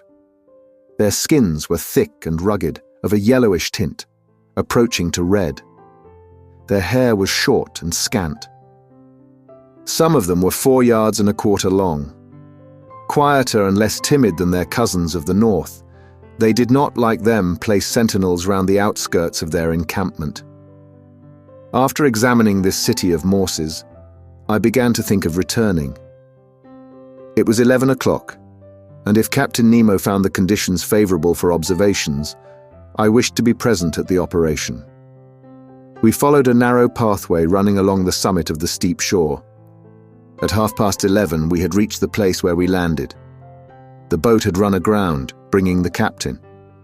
I saw him standing on a block of basalt, his instruments near him, his eyes fixed on the northern horizon, near which the sun was then describing a lengthened curve. I took my place beside him and waited without speaking. Noon arrived, and as before, the sun did not appear. It was a fatality. Observations were still wanting. If not accomplished tomorrow, we must give up all idea of taking any. We were indeed exactly at the 20th of March. Tomorrow, the 21st, would be the equinox. The sun would disappear behind the horizon for 6 months, and with its disappearance, the long polar night would begin. Since the September equinox, it had emerged from the northern horizon, rising by lengthened spirals up to the 21st of December. At this period, the summer solstice of the northern regions, it had begun to descend, and tomorrow was to shed its last rays upon them. I communicated my fears and observations to Captain Nemo. "You are right, Monsieur Aronnax," said he. "If tomorrow I cannot take the altitude of the sun, I shall not be able to do it for 6 months. But precisely because chance has led me into these seas on the 21st of March, my bearings will be easy to take, if at 12 we can see the sun." "Why, Captain?" "Because then the orb of day describes such lengthened curves that it is difficult to measure exactly its height above the horizon, and grave errors may be made with instruments." "What will you do then?" "I shall only use my chronometer," replied Captain Nemo. "If tomorrow, the 21st of March, the disk of the sun, allowing for refraction, is exactly cut by the northern horizon, it will show that I am at the South Pole." "Just so," said I, "but this statement is not mathematically correct because the equinox does not necessarily begin at noon." "Very likely, sir, but the error will not be 100 yards, and we do not want more. Till tomorrow, then." Captain Nemo returned on board. Conseil and I remained to survey the shore, observing and studying until 5 o'clock. Then I went to bed, not, however, without invoking, like the Indian, the favor of the radiant orb. The next day, the 21st of March, at 5 in the morning, I mounted the platform. I found Captain Nemo there. "The weather is lightening a little," said he. "I have some hope. After breakfast, we will go on shore and choose a post for observation." That point settled, I sought Ned Land. I wanted to take him with me. But the obstinate Canadian refused, and I saw that his taciturnity and his bad humor grew day by day. After all, I was not sorry for his obstinacy under the circumstances. Indeed, there were too many seals on shore, and we ought not to lay such temptation in this unreflecting fisherman's way. Breakfast over, we went on shore. The Nautilus had gone some miles further up in the night. It was a whole league from the coast, above which reared a sharp peak about 500 yards high. The boat took with me Captain Nemo, 2 men of the crew, and the instruments, which consisted of a chronometer, a telescope, and a barometer. While crossing, I saw numerous whales belonging to the three kinds peculiar to the southern seas: the whale, or the English right whale, which has no dorsal fin; the humpback, with reeved chest and large whitish fins, which, in spite of its name, do not form wings; and the finback, of a yellowish brown, the liveliest of all the cetacea. This powerful creature is heard a long way off when he throws to a great height columns of air and vapor, which look like whirlwinds of smoke. These different mammals were disporting themselves in troops in the quiet waters, and I could see that this basin of the Antarctic pole serves as a place of refuge to the cetacea too closely tracked by the hunters. I also noticed large medusae floating between the reeds. At 9 we landed. The sky was brightening, the clouds were flying to the south, and the fog seemed to be leaving the cold surface of the waters. Captain Nemo went towards the peak, which he doubtless meant to be his observatory. It was a painful ascent over the sharp lava and the pumice stones, in an atmosphere often impregnated with a sulphurous smell from the smoking cracks. For a man unaccustomed to walk on land, the captain climbed the steep slopes with an agility I never saw equaled, and which a hunter would have envied. We were 2 hours getting to the summit of this peak, which was half porphyry and half basalt. From thence we looked upon a vast sea which, towards the north, distinctly traced its boundary line upon the sky. At our feet lay fields of dazzling whiteness. Over our heads a pale azure, free from fog. To the north, the disk of the sun seemed like a ball of fire, already horned by the cutting of the horizon. From the bosom of the water rose sheaves of liquid jets by hundreds. In the distance lay the Nautilus like a cetacean asleep on the water. Behind us, to the south and east, an immense country and a chaotic heap of rocks and ice, the limits of which were not visible. On arriving at the summit, Captain Nemo carefully took the mean height of the barometer, for he would have to consider that in taking his observations. At 11:45, the sun, then seen only by refraction, looked like a golden disk shedding its last rays upon this deserted continent and seas which never man had yet ploughed. Captain Nemo, furnished with a lenticular glass which, by means of a mirror, corrected the refraction, watched the orb sinking below the horizon by degrees, following a lengthened diagonal. I held the chronometer. My heart beat fast. If the disappearance of the half-disk of the sun coincided with 12 o'clock on the chronometer, we were at the pole itself. 12, I exclaimed.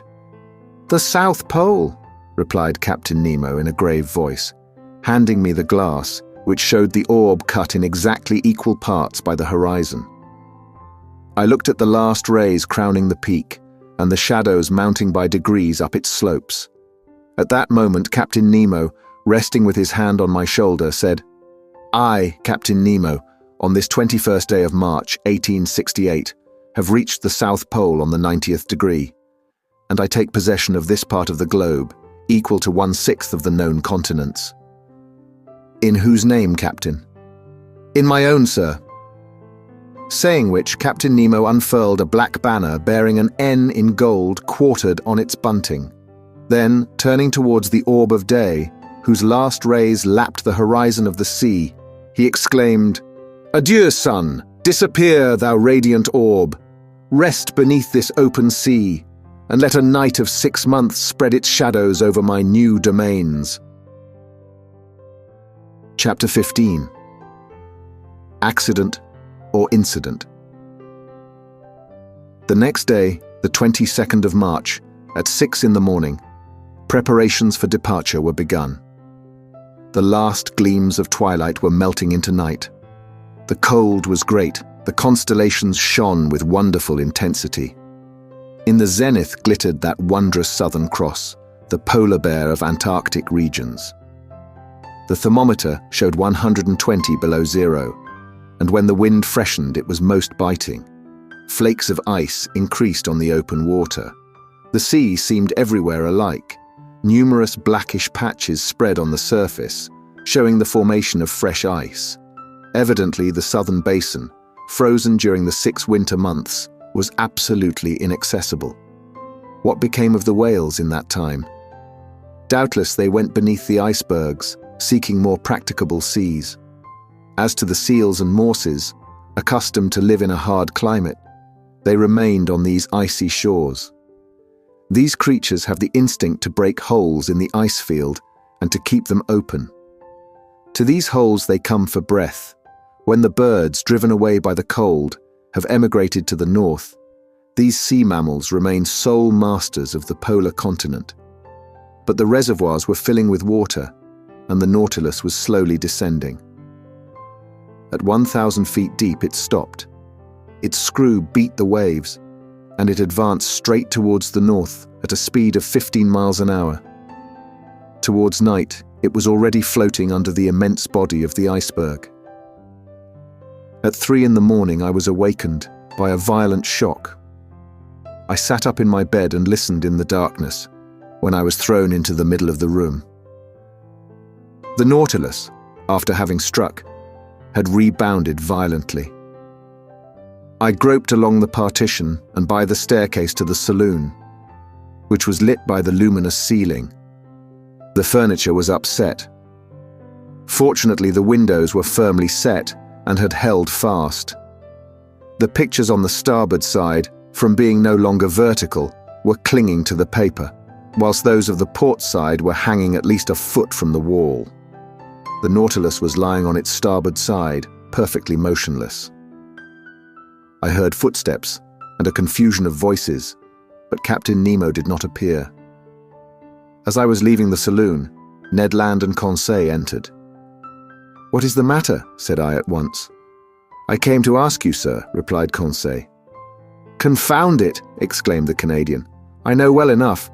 The Nautilus has struck, and judging by the way she lies, I do not think she will right herself as she did the first time in Torres Straits." "But," I asked, "has she at least come to the surface of the sea?" "We do not know," said Conseil. "It is easy to decide," I answered. I consulted the manometer. To my great surprise, it showed a depth of more than 180 fathoms. "What does that mean?" I exclaimed. "We must ask Captain Nemo," said Conseil. "But where shall we find him?" said Ned Land. "Follow me," said I to my companions. We left the saloon. There was no one in the library. At the center staircase, by the berths of the ship's crew, there was no one. I thought that Captain Nemo must be in the pilot's cage. It was best to wait. We all returned to the saloon.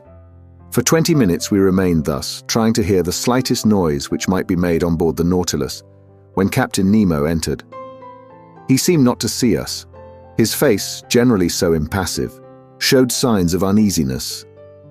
He watched the compass silently, then the manometer, and going to the planisphere, placed his finger on a spot representing the southern seas.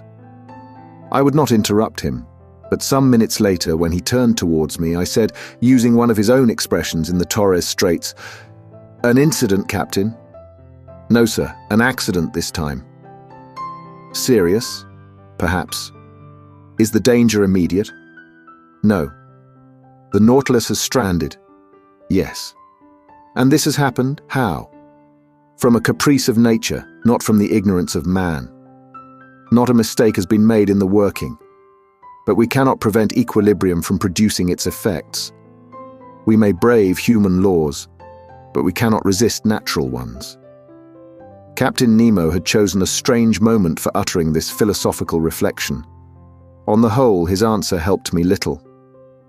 "May I ask, sir, the cause of this accident?"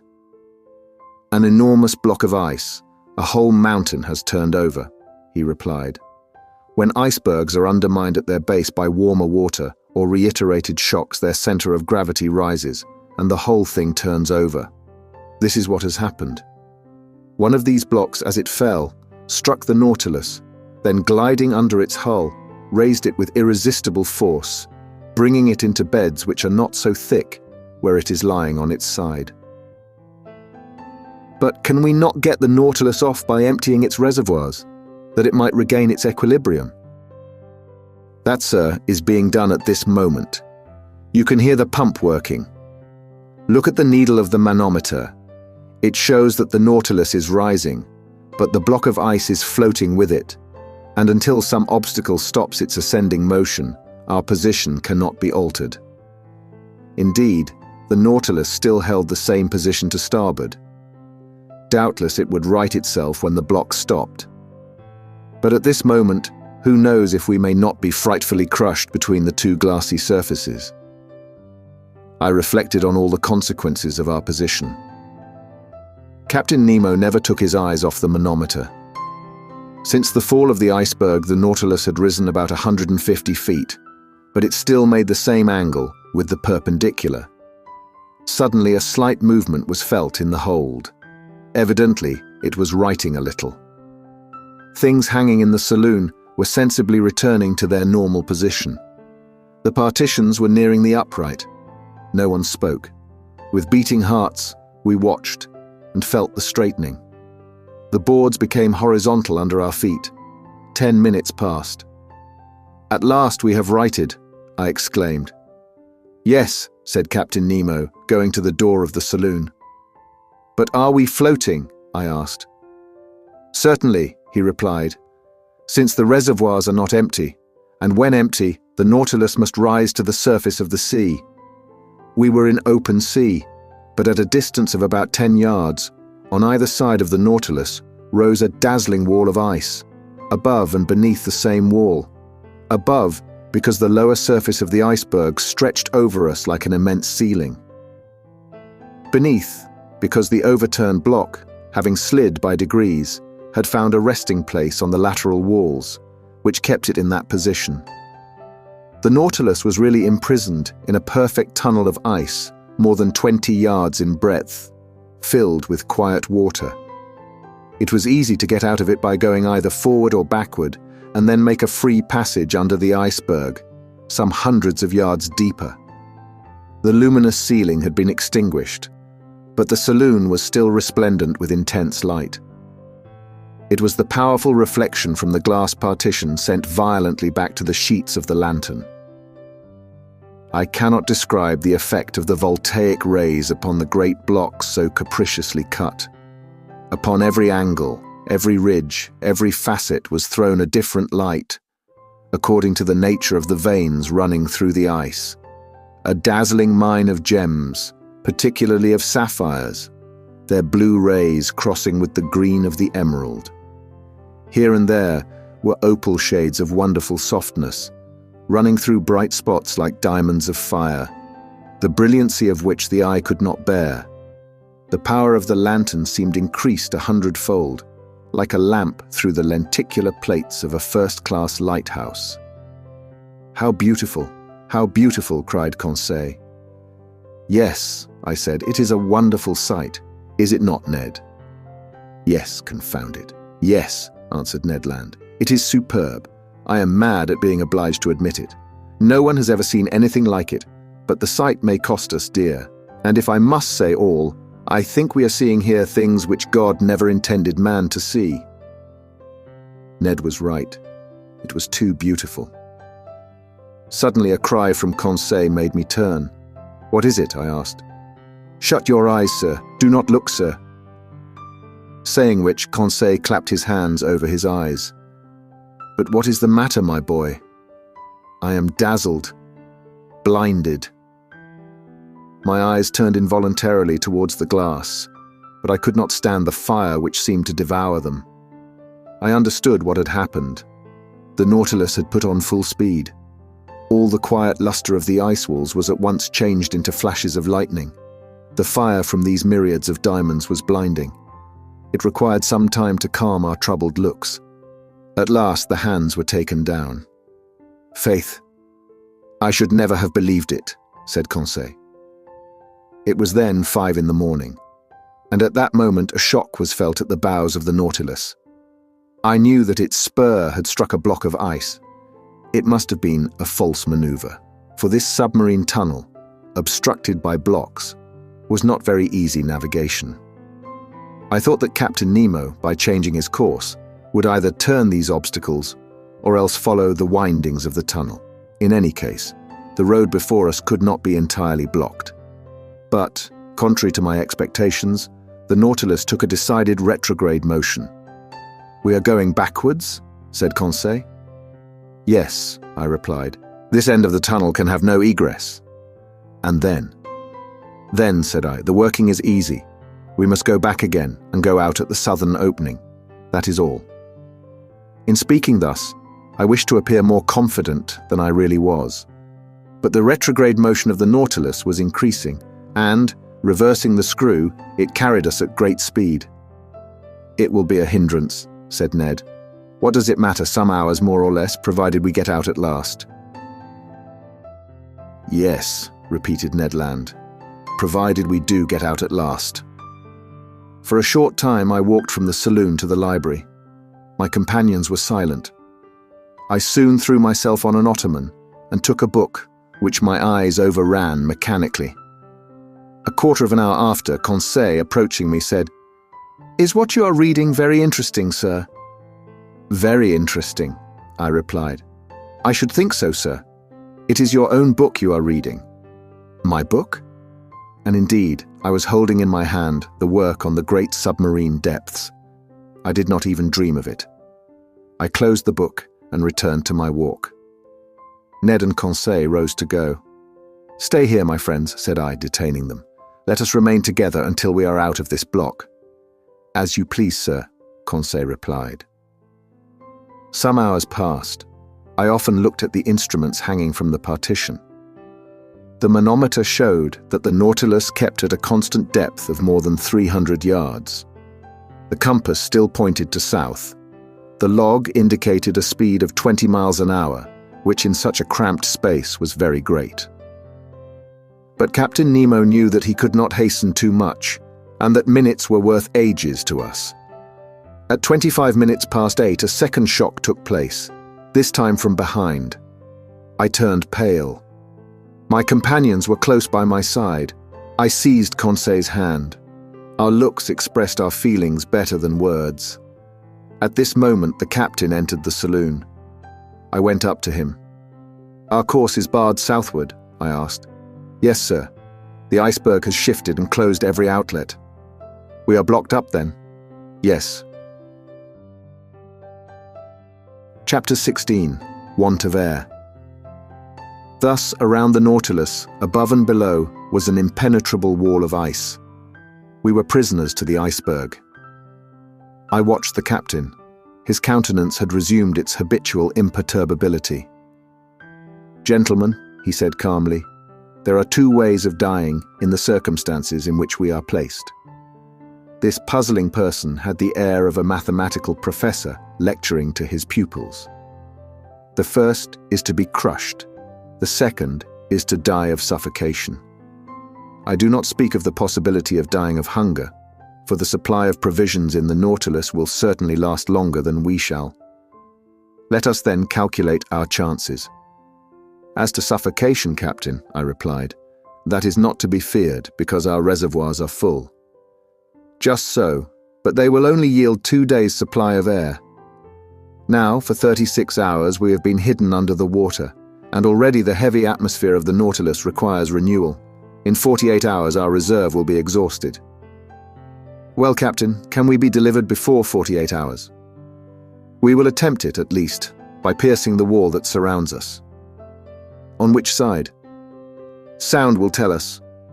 I'm going to run the Nautilus aground, on the lower bank, and my men will attack the iceberg on the side that is least thick." Captain Nemo went out. Soon I discovered by a hissing noise that the water was entering the reservoirs. The Nautilus sank slowly and rested on the ice at a depth of 350 yards, the depth at which the lower bank was immersed. "My friends," I said, "our situation is serious, but I rely on your courage and energy." "Sir," replied the Canadian, "I'm ready to do anything for the general safety." "Good. Ned," and I held out my hand to the Canadian. "I will add," he continued, "that, being as handy with the pickaxe as with the harpoon, if I can be useful to the captain, he can command my services. He will not refuse your help. Come, Ned." I led him to the room where the crew of the Nautilus were putting on their cork jackets. I told the captain of Ned's proposal, which he accepted. The Canadian put on his sea costume and was ready as soon as his companions. When Ned was dressed, I re-entered the drawing room, where the panes of glass were open, and posted near Conseil, I examined the ambient beds that supported the Nautilus. Some instants after, we saw a dozen of the crew set foot on the bank of ice, and among them Ned Land, easily known by his stature. Captain Nemo was with them. Before proceeding to dig the walls, he took the soundings to be sure of working in the right direction. Long sounding lines were sunk in the side walls, but after 15 yards they were again stopped by the thick wall. It was useless to attack it on the ceiling-like surface, since the iceberg itself measured more than 400 yards in height. Captain Nemo then sounded the lower surface. Their 10 yards of wall separated us from the water, so great was the thickness of the ice field. It was necessary, therefore, to cut from it a piece equal in extent to the waterline of the Nautilus. There were about 6,000 cubic yards to detach, so as to dig a hole by which we could descend to the ice field. The work had begun immediately and carried on with indefatigable energy. Instead of digging round the Nautilus, which would have involved greater difficulty, Captain Nemo had an immense trench made at 8 yards from the port quarter.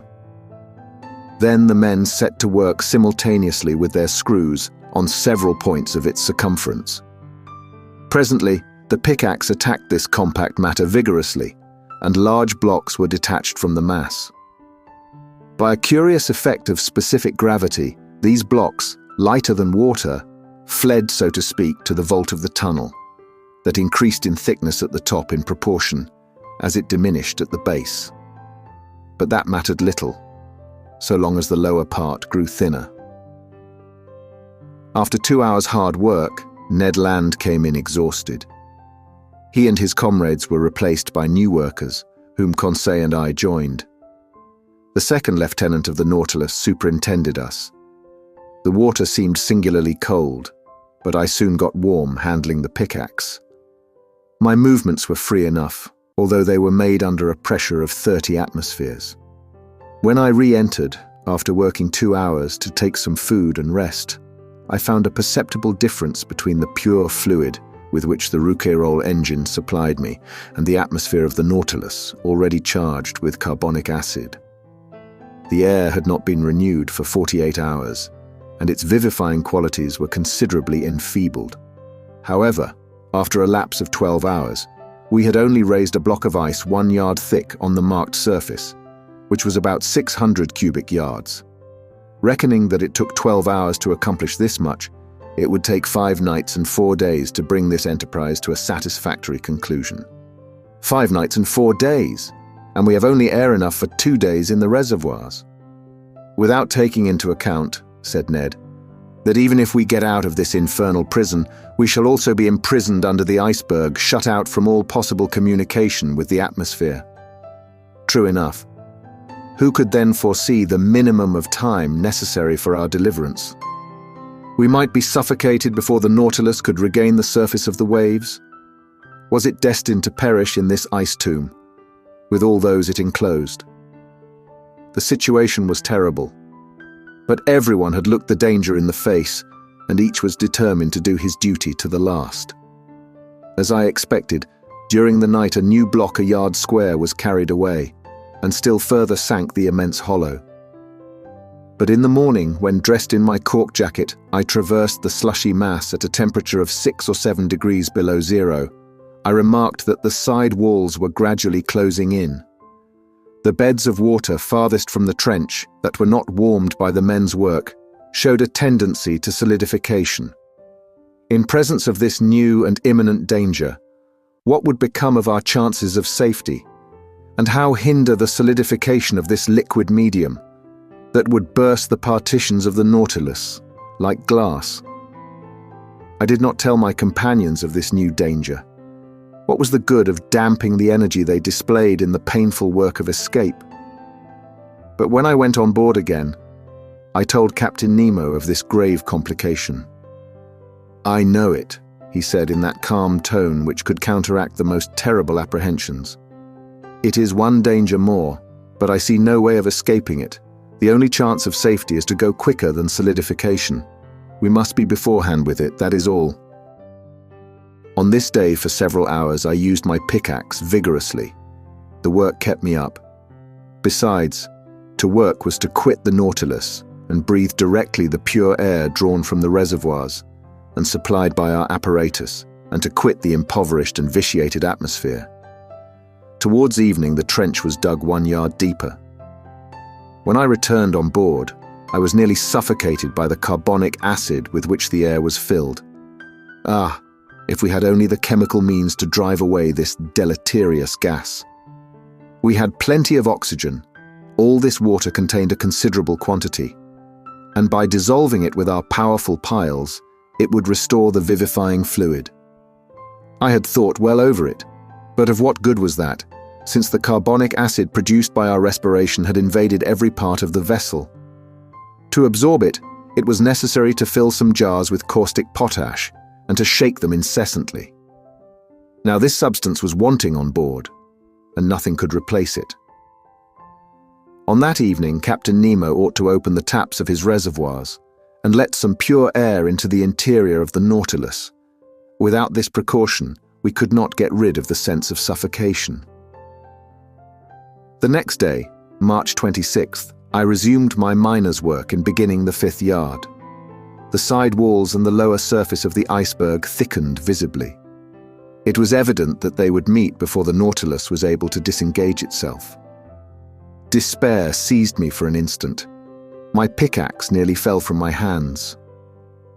What was the good of digging if I must be suffocated, crushed by the water that was turning into stone, a punishment that the ferocity of the savages even would not have invented? Just then, Captain Nemo passed near me. I touched his hand and showed him the walls of our prison. The wall to port had advanced to at least 4 yards from the hull of the Nautilus. The captain understood me and signed me to follow him. We went on board. I took off my cork jacket and accompanied him into the drawing room. "Monsieur Aronnax, we must attempt some desperate means, or we shall be sealed up in this solidified water as in cement." "Yes, but what is to be done?" "Ah, if my Nautilus were strong enough to bear this pressure without being crushed." "Well?" I asked, not catching the captain's idea. "Do you not understand," he replied, "that this congelation of water will help us?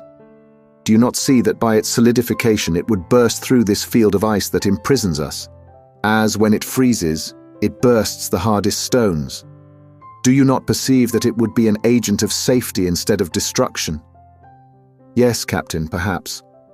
But whatever resistance to crushing the Nautilus possesses, it could not support this terrible pressure and would be flattened like an iron plate." "I know it, sir. Therefore we must not reckon on the aid of nature, but on our own exertions. We must stop this solidification. Not only will the side walls be pressed together, but there is not 10 feet of water before or behind the Nautilus. The congelation gains on us on all sides." "How long will the air in the reservoirs last for us to breathe on board?" The captain looked in my face. "After tomorrow they will be empty." A cold sweat came over me. However, ought I to have been astonished at the answer? On March 22nd, the Nautilus was in the open polar seas. We were at 26 degrees. For 5 days we had lived on the reserve on board, and what was left of the respirable air must be kept for the workers. Even now, as I write, my recollection is still so vivid that an involuntary terror seizes me, and my lungs seem to be without air. Meanwhile, Captain Nemo reflected silently, and evidently an idea had struck him, but he seemed to reject it. At last, these words escaped his lips. "Boiling water," he muttered. "Boiling water," I cried. "Yes, sir. We are enclosed in a space that is relatively confined. Would not jets of boiling water, constantly injected by the pumps, raise the temperature in this part and stay the congelation? Let us try it," I said resolutely. "Let us try it, Professor." The thermometer then stood at 7 degrees outside. Captain Nemo took me to the galleys, where the vast distillatory machines stood that furnished the drinkable water by evaporation. They filled these with water, and all the electric heat from the piles was thrown through the worms, bathed in the liquid. In a few minutes, this water reached 100 degrees. It was directed towards the pumps, while fresh water replaced it in proportion.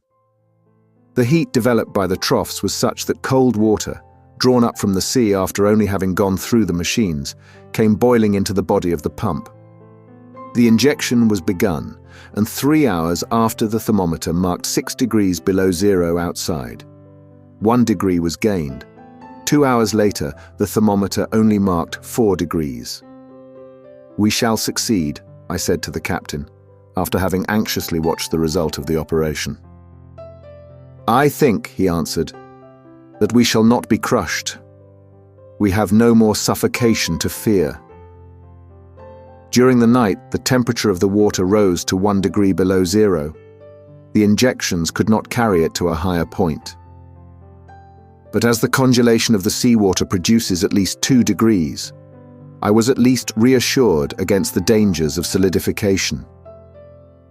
The next day, March 27th, 6 yards of ice had been cleared, 12 feet only remaining to be cleared away. There was yet 48 hours' work. The air could not be renewed in the interior of the Nautilus, and this day would make it worse. An intolerable weight oppressed me. Towards 3 o'clock in the evening, this feeling rose to a violent degree. Yawns dislocated my jaws. My lungs panted as they inhaled this burning fluid, which became rarefied more and more. A moral torpor took hold of me. I was powerless, almost unconscious. My brave Conseil, though exhibiting the same symptoms and suffering in the same manner, never left me. He took my hand and encouraged me, and I heard him murmur, "Oh, if I could only not breathe so as to leave more air for my master." Tears came into my eyes on hearing him speak thus. If our situation to all was intolerable in the interior, with what haste and gladness would we put on our cork jackets to work in our turn? Pickaxes sounded on the frozen ice beds. Our arms ached. The skin was torn off our hands. But what were these fatigues? What did the wounds matter? Vital air came to the lungs. We breathed. All this time, no one prolonged his voluntary task beyond the prescribed time. His task accomplished, each one handed in turn to his panting companions the apparatus that supplied him with life. Captain Nemo set the example and submitted first to this severe discipline. When the time came, he gave up his apparatus to another and returned to the vitiated air on board, calm, unflinching, unmurmuring. On that day, the ordinary work was accomplished with unusual vigor. Only 2 yards remained to be raised from the surface. 2 yards only separated us from the open sea, but the reservoirs were nearly emptied of air. The little that remained ought to be kept for the workers, not a particle for the Nautilus. When I went back on board, I was half suffocated. What a night! I know not how to describe it. The next day my breathing was oppressed. Dizziness accompanied the pain in my head and made me like a drunken man. My companions showed the same symptoms. Some of the crew had rattling in the throat. On that day, the 6th of our imprisonment, Captain Nemo, finding the pickaxes work too slowly, resolved to crush the ice bed that still separated us from the liquid sheet. This man's coolness and energy never forsook him. He subdued his physical pains by moral force. By his orders, the vessel was lightened, that is to say, raised from the ice bed by a change of specific gravity. When it floated, they towed it so as to bring it above the immense trench made on the level of the waterline. Then, filling his reservoirs of water, he descended and shut himself up in the hole. Just then, all the crew came on board, and the double door of communication was shut. The Nautilus then rested on the bed of ice, which was not 1 yard thick, and which the sounding leads had perforated in 1,000 places. The taps of the reservoirs were then opened, and 100 cubic yards of water was let in, increasing the weight of the Nautilus to 1,800 tons. We waited, we listened, forgetting our sufferings in hope. Our safety depended on this last chance. Notwithstanding the buzzing in my head, I soon heard the humming sound under the hull of the Nautilus. The ice cracked with a singular noise, like tearing paper, and the Nautilus sank. "We are off," murmured Conseil in my ear. I could not answer him. I seized his hand and pressed it convulsively. All at once, carried away by its frightful overcharge, the Nautilus sank like a bullet under the waters. That is to say, it fell as if it was in a vacuum.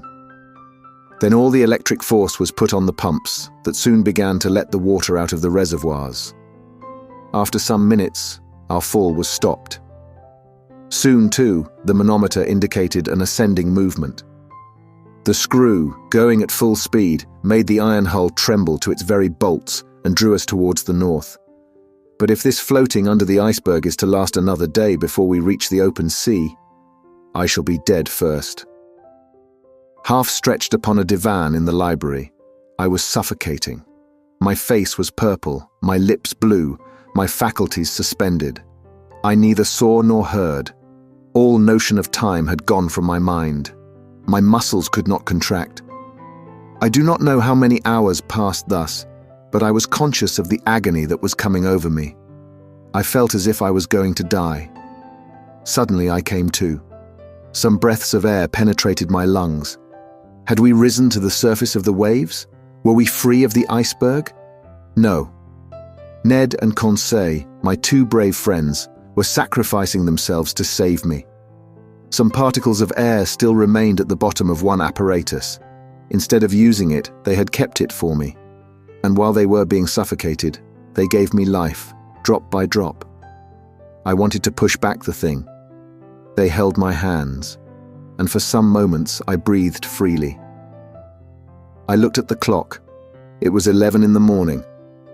It ought to be the 28th of March. The Nautilus went at a frightful pace, 40 miles an hour. It literally tore through the water. Where was Captain Nemo? Had he succumbed?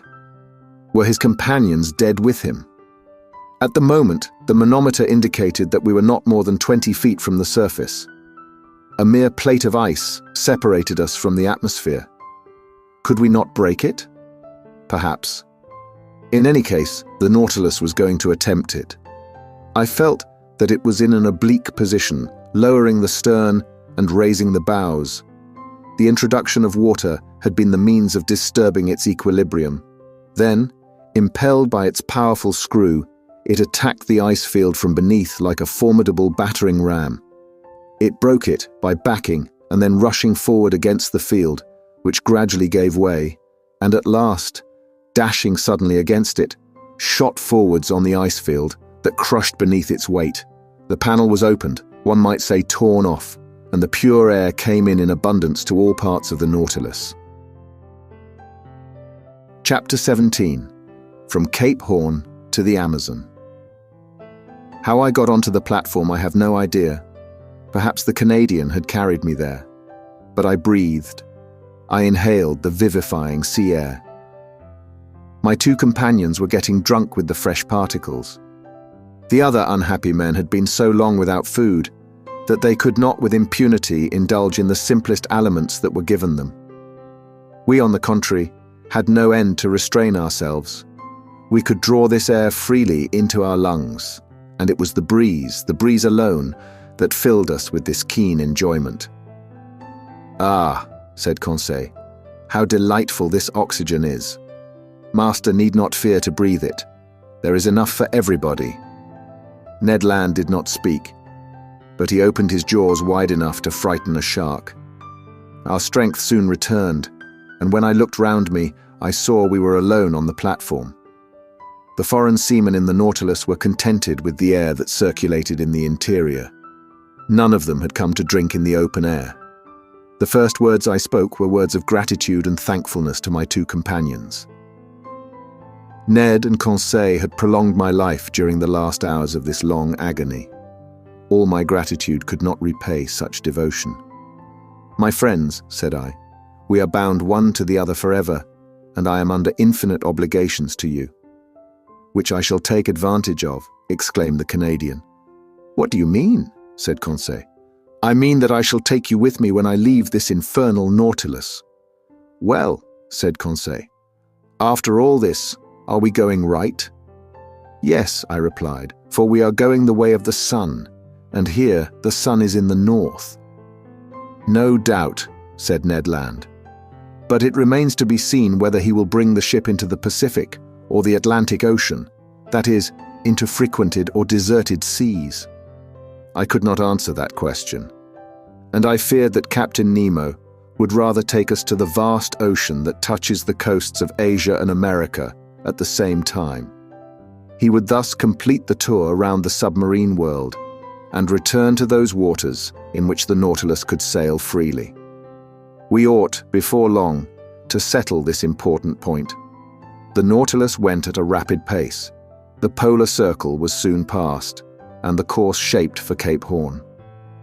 We were off the American point, March 31st, at 7 o'clock in the evening. Then all our past sufferings were forgotten.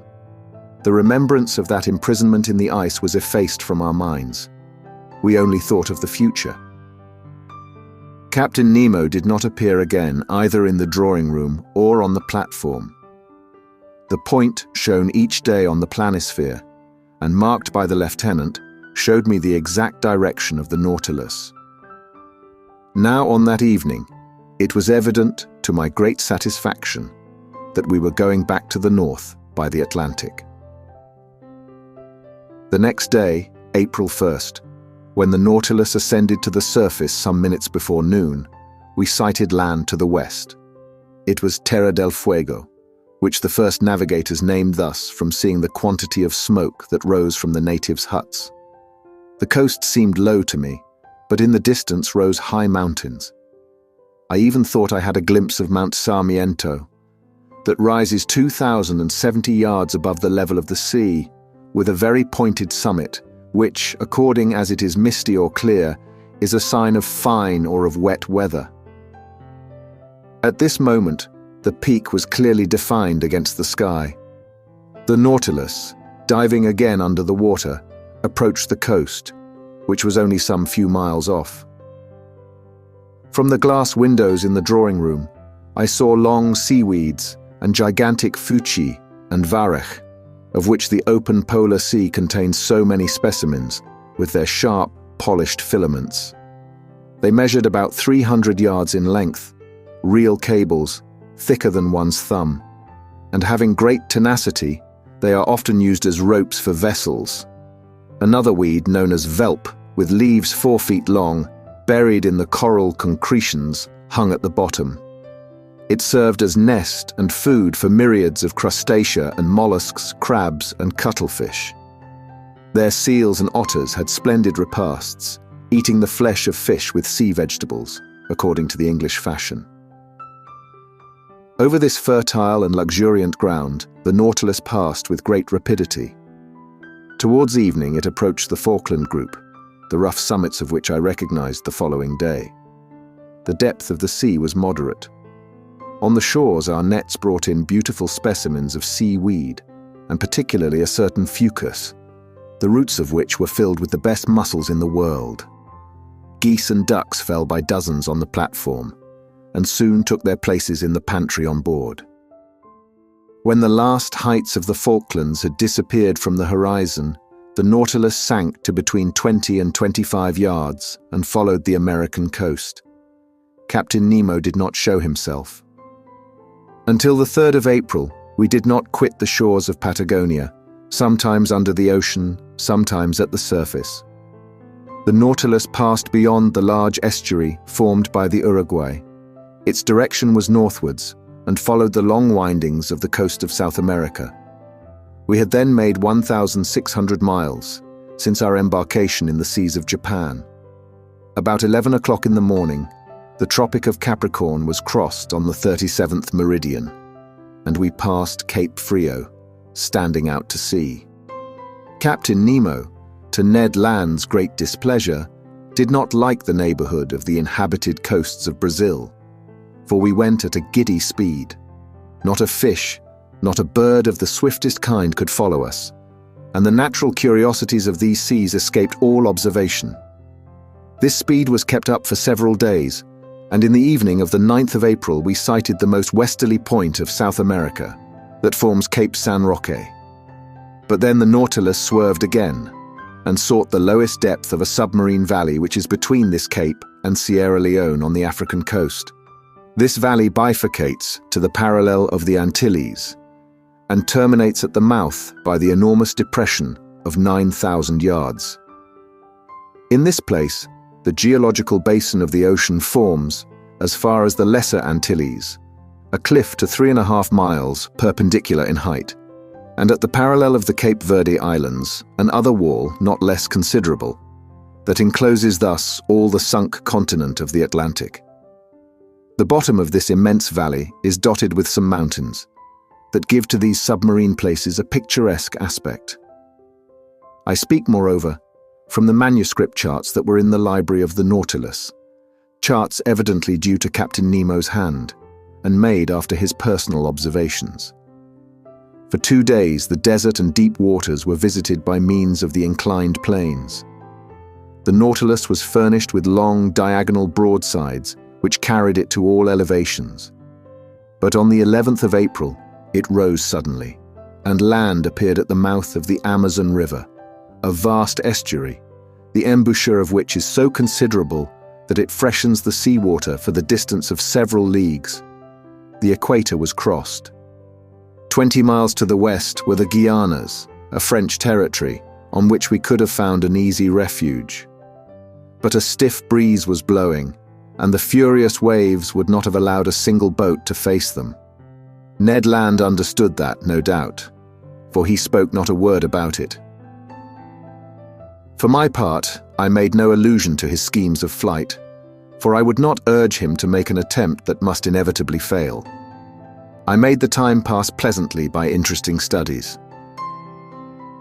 During the days of April 11th and 12th, the Nautilus did not leave the surface of the sea, and the net brought in a marvelous haul of zoophytes, fish and reptiles. Some zoophytes had been fished up by the chain of the nets. They were for the most part beautiful fictolines, belonging to the actinidian family, and among other species the Fictilis protexta, peculiar to that part of the ocean, with a little cylindrical trunk, ornamented with vertical lines, speckled with red dots, crowning a marvelous blossoming of tentacles.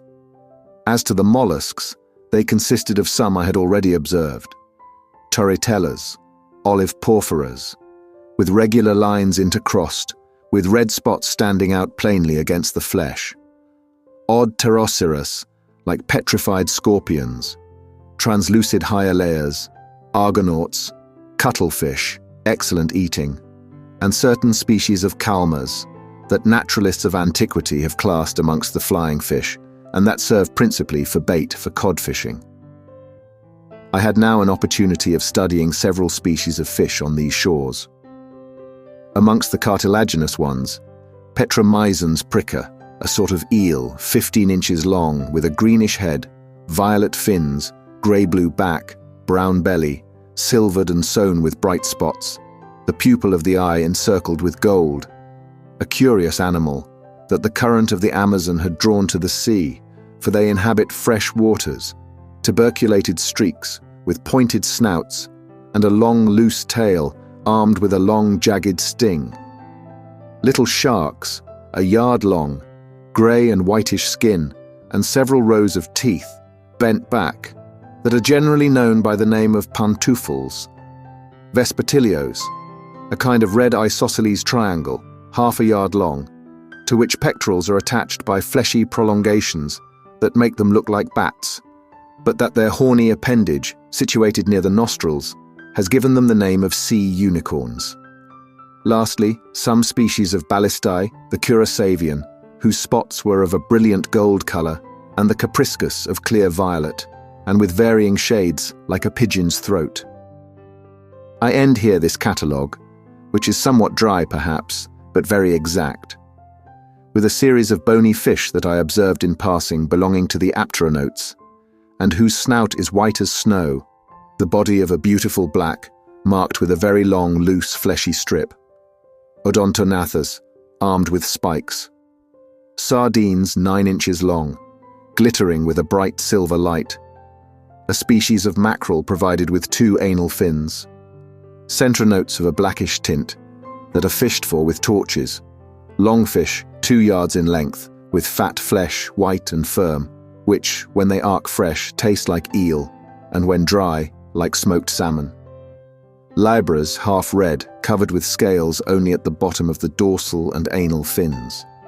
Chrysoptera, on which gold and silver blend their brightness with that of the ruby and topaz. Golden-tailed spares, the flesh of which is extremely delicate, and whose phosphorescent properties betray them in the midst of the waters. Orange-coloured spares with long tongues. Maigres, with gold caudal fins, dark thorntails, anableps of Suriname, etc. Notwithstanding this etc., I must not omit to mention fish that Conseil will long remember, and with good reason. One of our nets had hauled up a sort of very flat ray fish, which, with the tail cut off, formed a perfect disc and weighed 20 ounces. It was white underneath, red above, with large round spots of dark blue encircled with black, very glossy skin, terminating in a bilobed fin. Laid out on the platform, it struggled, tried to turn itself by convulsive movements, and made so many efforts that one last turn had nearly sent it into the sea. But Conseil, not wishing to let the fish go, rushed to it, and before I could prevent him, had seized it with both hands. In a moment he was overthrown, his legs in the air, and half his body paralyzed, crying, "Oh, master, master, help me." It was the first time the poor boy had spoken to me so familiarly. The Canadian and I took him up and rubbed his contracted arms till he became sensible. The unfortunate Conseil had attacked a crampfish of the most dangerous kind, the cumana. This odd animal, in a medium conductor like water, strikes fish at several yards distance, so great is the power of its electric organ, the 2 principal surfaces of which do not measure less than 27 square feet. The next day, April 12th, the Nautilus approached the Dutch coast, near the mouth of the Maroni. There, several groups of sea cows herded together. They were manatees that, like the dugong and the stellara, belonged to the Skenian order. These beautiful animals, peaceable and inoffensive, from 18 to 21 feet in length, weigh at least 1,600 weight. I told Ned Land and Conseil that provident nature had assigned an important role to these mammalia. Indeed, they, like the seals, are designed to graze on the submarine prairies, and thus destroy the accumulation of weed that obstructs the tropical rivers. And do you know, I added, what has been the result since men have almost entirely annihilated this useful race? That the putrefied weeds have poisoned the air, and the poisoned air causes the yellow fever that desolates these beautiful countries. Enormous vegetations are multiplied under the torrid seas, and the evil is irresistibly developed from the mouth of the Rio de la Plata to Florida. If we are to believe Toussaint, this plague is nothing to what it would be if the seas were cleaned of whales and seals. Then, infested with poulps, medusae, and cuttlefish, they would become immense centers of infection, since their waves would not possess these vast stomachs that God had charged to infest the surface of the seas. Chapter 18. The Poulps. For several days, the Nautilus kept off from the American coast. Evidently, it did not wish to risk the tides of the Gulf of Mexico or of the Sea of the Antilles. April the 16th, we sighted Martinique and Guadeloupe from a distance of about 30 miles. I saw their tall peaks for an instant. The Canadian, who counted on carrying out his projects in the Gulf by either landing or hailing one of the numerous boats that coast from one island to another, was quite disheartened. Flight would have been quite practicable if Ned Land had been able to take possession of the boat without the captain's knowledge. But, in the open sea, it could not be thought of. The Canadian, Conseil, and I had a long conversation on this subject. For 6 months we had been prisoners on board the Nautilus. We had travelled 17,000 leagues, and, as Ned Land said, there was no reason why it should come to an end.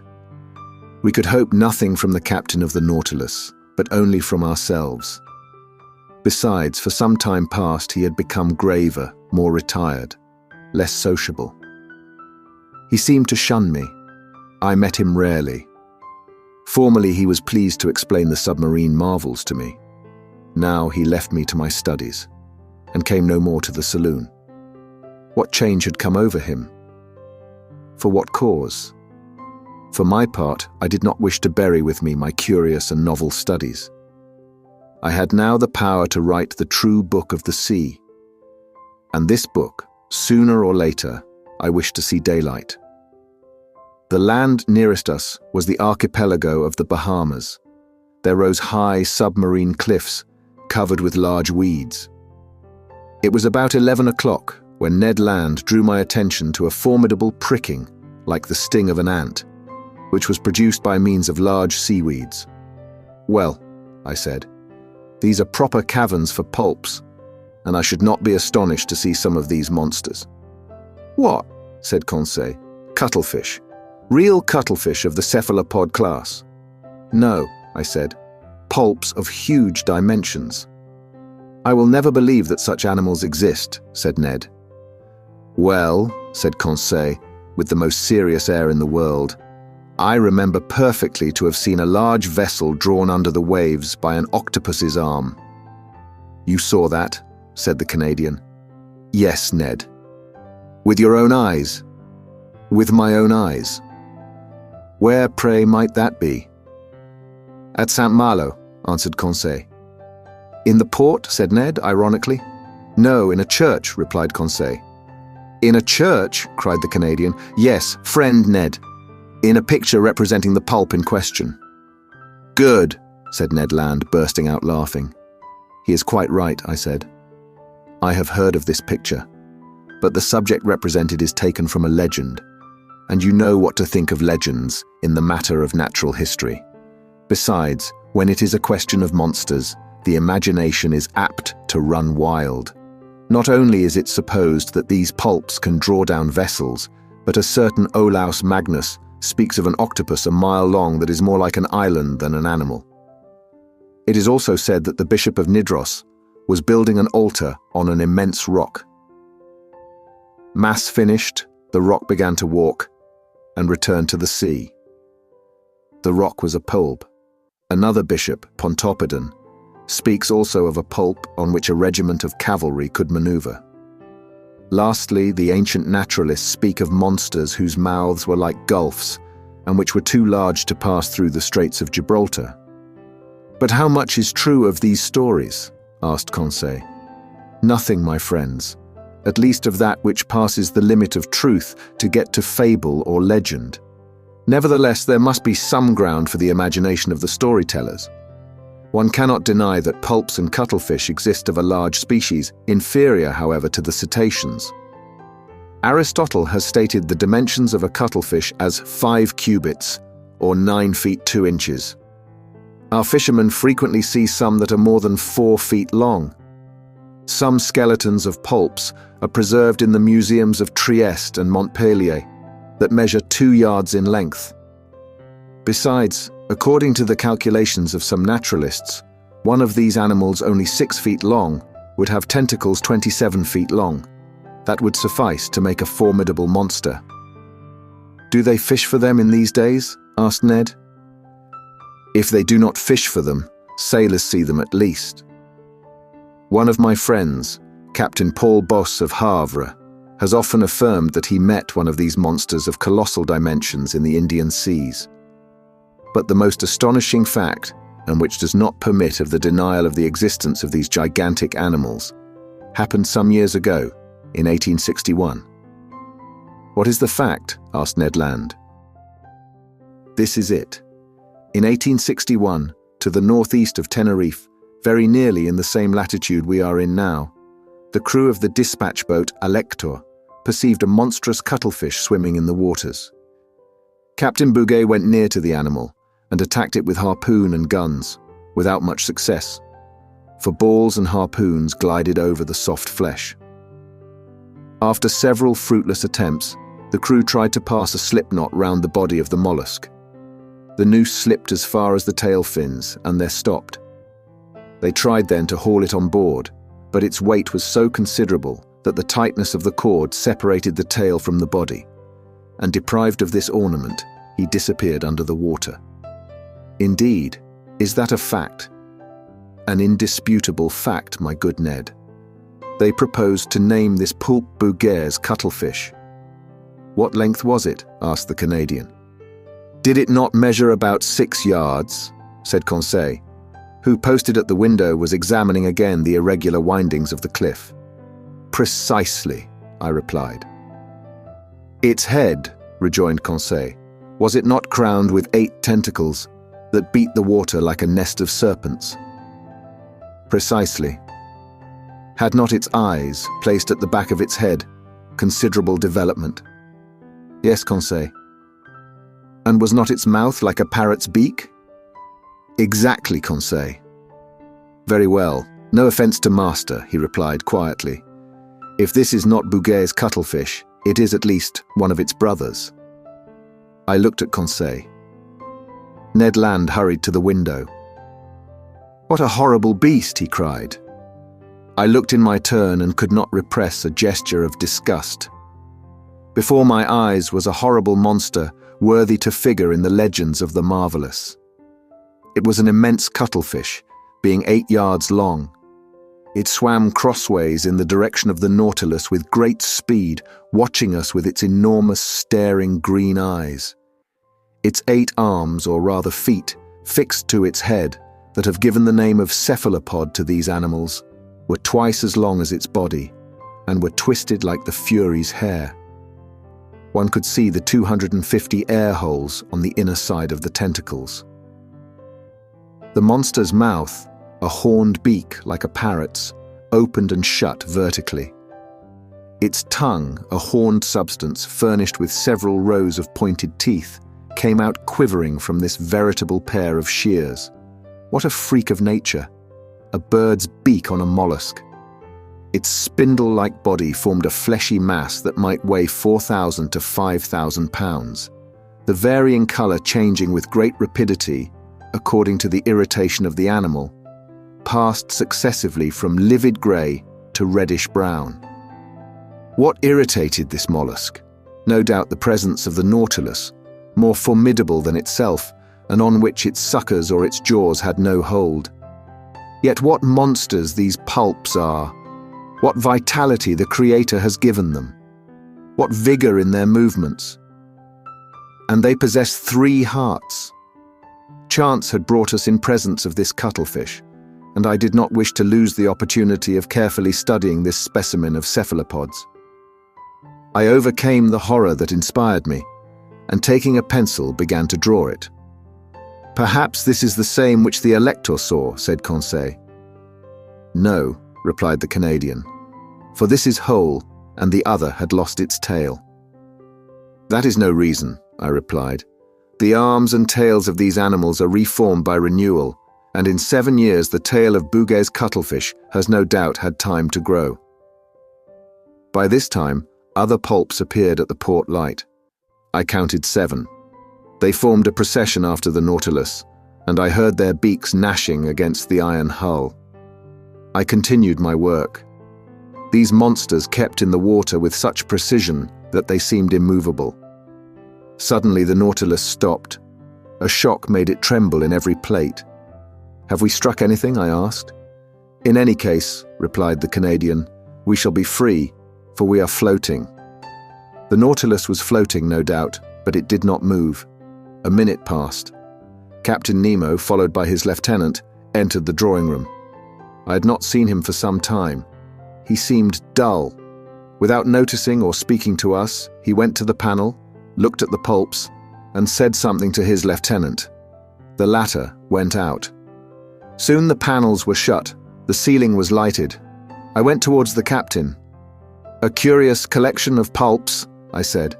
"Yes, indeed, Mr. Naturalist," he replied. "And we are going to fight them, man to beast." I looked at him. I thought I had not heard aright. "Man to beast?" I repeated. "Yes, sir. The screw is stopped. I think that the horny jaws of one of the cuttlefish is entangled in the blades. That is what prevents our moving." "What are you going to do?"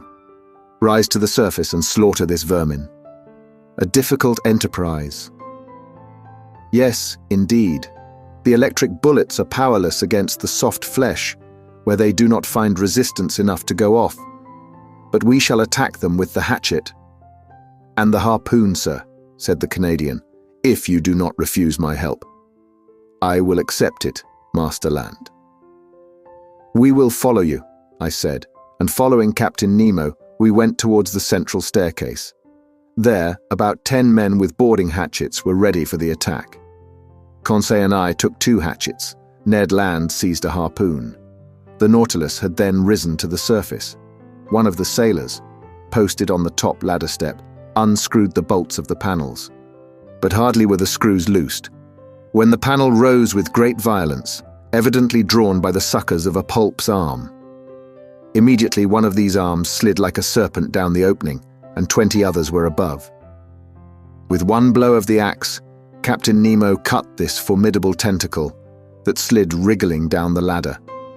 Just as we were pressing one on the other to reach the platform, 2 other arms, lashing the air, came down on the seaman placed before Captain Nemo and lifted him up with irresistible power. Captain Nemo uttered a cry and rushed out. We hurried after him. What a scene! The unhappy man, seized by the tentacle and fixed to the suckers, was balanced in the air at the caprice of this enormous trunk. He rattled in his throat. He was stifled. He cried, "Help! Help!" These words, spoken in French, startled me. I had a fellow countryman on board, perhaps several, that heart-rending cry. I shall hear it all my life. The unfortunate man was lost. Who could rescue him from that powerful pressure? However, Captain Nemo had rushed to the pulp and with one blow of the axe had cut through one arm. His lieutenant struggled furiously against other monsters that crept on the flanks of the Nautilus. The crew fought with their axes. The Canadian, Conseil and I buried our weapons in the fleshy masses. A strong smell of musk penetrated the atmosphere. It was horrible.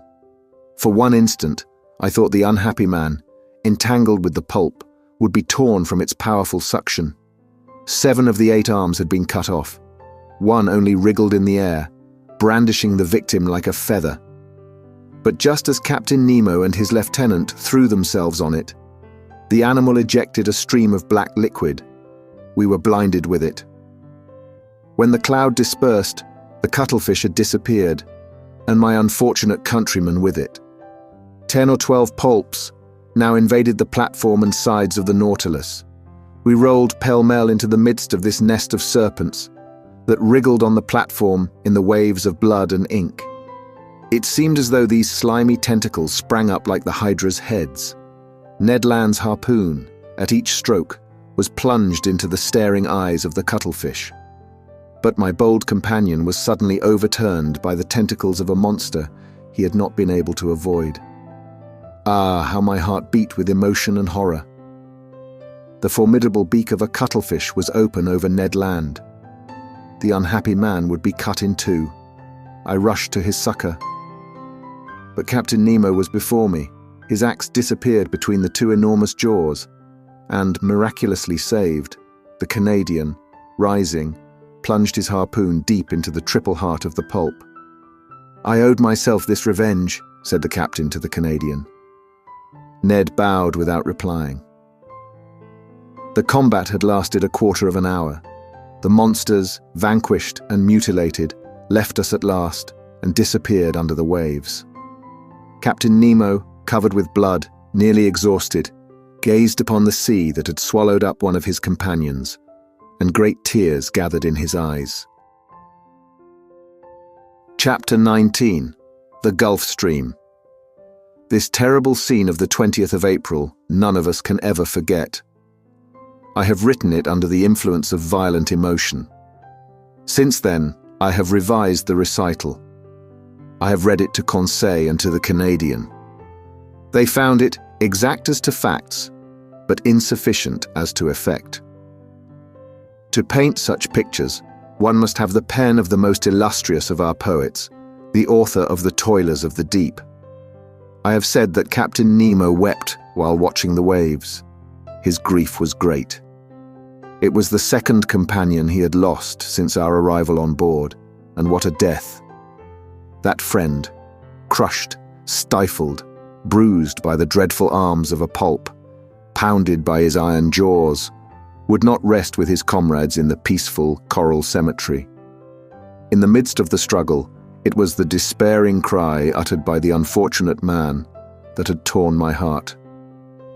The poor Frenchman, forgetting his conventional language, had taken to his own mother tongue to utter a last appeal. Amongst the crew of the Nautilus, associated with the body and soul of the captain, recoiling like him from all contact with men, I had a fellow countryman. Did he alone represent France in this mysterious association, evidently composed of individuals of diverse nationalities? It was one of these insoluble problems that rose up unceasingly before my mind. Captain Nemo entered his room, and I saw him no more for some time. But that he was sad and irresolute I could see by the vessel, of which he was the soul, and which received all his impressions. The Nautilus did not keep on in its settled course. It floated about like a corpse at the will of the waves. It went at random. He could not tear himself away from the scene of the last struggle, from this sea that had devoured one of his men. 10 days passed thus. It was not till the 1st of May that the Nautilus resumed its northerly course, after having sighted the Bahamas at the mouth of the Bahama Canal. We were then following the current from the largest river to the sea, that has its banks, its fish, and its proper temperatures. I mean the Gulf Stream. It is really a river that flows freely to the middle of the Atlantic, and whose waters do not mix with the ocean waters. It is a salt river, salter than the surrounding sea. Its mean depth is 1,500 fathoms. Its mean breadth, 10 miles. In certain places, the current flows with the speed of 2 miles and a half an hour. The body of its waters is more considerable than that of all the rivers in the globe. It was on this ocean river that the Nautilus then sailed. I must add that during the night, the phosphorescent waters of the Gulf Stream rivaled the electric power of our watchlight, especially in the stormy weather that threatened us so frequently. May 8th, we were still crossing Cape Hatteras at the height of the North Caroline. The width of the Gulf Stream there is 75 miles, and its depth 210 yards. The Nautilus still went at random. All supervision seemed abandoned. I thought that, under these circumstances, escape would be possible. Indeed, the inhabited shores offered anywhere an easy refuge. The sea was incessantly ploughed by the steamers that ply between New York or Boston and the Gulf of Mexico, and overrun day and night by the little schooners coasting about the several parts of the American coast. We could hope to be picked up. It was a favorable opportunity, notwithstanding the 30 miles that separated the Nautilus from the coasts of the Union. One unfortunate circumstance thwarted the Canadians' plans. The weather was very bad. We were nearing those shores where tempests are so frequent, that country of waterspouts and cyclones actually engendered by the current of the Gulf Stream. To tempt the sea in a frail boat was certain destruction. Ned Land owned this himself.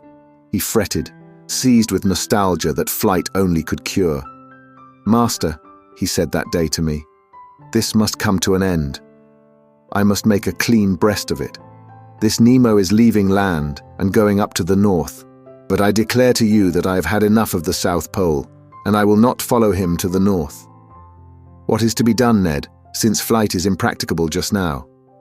"We must speak to the captain," said he, You said nothing when we were in your native seas. I will speak, now we are in mine. When I think that before long the Nautilus will be by Nova Scotia, and that there near Newfoundland is a large bay, and into that bay the St. Lawrence empties itself, and that the St. Lawrence is my river, the river by Quebec, my native town. When I think of this, I feel furious. It makes my hair stand on end. Sir, I would rather throw myself into the sea. I will not stay here. I am stifled. The Canadian was evidently losing all patience. His vigorous nature could not stand this prolonged imprisonment. His face altered daily. His temper became more surly. I knew what he must suffer, for I was seized with homesickness myself. Nearly 7 months had passed without our having had any news from land. Captain Nemo's isolation, his altered spirits, especially since the fight with the pulps, his taciturnity, all made me view things in a different light. "Well, sir," said Ned, seeing I did not reply. "Well, Ned, do you wish me to ask Captain Nemo his intentions concerning us?" "Yes, sir." "Although he has already made them known?" "Yes, I wish it settled finally. Speak for me, in my name only, if you like. But I so seldom meet him, he avoids me. That is all the more reason for you to go to see him." I went to my room. From thence I meant to go to Captain Nemo's. It would not do to let this opportunity of meeting him slip. I knocked at the door. No answer. I knocked again, then turned the handle. The door opened. I went in. The captain was there. Bending over his work table, he had not heard me. Resolved not to go without having spoken, I approached him. He raised his head quickly, frowned, and said roughly, "You here, what do you want?" "To speak to you, Captain." "But I am busy, sir. I am working. I leave you at liberty to shut yourself up. Cannot I be allowed the same?" This reception was not encouraging, but I was determined to hear and answer everything. "Sir," I said coldly, "I have to speak to you on a matter that admits of no delay." "What is that, sir?" he replied ironically.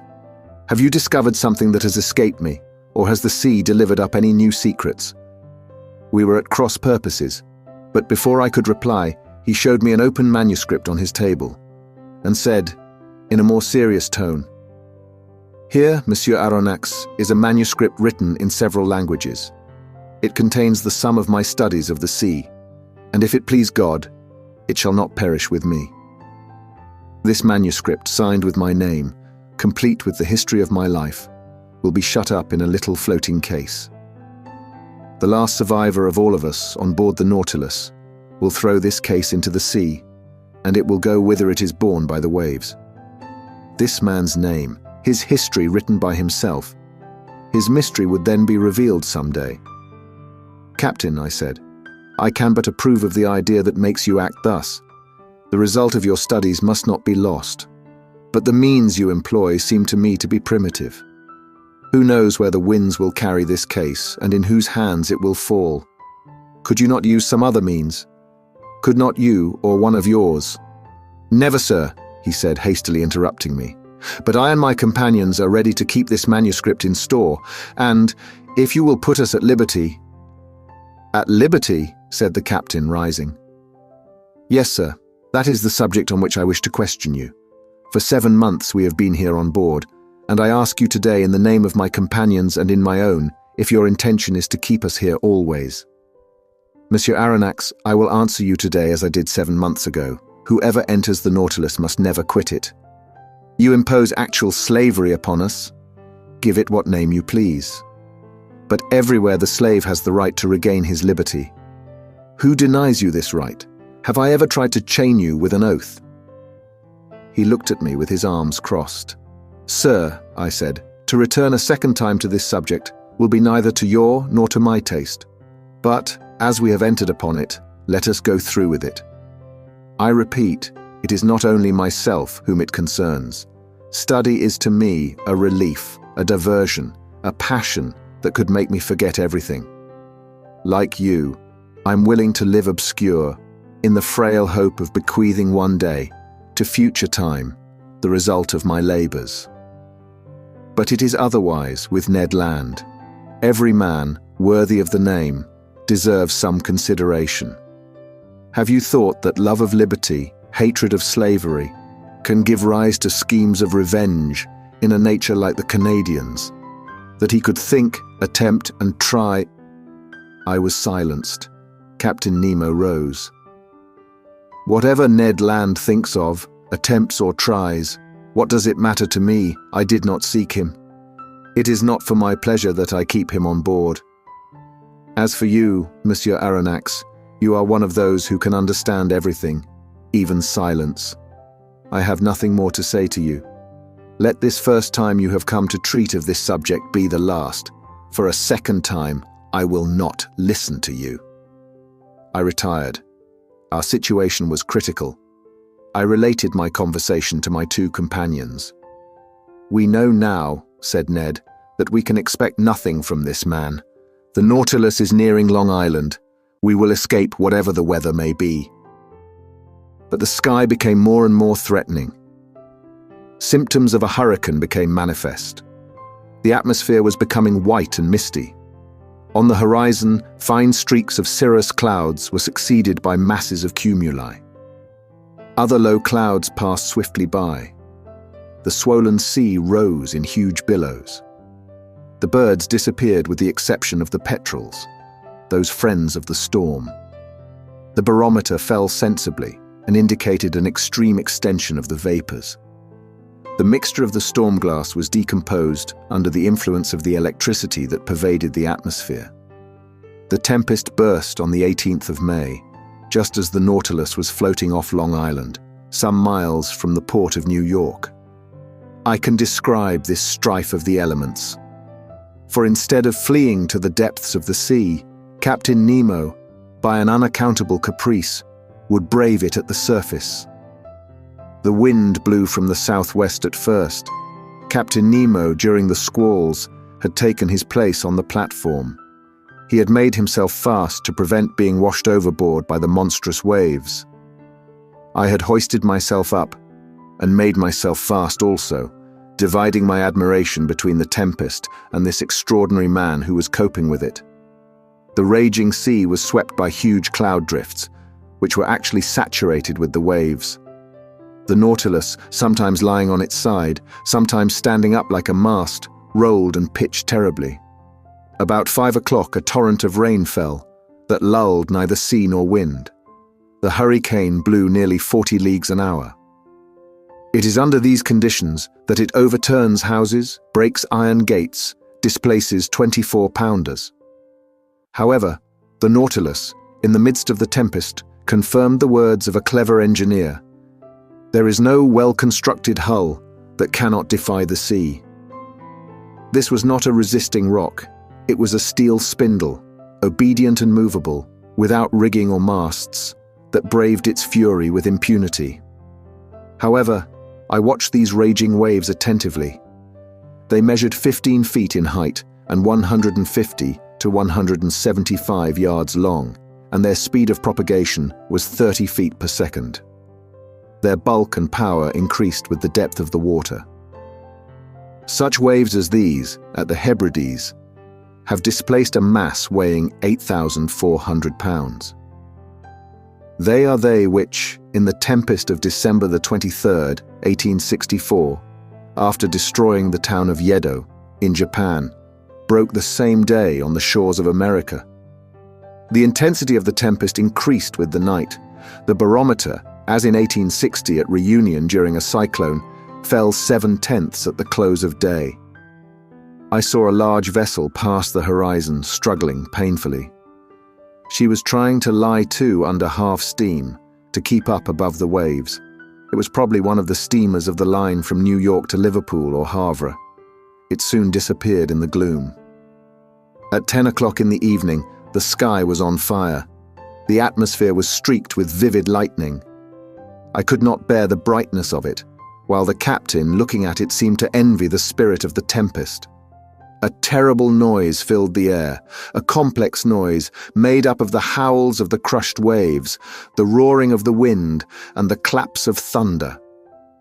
The wind veered suddenly to all points of the horizon, and the cyclone, rising in the east, returned after passing by the north, west, and south, in the inverse course pursued by the circular storm of the southern hemisphere. Ah, that Gulf Stream! It deserves its name of the king of tempests. It is that which causes those formidable cyclones, by the difference of temperature between its air and its currents. A shower of fire had succeeded the rain. The drops of water were changed to sharp spikes. One would have thought that Captain Nemo was courting a death worthy of himself, a death by lightning. As the Nautilus, pitching dreadfully, raised its steel spur in the air, it seemed to act as a conductor, and I saw long sparks burst from it. Crushed and without strength, I crawled to the panel, opened it, and descended to the saloon. The storm was then at its height. It was impossible to stand upright in the interior of the Nautilus. Captain Nemo came down about 12.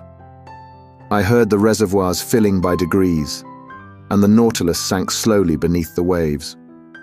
Through the open windows in the saloon I saw large fish, terrified, passing like phantoms in the water. Some were struck before my eyes. The Nautilus was still descending. I thought that at about 8 fathoms deep we should find a calm. But no, the upper beds were too violently agitated for that. We had to seek repose at more than 25 fathoms in the bowels of the deep. But there, what quiet, what silence, what peace! Who could have told that such a hurricane had been let loose on the surface of that ocean? Chapter 20. From latitude 47 degrees, 24 minutes, to longitude 17 degrees 28 minutes. In consequence of the storm, we had been thrown eastward once more. All hope of escape on the shores of New York or St. Lawrence had faded away, and poor Ned in despair had isolated himself like Captain Nemo. Conseil and I, however, never left each other. I said that the Nautilus had gone aside to the east. I should have said, to be more exact, the northeast. For some days, it wandered first on the surface, and then beneath it, amid those fogs so dreaded by sailors. What accidents are due to these thick fogs? What shocks upon these reefs when the wind drowns the breaking of the waves? What collisions between vessels, in spite of their warning lights, whistles and alarm bells? And the bottoms of these seas look like a field of battle, where still lie all the conquered of the ocean. Some old and already encrusted, others fresh and reflecting from their iron bands and copper plates the brilliancy of our lantern. On the 15th of May, we were at the extreme south of the bank of Newfoundland. This bank consists of alluvia, or large heaps of organic matter, brought either from the equator by the Gulf Stream, or from the North Pole by the countercurrent of cold water which skirts the American coast. There also are heaped up those erratic blocks which are carried along by the broken ice, and close by a vast charnel house of mollusks, which perish here by millions. The depth of the sea is not great at Newfoundland, not more than some hundreds of fathoms, but towards the south is a depression of 1,500 fathoms. There the Gulf Stream widens. It loses some of its speed and some of its temperature, but it becomes a sea. It was on the 17th of May, about 500 miles from Heart's Content, at a depth of more than 1,400 fathoms, that I saw the electric cable lying on the bottom. Conseil, to whom I had not mentioned it, thought at first that it was a gigantic sea serpent. But I undeceived the worthy fellow, and by way of consolation related several particulars in the laying of this cable. The first one was laid in the years 1857 and 1858, but, after transmitting about 400 telegrams, would not act any longer. In 1863, the engineers constructed another one, measuring 2,000 miles in length and weighing 4,500 tons, which was embarked on the Great Eastern. This attempt also failed. On the 25th of May, the Nautilus, being at a depth of more than 1918 fathoms, was on the precise spot where the rupture occurred, which ruined the Enterprise. It was within 638 miles of the coast of Ireland, and at 2:30 in the afternoon, they discovered that communication with Europe had ceased. The electricians on board resolved to cut the cable before fishing it up, and at 11 o'clock at night, they had recovered the damaged part. They made another point and spliced it, and it was once more submerged. But some days after it broke again, and in the depths of the ocean could not be recaptured. The Americans, however, were not discouraged. Cyrus Field, the bold promoter of the Enterprise, as he had sunk all his own fortune, set a new subscription on foot, which was at once answered, and another cable was constructed on better principles. The bundles of conducting wires were each enveloped in gutta percha and protected by a wadding of hemp contained in a metallic covering. The Great Eastern sailed on the 13th of July, 1866. The operation worked well, but one incident occurred. Several times in unrolling the cable, they observed that nails had recently been forced into it, evidently with the motive of destroying it. Captain Anderson, the officers and engineers consulted together and had it posted up that, if the offender was surprised on board, he would be thrown without further trial into the sea. From that time, the criminal attempt was never repeated. On the 23rd of July, the Great Eastern was not more than 500 miles from Newfoundland, when they telegraphed from Ireland the news of the armistice concluded between Prussia and Austria after Sadowa. On the 27th, in the midst of heavy fogs, they reached the port of Heart's Content. The enterprise was successfully terminated, and for its first dispatch, young America addressed old Europe in these words of wisdom, so rarely understood. Glory to God in the highest, and on earth peace, goodwill towards men. I did not expect to find the electric cable in its primitive state, such as it was on leaving the manufactory. The long serpent, covered with the remains of shells, bristling with foraminiferae, was encrusted with a strong coating which served as a protection against all boring mollusks. It lay quietly sheltered from the motions of the sea, and under a favorable pressure for the transmission of the electric spark, which passes from Europe to America in 0.32 of a second. Doubtless this cable will last for a great length of time, for they find that the gutta percha covering is improved by the seawater. Besides, on this level, so well chosen, the cable is never so deeply submerged as to cause it to break. The Nautilus followed it to the lowest depth, which was more than 2,212 fathoms, and there it lay without any anchorage, and then we reached the spot where the accident had taken place in 1863. The bottom of the ocean then formed a valley about 100 miles broad, in which Mont Blanc might have been placed without its summit, appearing above the waves.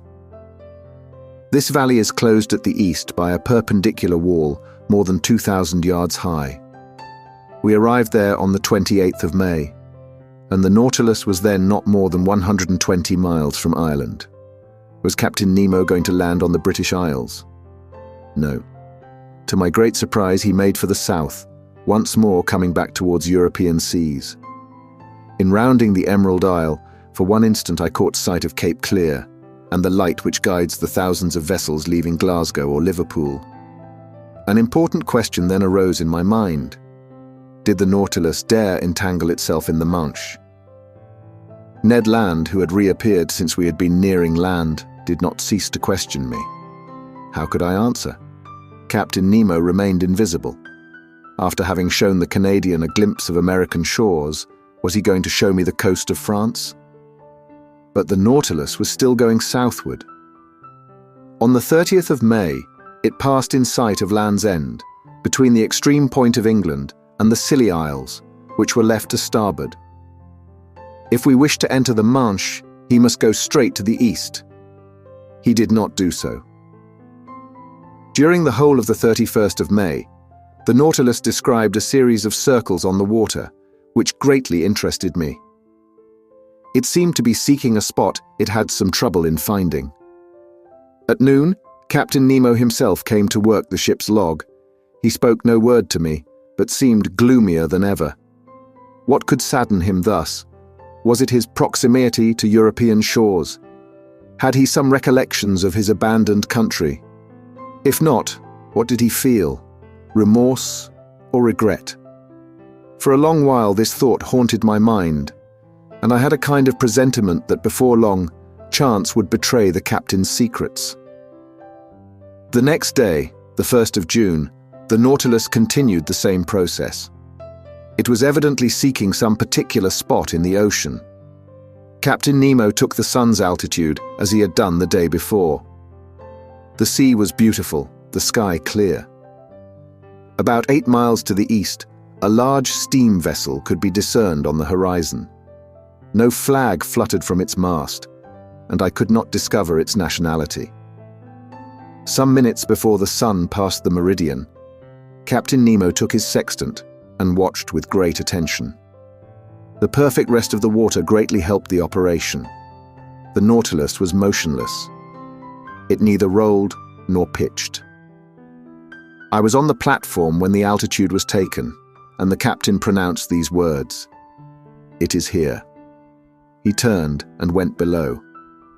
Had he seen the vessel which was changing its course and seemed to be nearing us? I could not tell. I returned to the saloon. The panels closed. I heard the hissing of the water in the reservoirs. The Nautilus began to sink, following a vertical line, for its screw communicated no motion to it. Some minutes later it stopped at a depth of more than 420 fathoms, resting on the ground. The luminous ceiling was darkened. Then the panels were opened, and through the glass I saw the sea brilliantly illuminated by the rays of our lantern for at least half a mile round us. I looked to the port side and saw nothing but an immensity of quiet waters. But to starboard, on the bottom, appeared a large protuberance, which at once attracted my attention. One would have thought it a ruin buried under a coating of white shells, much resembling a covering of snow. Upon examining the mass attentively, I could recognize the ever-thickening form of a vessel bare of its masts, which must have sunk. It certainly belonged to past times. This wreck, to be thus encrusted with the lime of the water, must already be able to count many years past at the bottom of the ocean. What was this vessel? Why did the Nautilus visit its tomb? Could it have been aught but a shipwreck, which had drawn it under the water? I knew not what to think. When near me, in a slow voice, I heard Captain Nemo say, "At one time this ship was called the Marseillais. It carried 74 guns and was launched in 1762. In 1778, the 13th of August, commanded by La Poipe Vertrieux, it fought boldly against the Preston. In 1779, on the 4th of July, it was at the taking of Grenada with the squadron of Admiral Estaing. In 1781, on the 5th of September, it took part in the Battle of Comte de Grasse in Chesapeake Bay. In 1794, the French Republic changed its name. On the 16th of April in the same year, it joined the squadron of Villaret-Joyeuse at Brest, being entrusted with the escort of a cargo of corn coming from America, under the command of Admiral Van Stiebel. On the 11th and 12th Prairale of the second year, this squadron fell in with an English vessel. Sir, today is the 13th Prairale, the 1st of June, 1868. It is now 74 years ago, day for day on this very spot, in latitude 47 degrees 24 minutes, longitude 17 degrees 28 minutes. That this vessel, after fighting heroically, losing its 3 masts, with the water in its hold, and the third of its crew disabled, preferred sinking with its 356 sailors to surrendering, and, nailing its colours to the poop, disappeared under the waves to the cry of "Long live the Republic." "The Avenger," I exclaimed. "Yes, sir, the Avenger. A good name," muttered Captain Nemo, crossing his arms. Chapter 21. A Hecatomb. The way of describing this unlooked-for scene, the history of the Patriot ship, told at first so coldly, and the emotion with which this strange man pronounced the last words, the name of the Avenger, the significance of which could not escape me, all impressed itself deeply on my mind. My eyes did not leave the captain, who, with his hands stretched out to sea, was watching with a glowing eye the glorious wreck.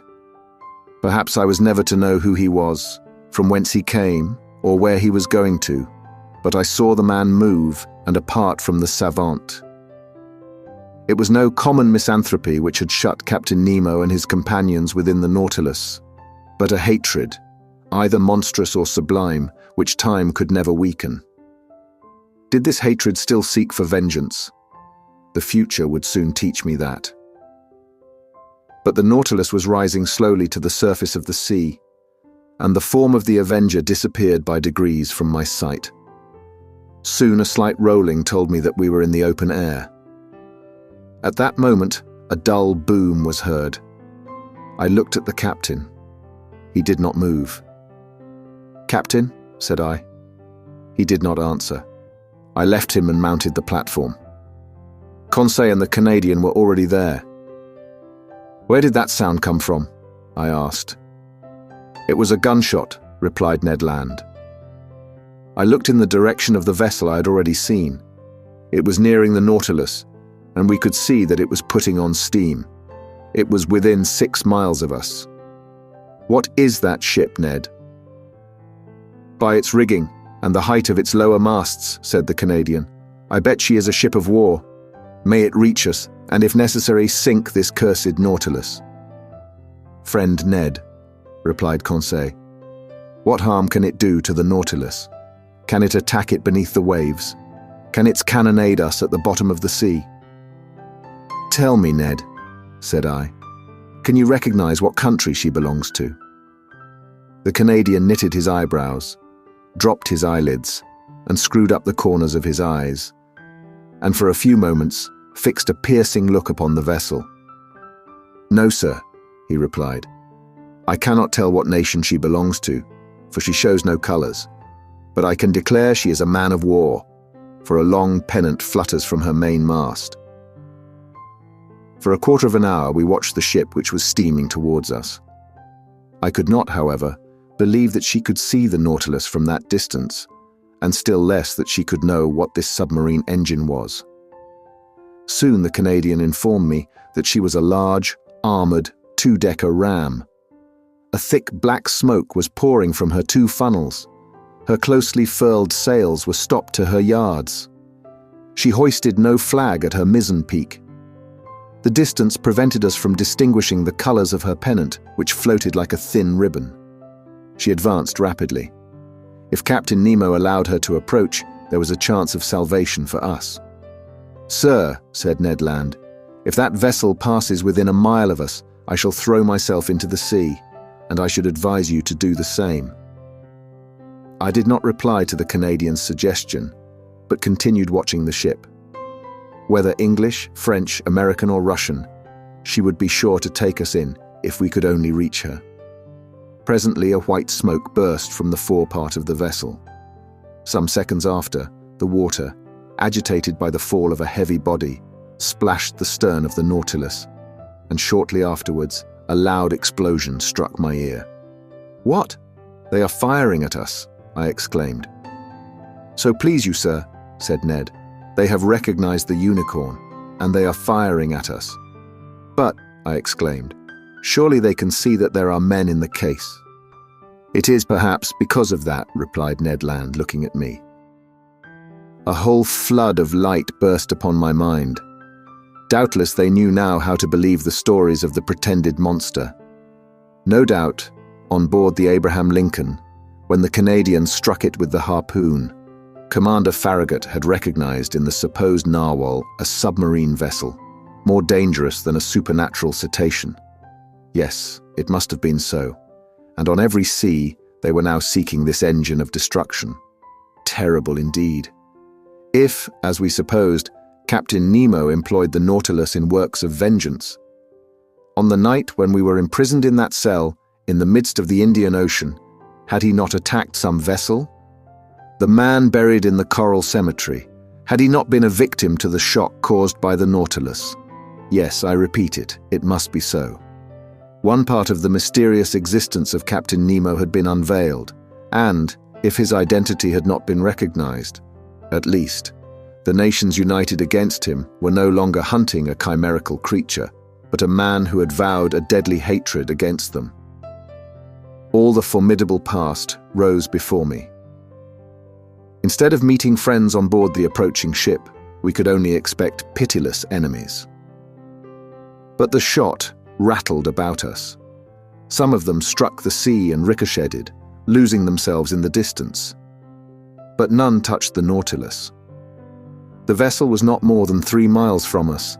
In spite of the serious cannonade, Captain Nemo did not appear on the platform. But if one of the conical projectiles had struck the shell of the Nautilus, it would have been fatal.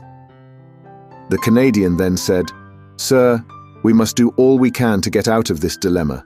Let us signal them. They will then perhaps understand that we are honest folks." Ned Land took his handkerchief to wave in the air, but he had scarcely displayed it when he was struck down by an iron hand and fell, in spite of his great strength, upon the deck. "Fool!" exclaimed the captain. "Do you wish to be pierced by the spur of the Nautilus before it is hurled at this vessel?" Captain Nemo was terrible to hear. He was still more terrible to see. His face was deadly pale, with a spasm at his heart. For an instant it must have ceased to beat. His pupils were fearfully contracted. He did not speak. He roared, as with his body thrown forward, he wrung the Canadian's shoulders. Then, leaving him, and turning to the ship of war, whose shot was still raining around him, he exclaimed, with a powerful voice, "Ah, ship of an accursed nation, you know who I am. I do not want your colors to know you by. Look, and I will show you mine."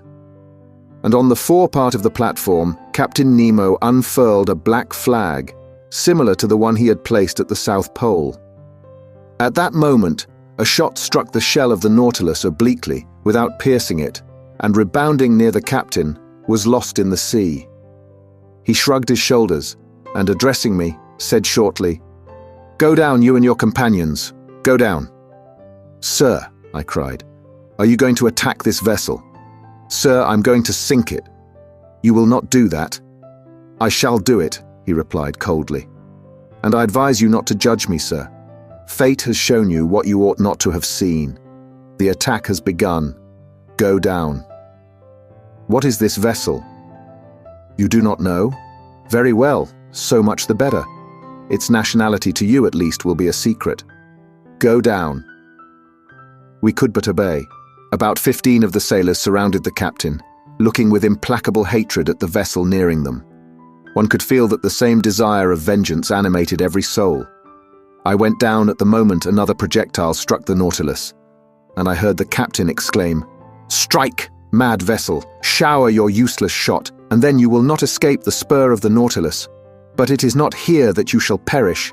I would not have your ruins mingle with those of the Avenger." I reached my room. The captain and his second had remained on the platform. The screw was set in motion, and the Nautilus, moving with speed, was soon beyond the reach of the ship's guns. But the pursuit continued, and Captain Nemo contented himself with keeping his distance.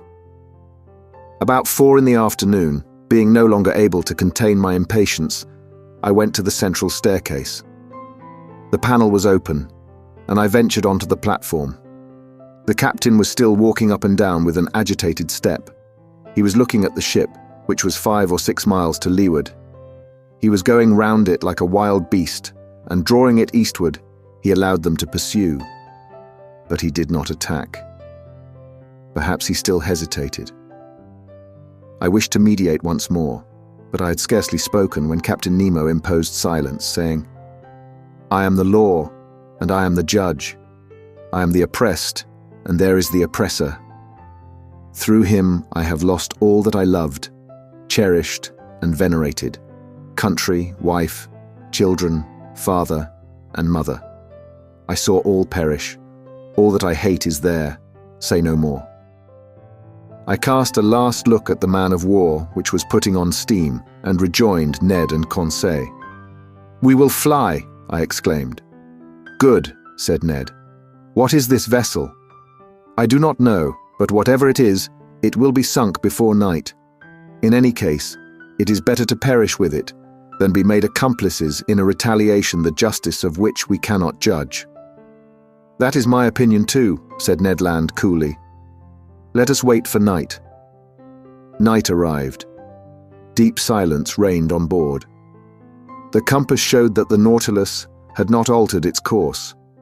It was on the surface, rolling slightly. My companions and I resolved to fly when the vessel should be near enough either to hear us or to see us. For the moon, which would be full in 2 or 3 days, shone brightly. Once on board the ship, if we could not prevent the blow which threatened it, we could, at least we would, do all that circumstances would allow. Several times I thought the Nautilus was preparing for attack, but Captain Nemo contented himself with allowing his adversary to approach, and then fled once more before it. Part of the night passed without any incident. We watched the opportunity for action. We spoke little, for we were too much moved. Ned Land would have thrown himself into the sea, but I forced him to wait. According to my idea, the Nautilus would attack the ship at her waterline, and then it would not only be possible, but easy to fly. At 3 in the morning, full of uneasiness, I mounted the platform. Captain Nemo had not left it. He was standing at the forepart near his flag, which a slight breeze displayed above his head. He did not take his eyes from the vessel. The intensity of his look seemed to attract and fascinate and draw it onward more surely than if he had been towing it. The moon was then passing the meridian. Jupiter was rising in the east. Amid this peaceful scene of nature, sky and ocean rivaled each other in tranquility, the sea offering to the orbs of night the finest mirror they could ever have in which to reflect their image. As I thought of the deep calm of these elements, compared with all those passions brooding imperceptibly within the Nautilus, I shuddered. The vessel was within 2 miles of us. It was ever nearing that phosphorescent light which showed the presence of the Nautilus. I could see its green and red lights, and its white lantern hanging from the large foremast. An indistinct vibration quivered through its rigging, showing that the furnaces were heated to the uttermost. Sheaves of sparks and red ashes flew from the funnels, shining in the atmosphere like stars. I remained thus until 6 in the morning, without Captain Nemo noticing me. The ship stood about 1.5 miles from us, and with the first dawn of day the firing began afresh. The moment could not be far off when, the Nautilus attacking its adversary, my companions and myself should forever leave this man. I was preparing to go down to remind them, when the second mounted the platform, accompanied by several sailors. Captain Nemo either did not or would not see them. Some steps were taken which might be called the signal for action. They were very simple. The iron balustrade around the platform was lowered, and the lantern and pilot cages were pushed within the shell until they were flush with the deck.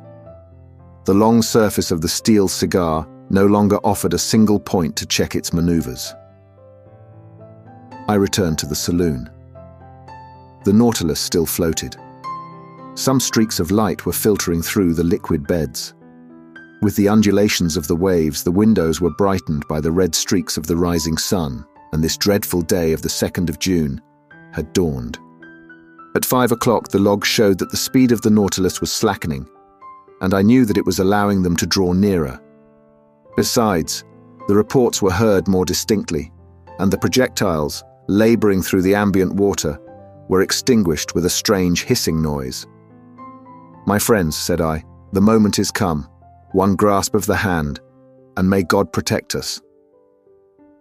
Ned Land was resolute, Conseil calm, myself so nervous that I knew not how to contain myself.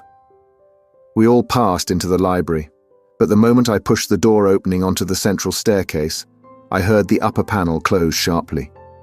The Canadian rushed onto the stairs, but I stopped him. A well-known hissing noise told me that the water was running into the reservoirs, and in a few minutes the Nautilus was some yards beneath the surface of the waves. I understood the maneuver. It was too late to act. The Nautilus did not wish to strike at the impenetrable cuirass, but below the waterline, where the metallic covering no longer protected it. We were again imprisoned, unwilling witnesses of the dreadful drama that was preparing. We had scarcely time to reflect. Taking refuge in my room, we looked at each other without speaking. A deep stupor had taken hold of my mind. Thought seemed to stand still. I was in that painful state of expectation preceding a dreadful report. I waited. I listened. Every sense was merged in that of hearing. The speed of the Nautilus was accelerated. It was preparing to rush. The whole ship trembled. Suddenly I screamed. I felt the shock, but comparatively light. I felt the penetrating power of the steel spur. I heard rattlings and scrapings, but the Nautilus, carried along by its propelling power, passed through the mass of the vessel like a needle through sailcloth. I could stand it no longer. Mad, out of my mind, I rushed from my room into the saloon. Captain Nemo was there, mute, gloomy, implacable. He was looking through the port panel. A large mass cast a shadow on the water, and that it might lose nothing of her agony, the Nautilus was going down into the abyss with her. 10 yards from me, I saw the open shell, through which the water was rushing with the noise of thunder, then the double line of guns and the netting. The bridge was covered with black, agitated shadows. The water was rising. The poor creatures were crowding the ratlines, clinging to the masts, struggling under the water. It was a human ant heap overtaken by the sea. Paralyzed, stiffened with anguish, my hair standing on end, with eyes wide open, panting, without breath and without voice, I too was watching. An irresistible attraction glued me to the glass. Suddenly an explosion took place. The compressed air blew up her decks, as if the magazines had caught fire. Then the unfortunate vessel sank more rapidly. Her topmast, laden with victims, now appeared. Then her spars, bending under the weight of men, and last of all, the top of her mainmast. Then the dark mass disappeared, and with it the dead crew, drawn down by the strong eddy. I turned to Captain Nemo. That terrible avenger, a perfect archangel of hatred, was still looking. When all was over, he turned to his room, opened the door and entered. I followed him with my eyes. On the end wall beneath his heroes, I saw the portrait of a woman, still young, and 2 little children. Captain Nemo looked at them for some moments, stretched his arms towards them, and kneeling down, burst into deep sobs. Chapter 22. The Last Words of Captain Nemo. The panels had closed on this dreadful vision, but light had not returned to the saloon. All was silence and darkness within the Nautilus. At wonderful speed, 100 feet beneath the water, it was leaving this desolate spot. Whither was it going? To the north or south? Where was the man flying to after such dreadful retaliation? I had returned to my room, where Ned and Conseil had remained silent enough. I felt an insurmountable horror for Captain Nemo. Whatever he had suffered at the hands of these men, he had no right to punish thus. He had made me, if not an accomplice, at least a witness of his vengeance. At 11, the electric light reappeared. I passed into the saloon. It was deserted. I consulted the different instruments. The Nautilus was flying northward at the rate of 25 miles an hour, now on the surface and now 30 feet below it. On taking the bearings by the chart, I saw that we were passing the mouth of the Manche and that our course was hurrying us towards the northern seas at a frightful speed. That night, we had crossed 200 leagues of the Atlantic. The shadows fell, and the sea was covered with darkness until the rising of the moon. I went to my room but could not sleep. I was troubled with dreadful nightmare. The horrible scene of destruction was continually before my eyes. From that day, who could tell into what part of the North Atlantic basin the Nautilus would take us? still with unaccountable speed, still in the midst of these northern fogs. Would it touch at Spitzbergen or on the shores of Nova Zembla? Should we explore those unknown seas, the White Sea, the Sea of Kara, the Gulf of Obi, the archipelago of Liarov, and the unknown coast of Asia? I could not say. I could no longer judge of the time that was passing. The clocks had been stopped on board. It seemed, as in polar countries, that night and day no longer followed their regular course. I felt myself being drawn into that strange region where the foundered imagination of Edgar Poe roamed at will. Like the fabulous Gordon Pym, at every moment I expected to see that veiled human figure of larger proportions than those of any inhabitant of the earth, thrown across the cataract which defends the approach to the pole. I estimated, though perhaps I may be mistaken, I estimated this adventurous course of the Nautilus to have lasted 15 or 20 days, and I know not how much longer it might have lasted, had it not been for the catastrophe which ended this voyage. Of Captain Nemo, I saw nothing whatever now, nor of his second.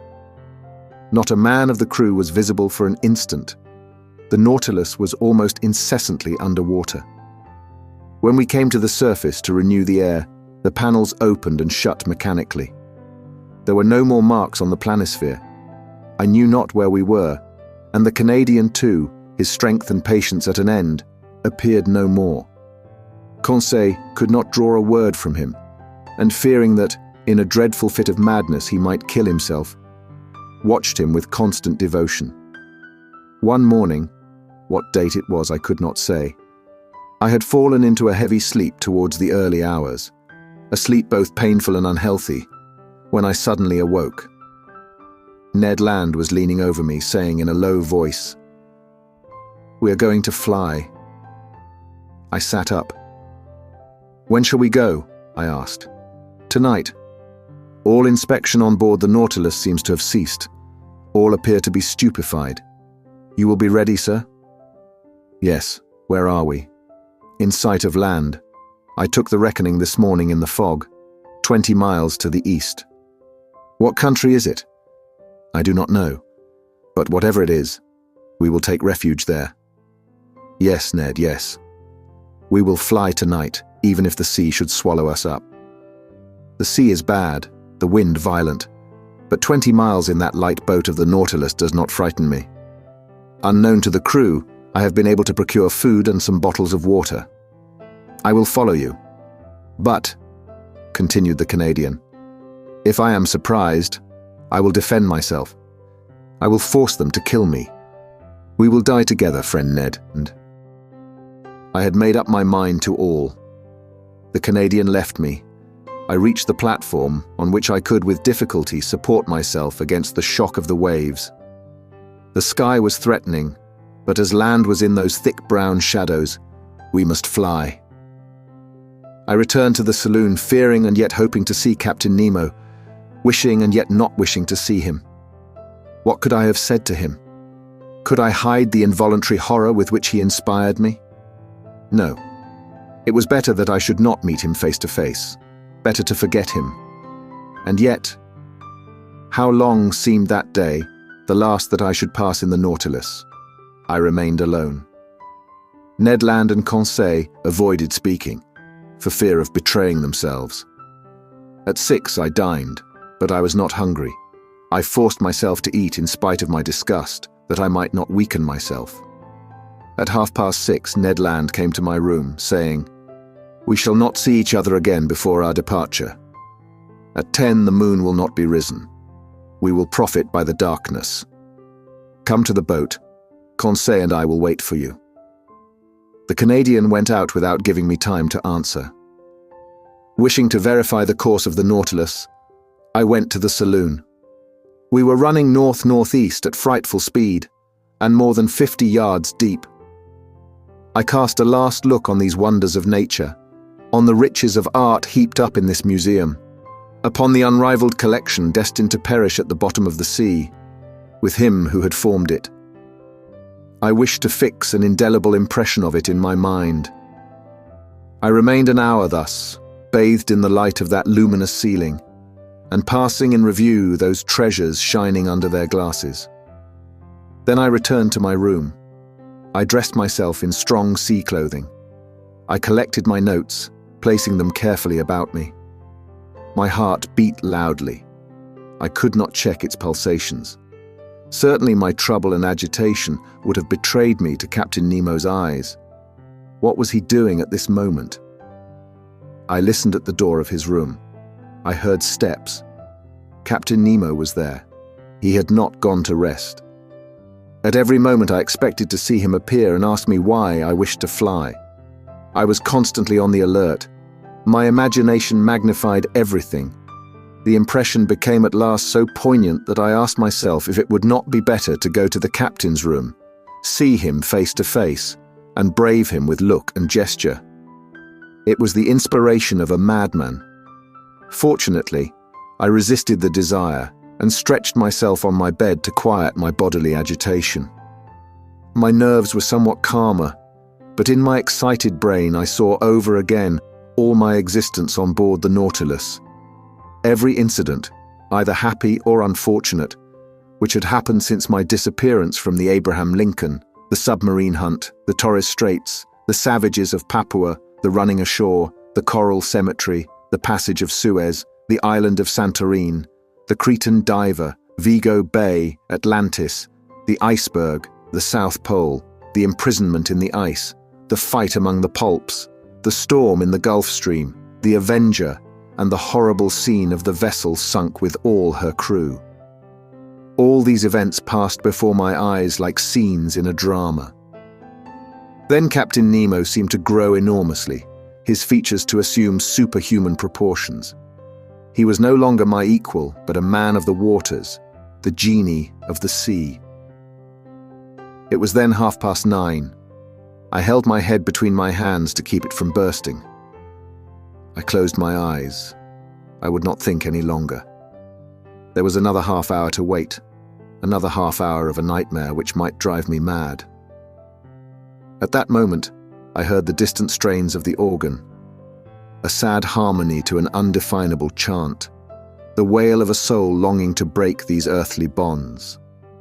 I listened with every sense, scarcely breathing, plunged like Captain Nemo in that musical ecstasy which was drawing him in spirit to the end of life. Then a sudden thought terrified me. Captain Nemo had left his room. He was in the saloon which I must cross to fly. There I should meet him for the last time. He would see me, perhaps speak to me. A gesture of his might destroy me. A single word chain me on board. But 10 was about to strike. The moment had come for me to leave my room and join my companions. I must not hesitate, even if Captain Nemo himself should rise before me. I opened my door carefully, and even then, as it turned on its hinges, it seemed to me to make a dreadful noise. Perhaps it only existed in my own imagination.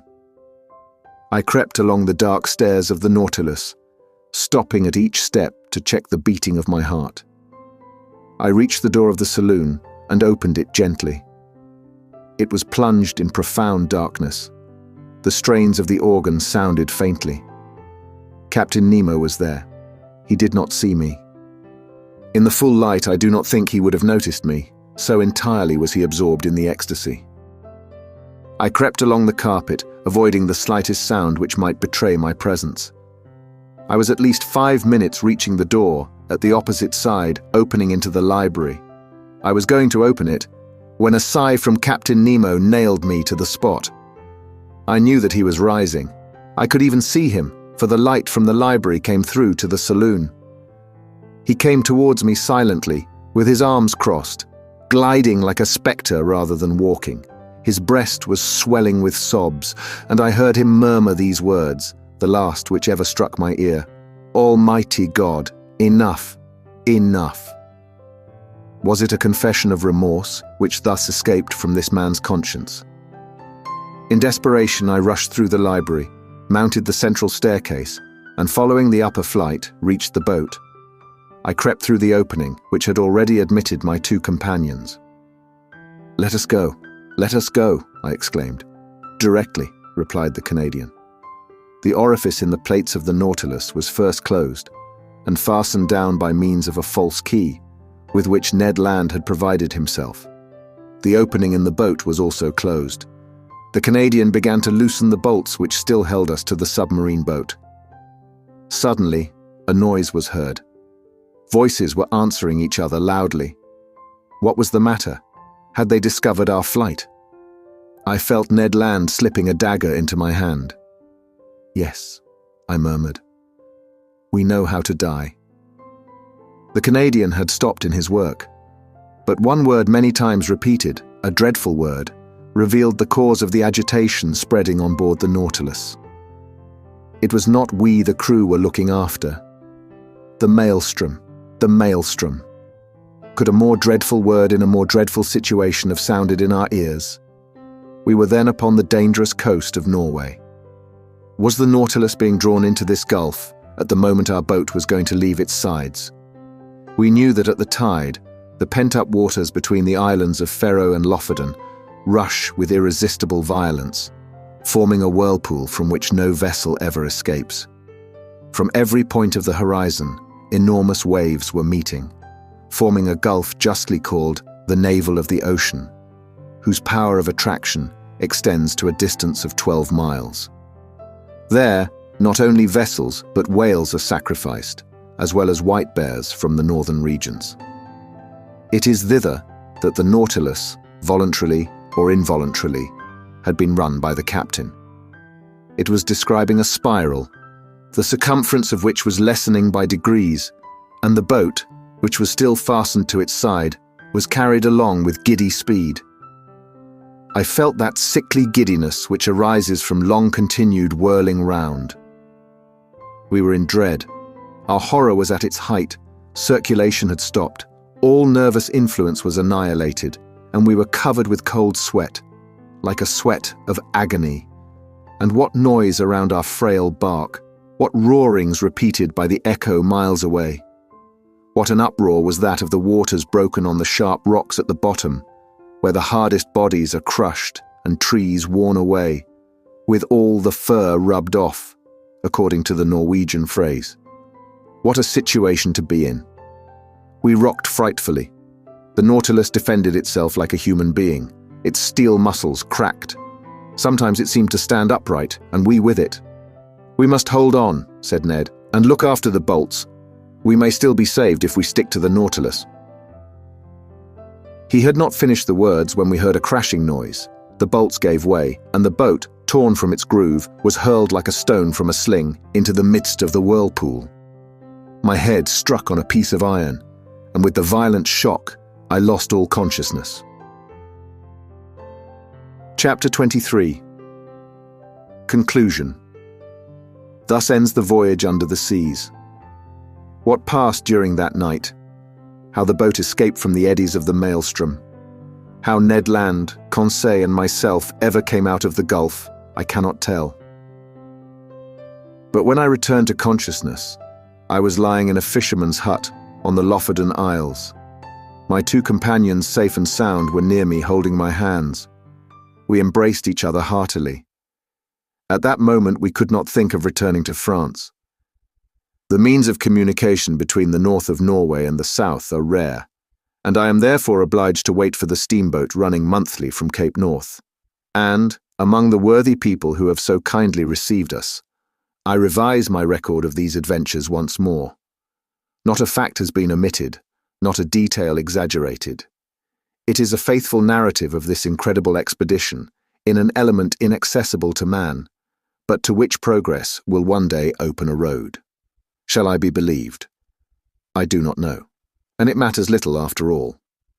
What I now affirm is that I have a right to speak of these seas, under which in less than 10 months I have crossed 2,000 leagues in that submarine tour of the world, which has revealed so many wonders. But what has become of the Nautilus? Did it resist the pressure of the maelstrom? Does Captain Nemo still live? And does he still follow under the ocean those frightful retaliations? Or did he stop after the last hecatomb? Will the waves one day carry to him this manuscript containing the history of his life? Shall I ever know the name of this man? Will the missing vessel tell us by its nationality that of Captain Nemo? I hope so.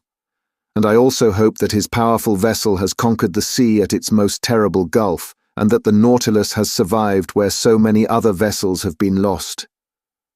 If it be so, if Captain Nemo still inhabits the ocean, his adopted country, may hatred be appeased in that savage heart. May the contemplation of so many wonders extinguish forever the spirit of vengeance. May the judge disappear and the philosopher continue the peaceful exploration of the sea. If his destiny be strange, it is also sublime. Have I not understood it myself? Have I not lived 10 months of this unnatural life? And to the question asked by Ecclesiastes 3,000 years ago, that which is far off and exceeding deep, who can find it out? 2 men alone of all now living have the right to give an answer. Captain Nemo and myself. Thank you for listening. If you like our recordings, consider liking this video and subscribing to our channel so you don't miss any more audiobooks.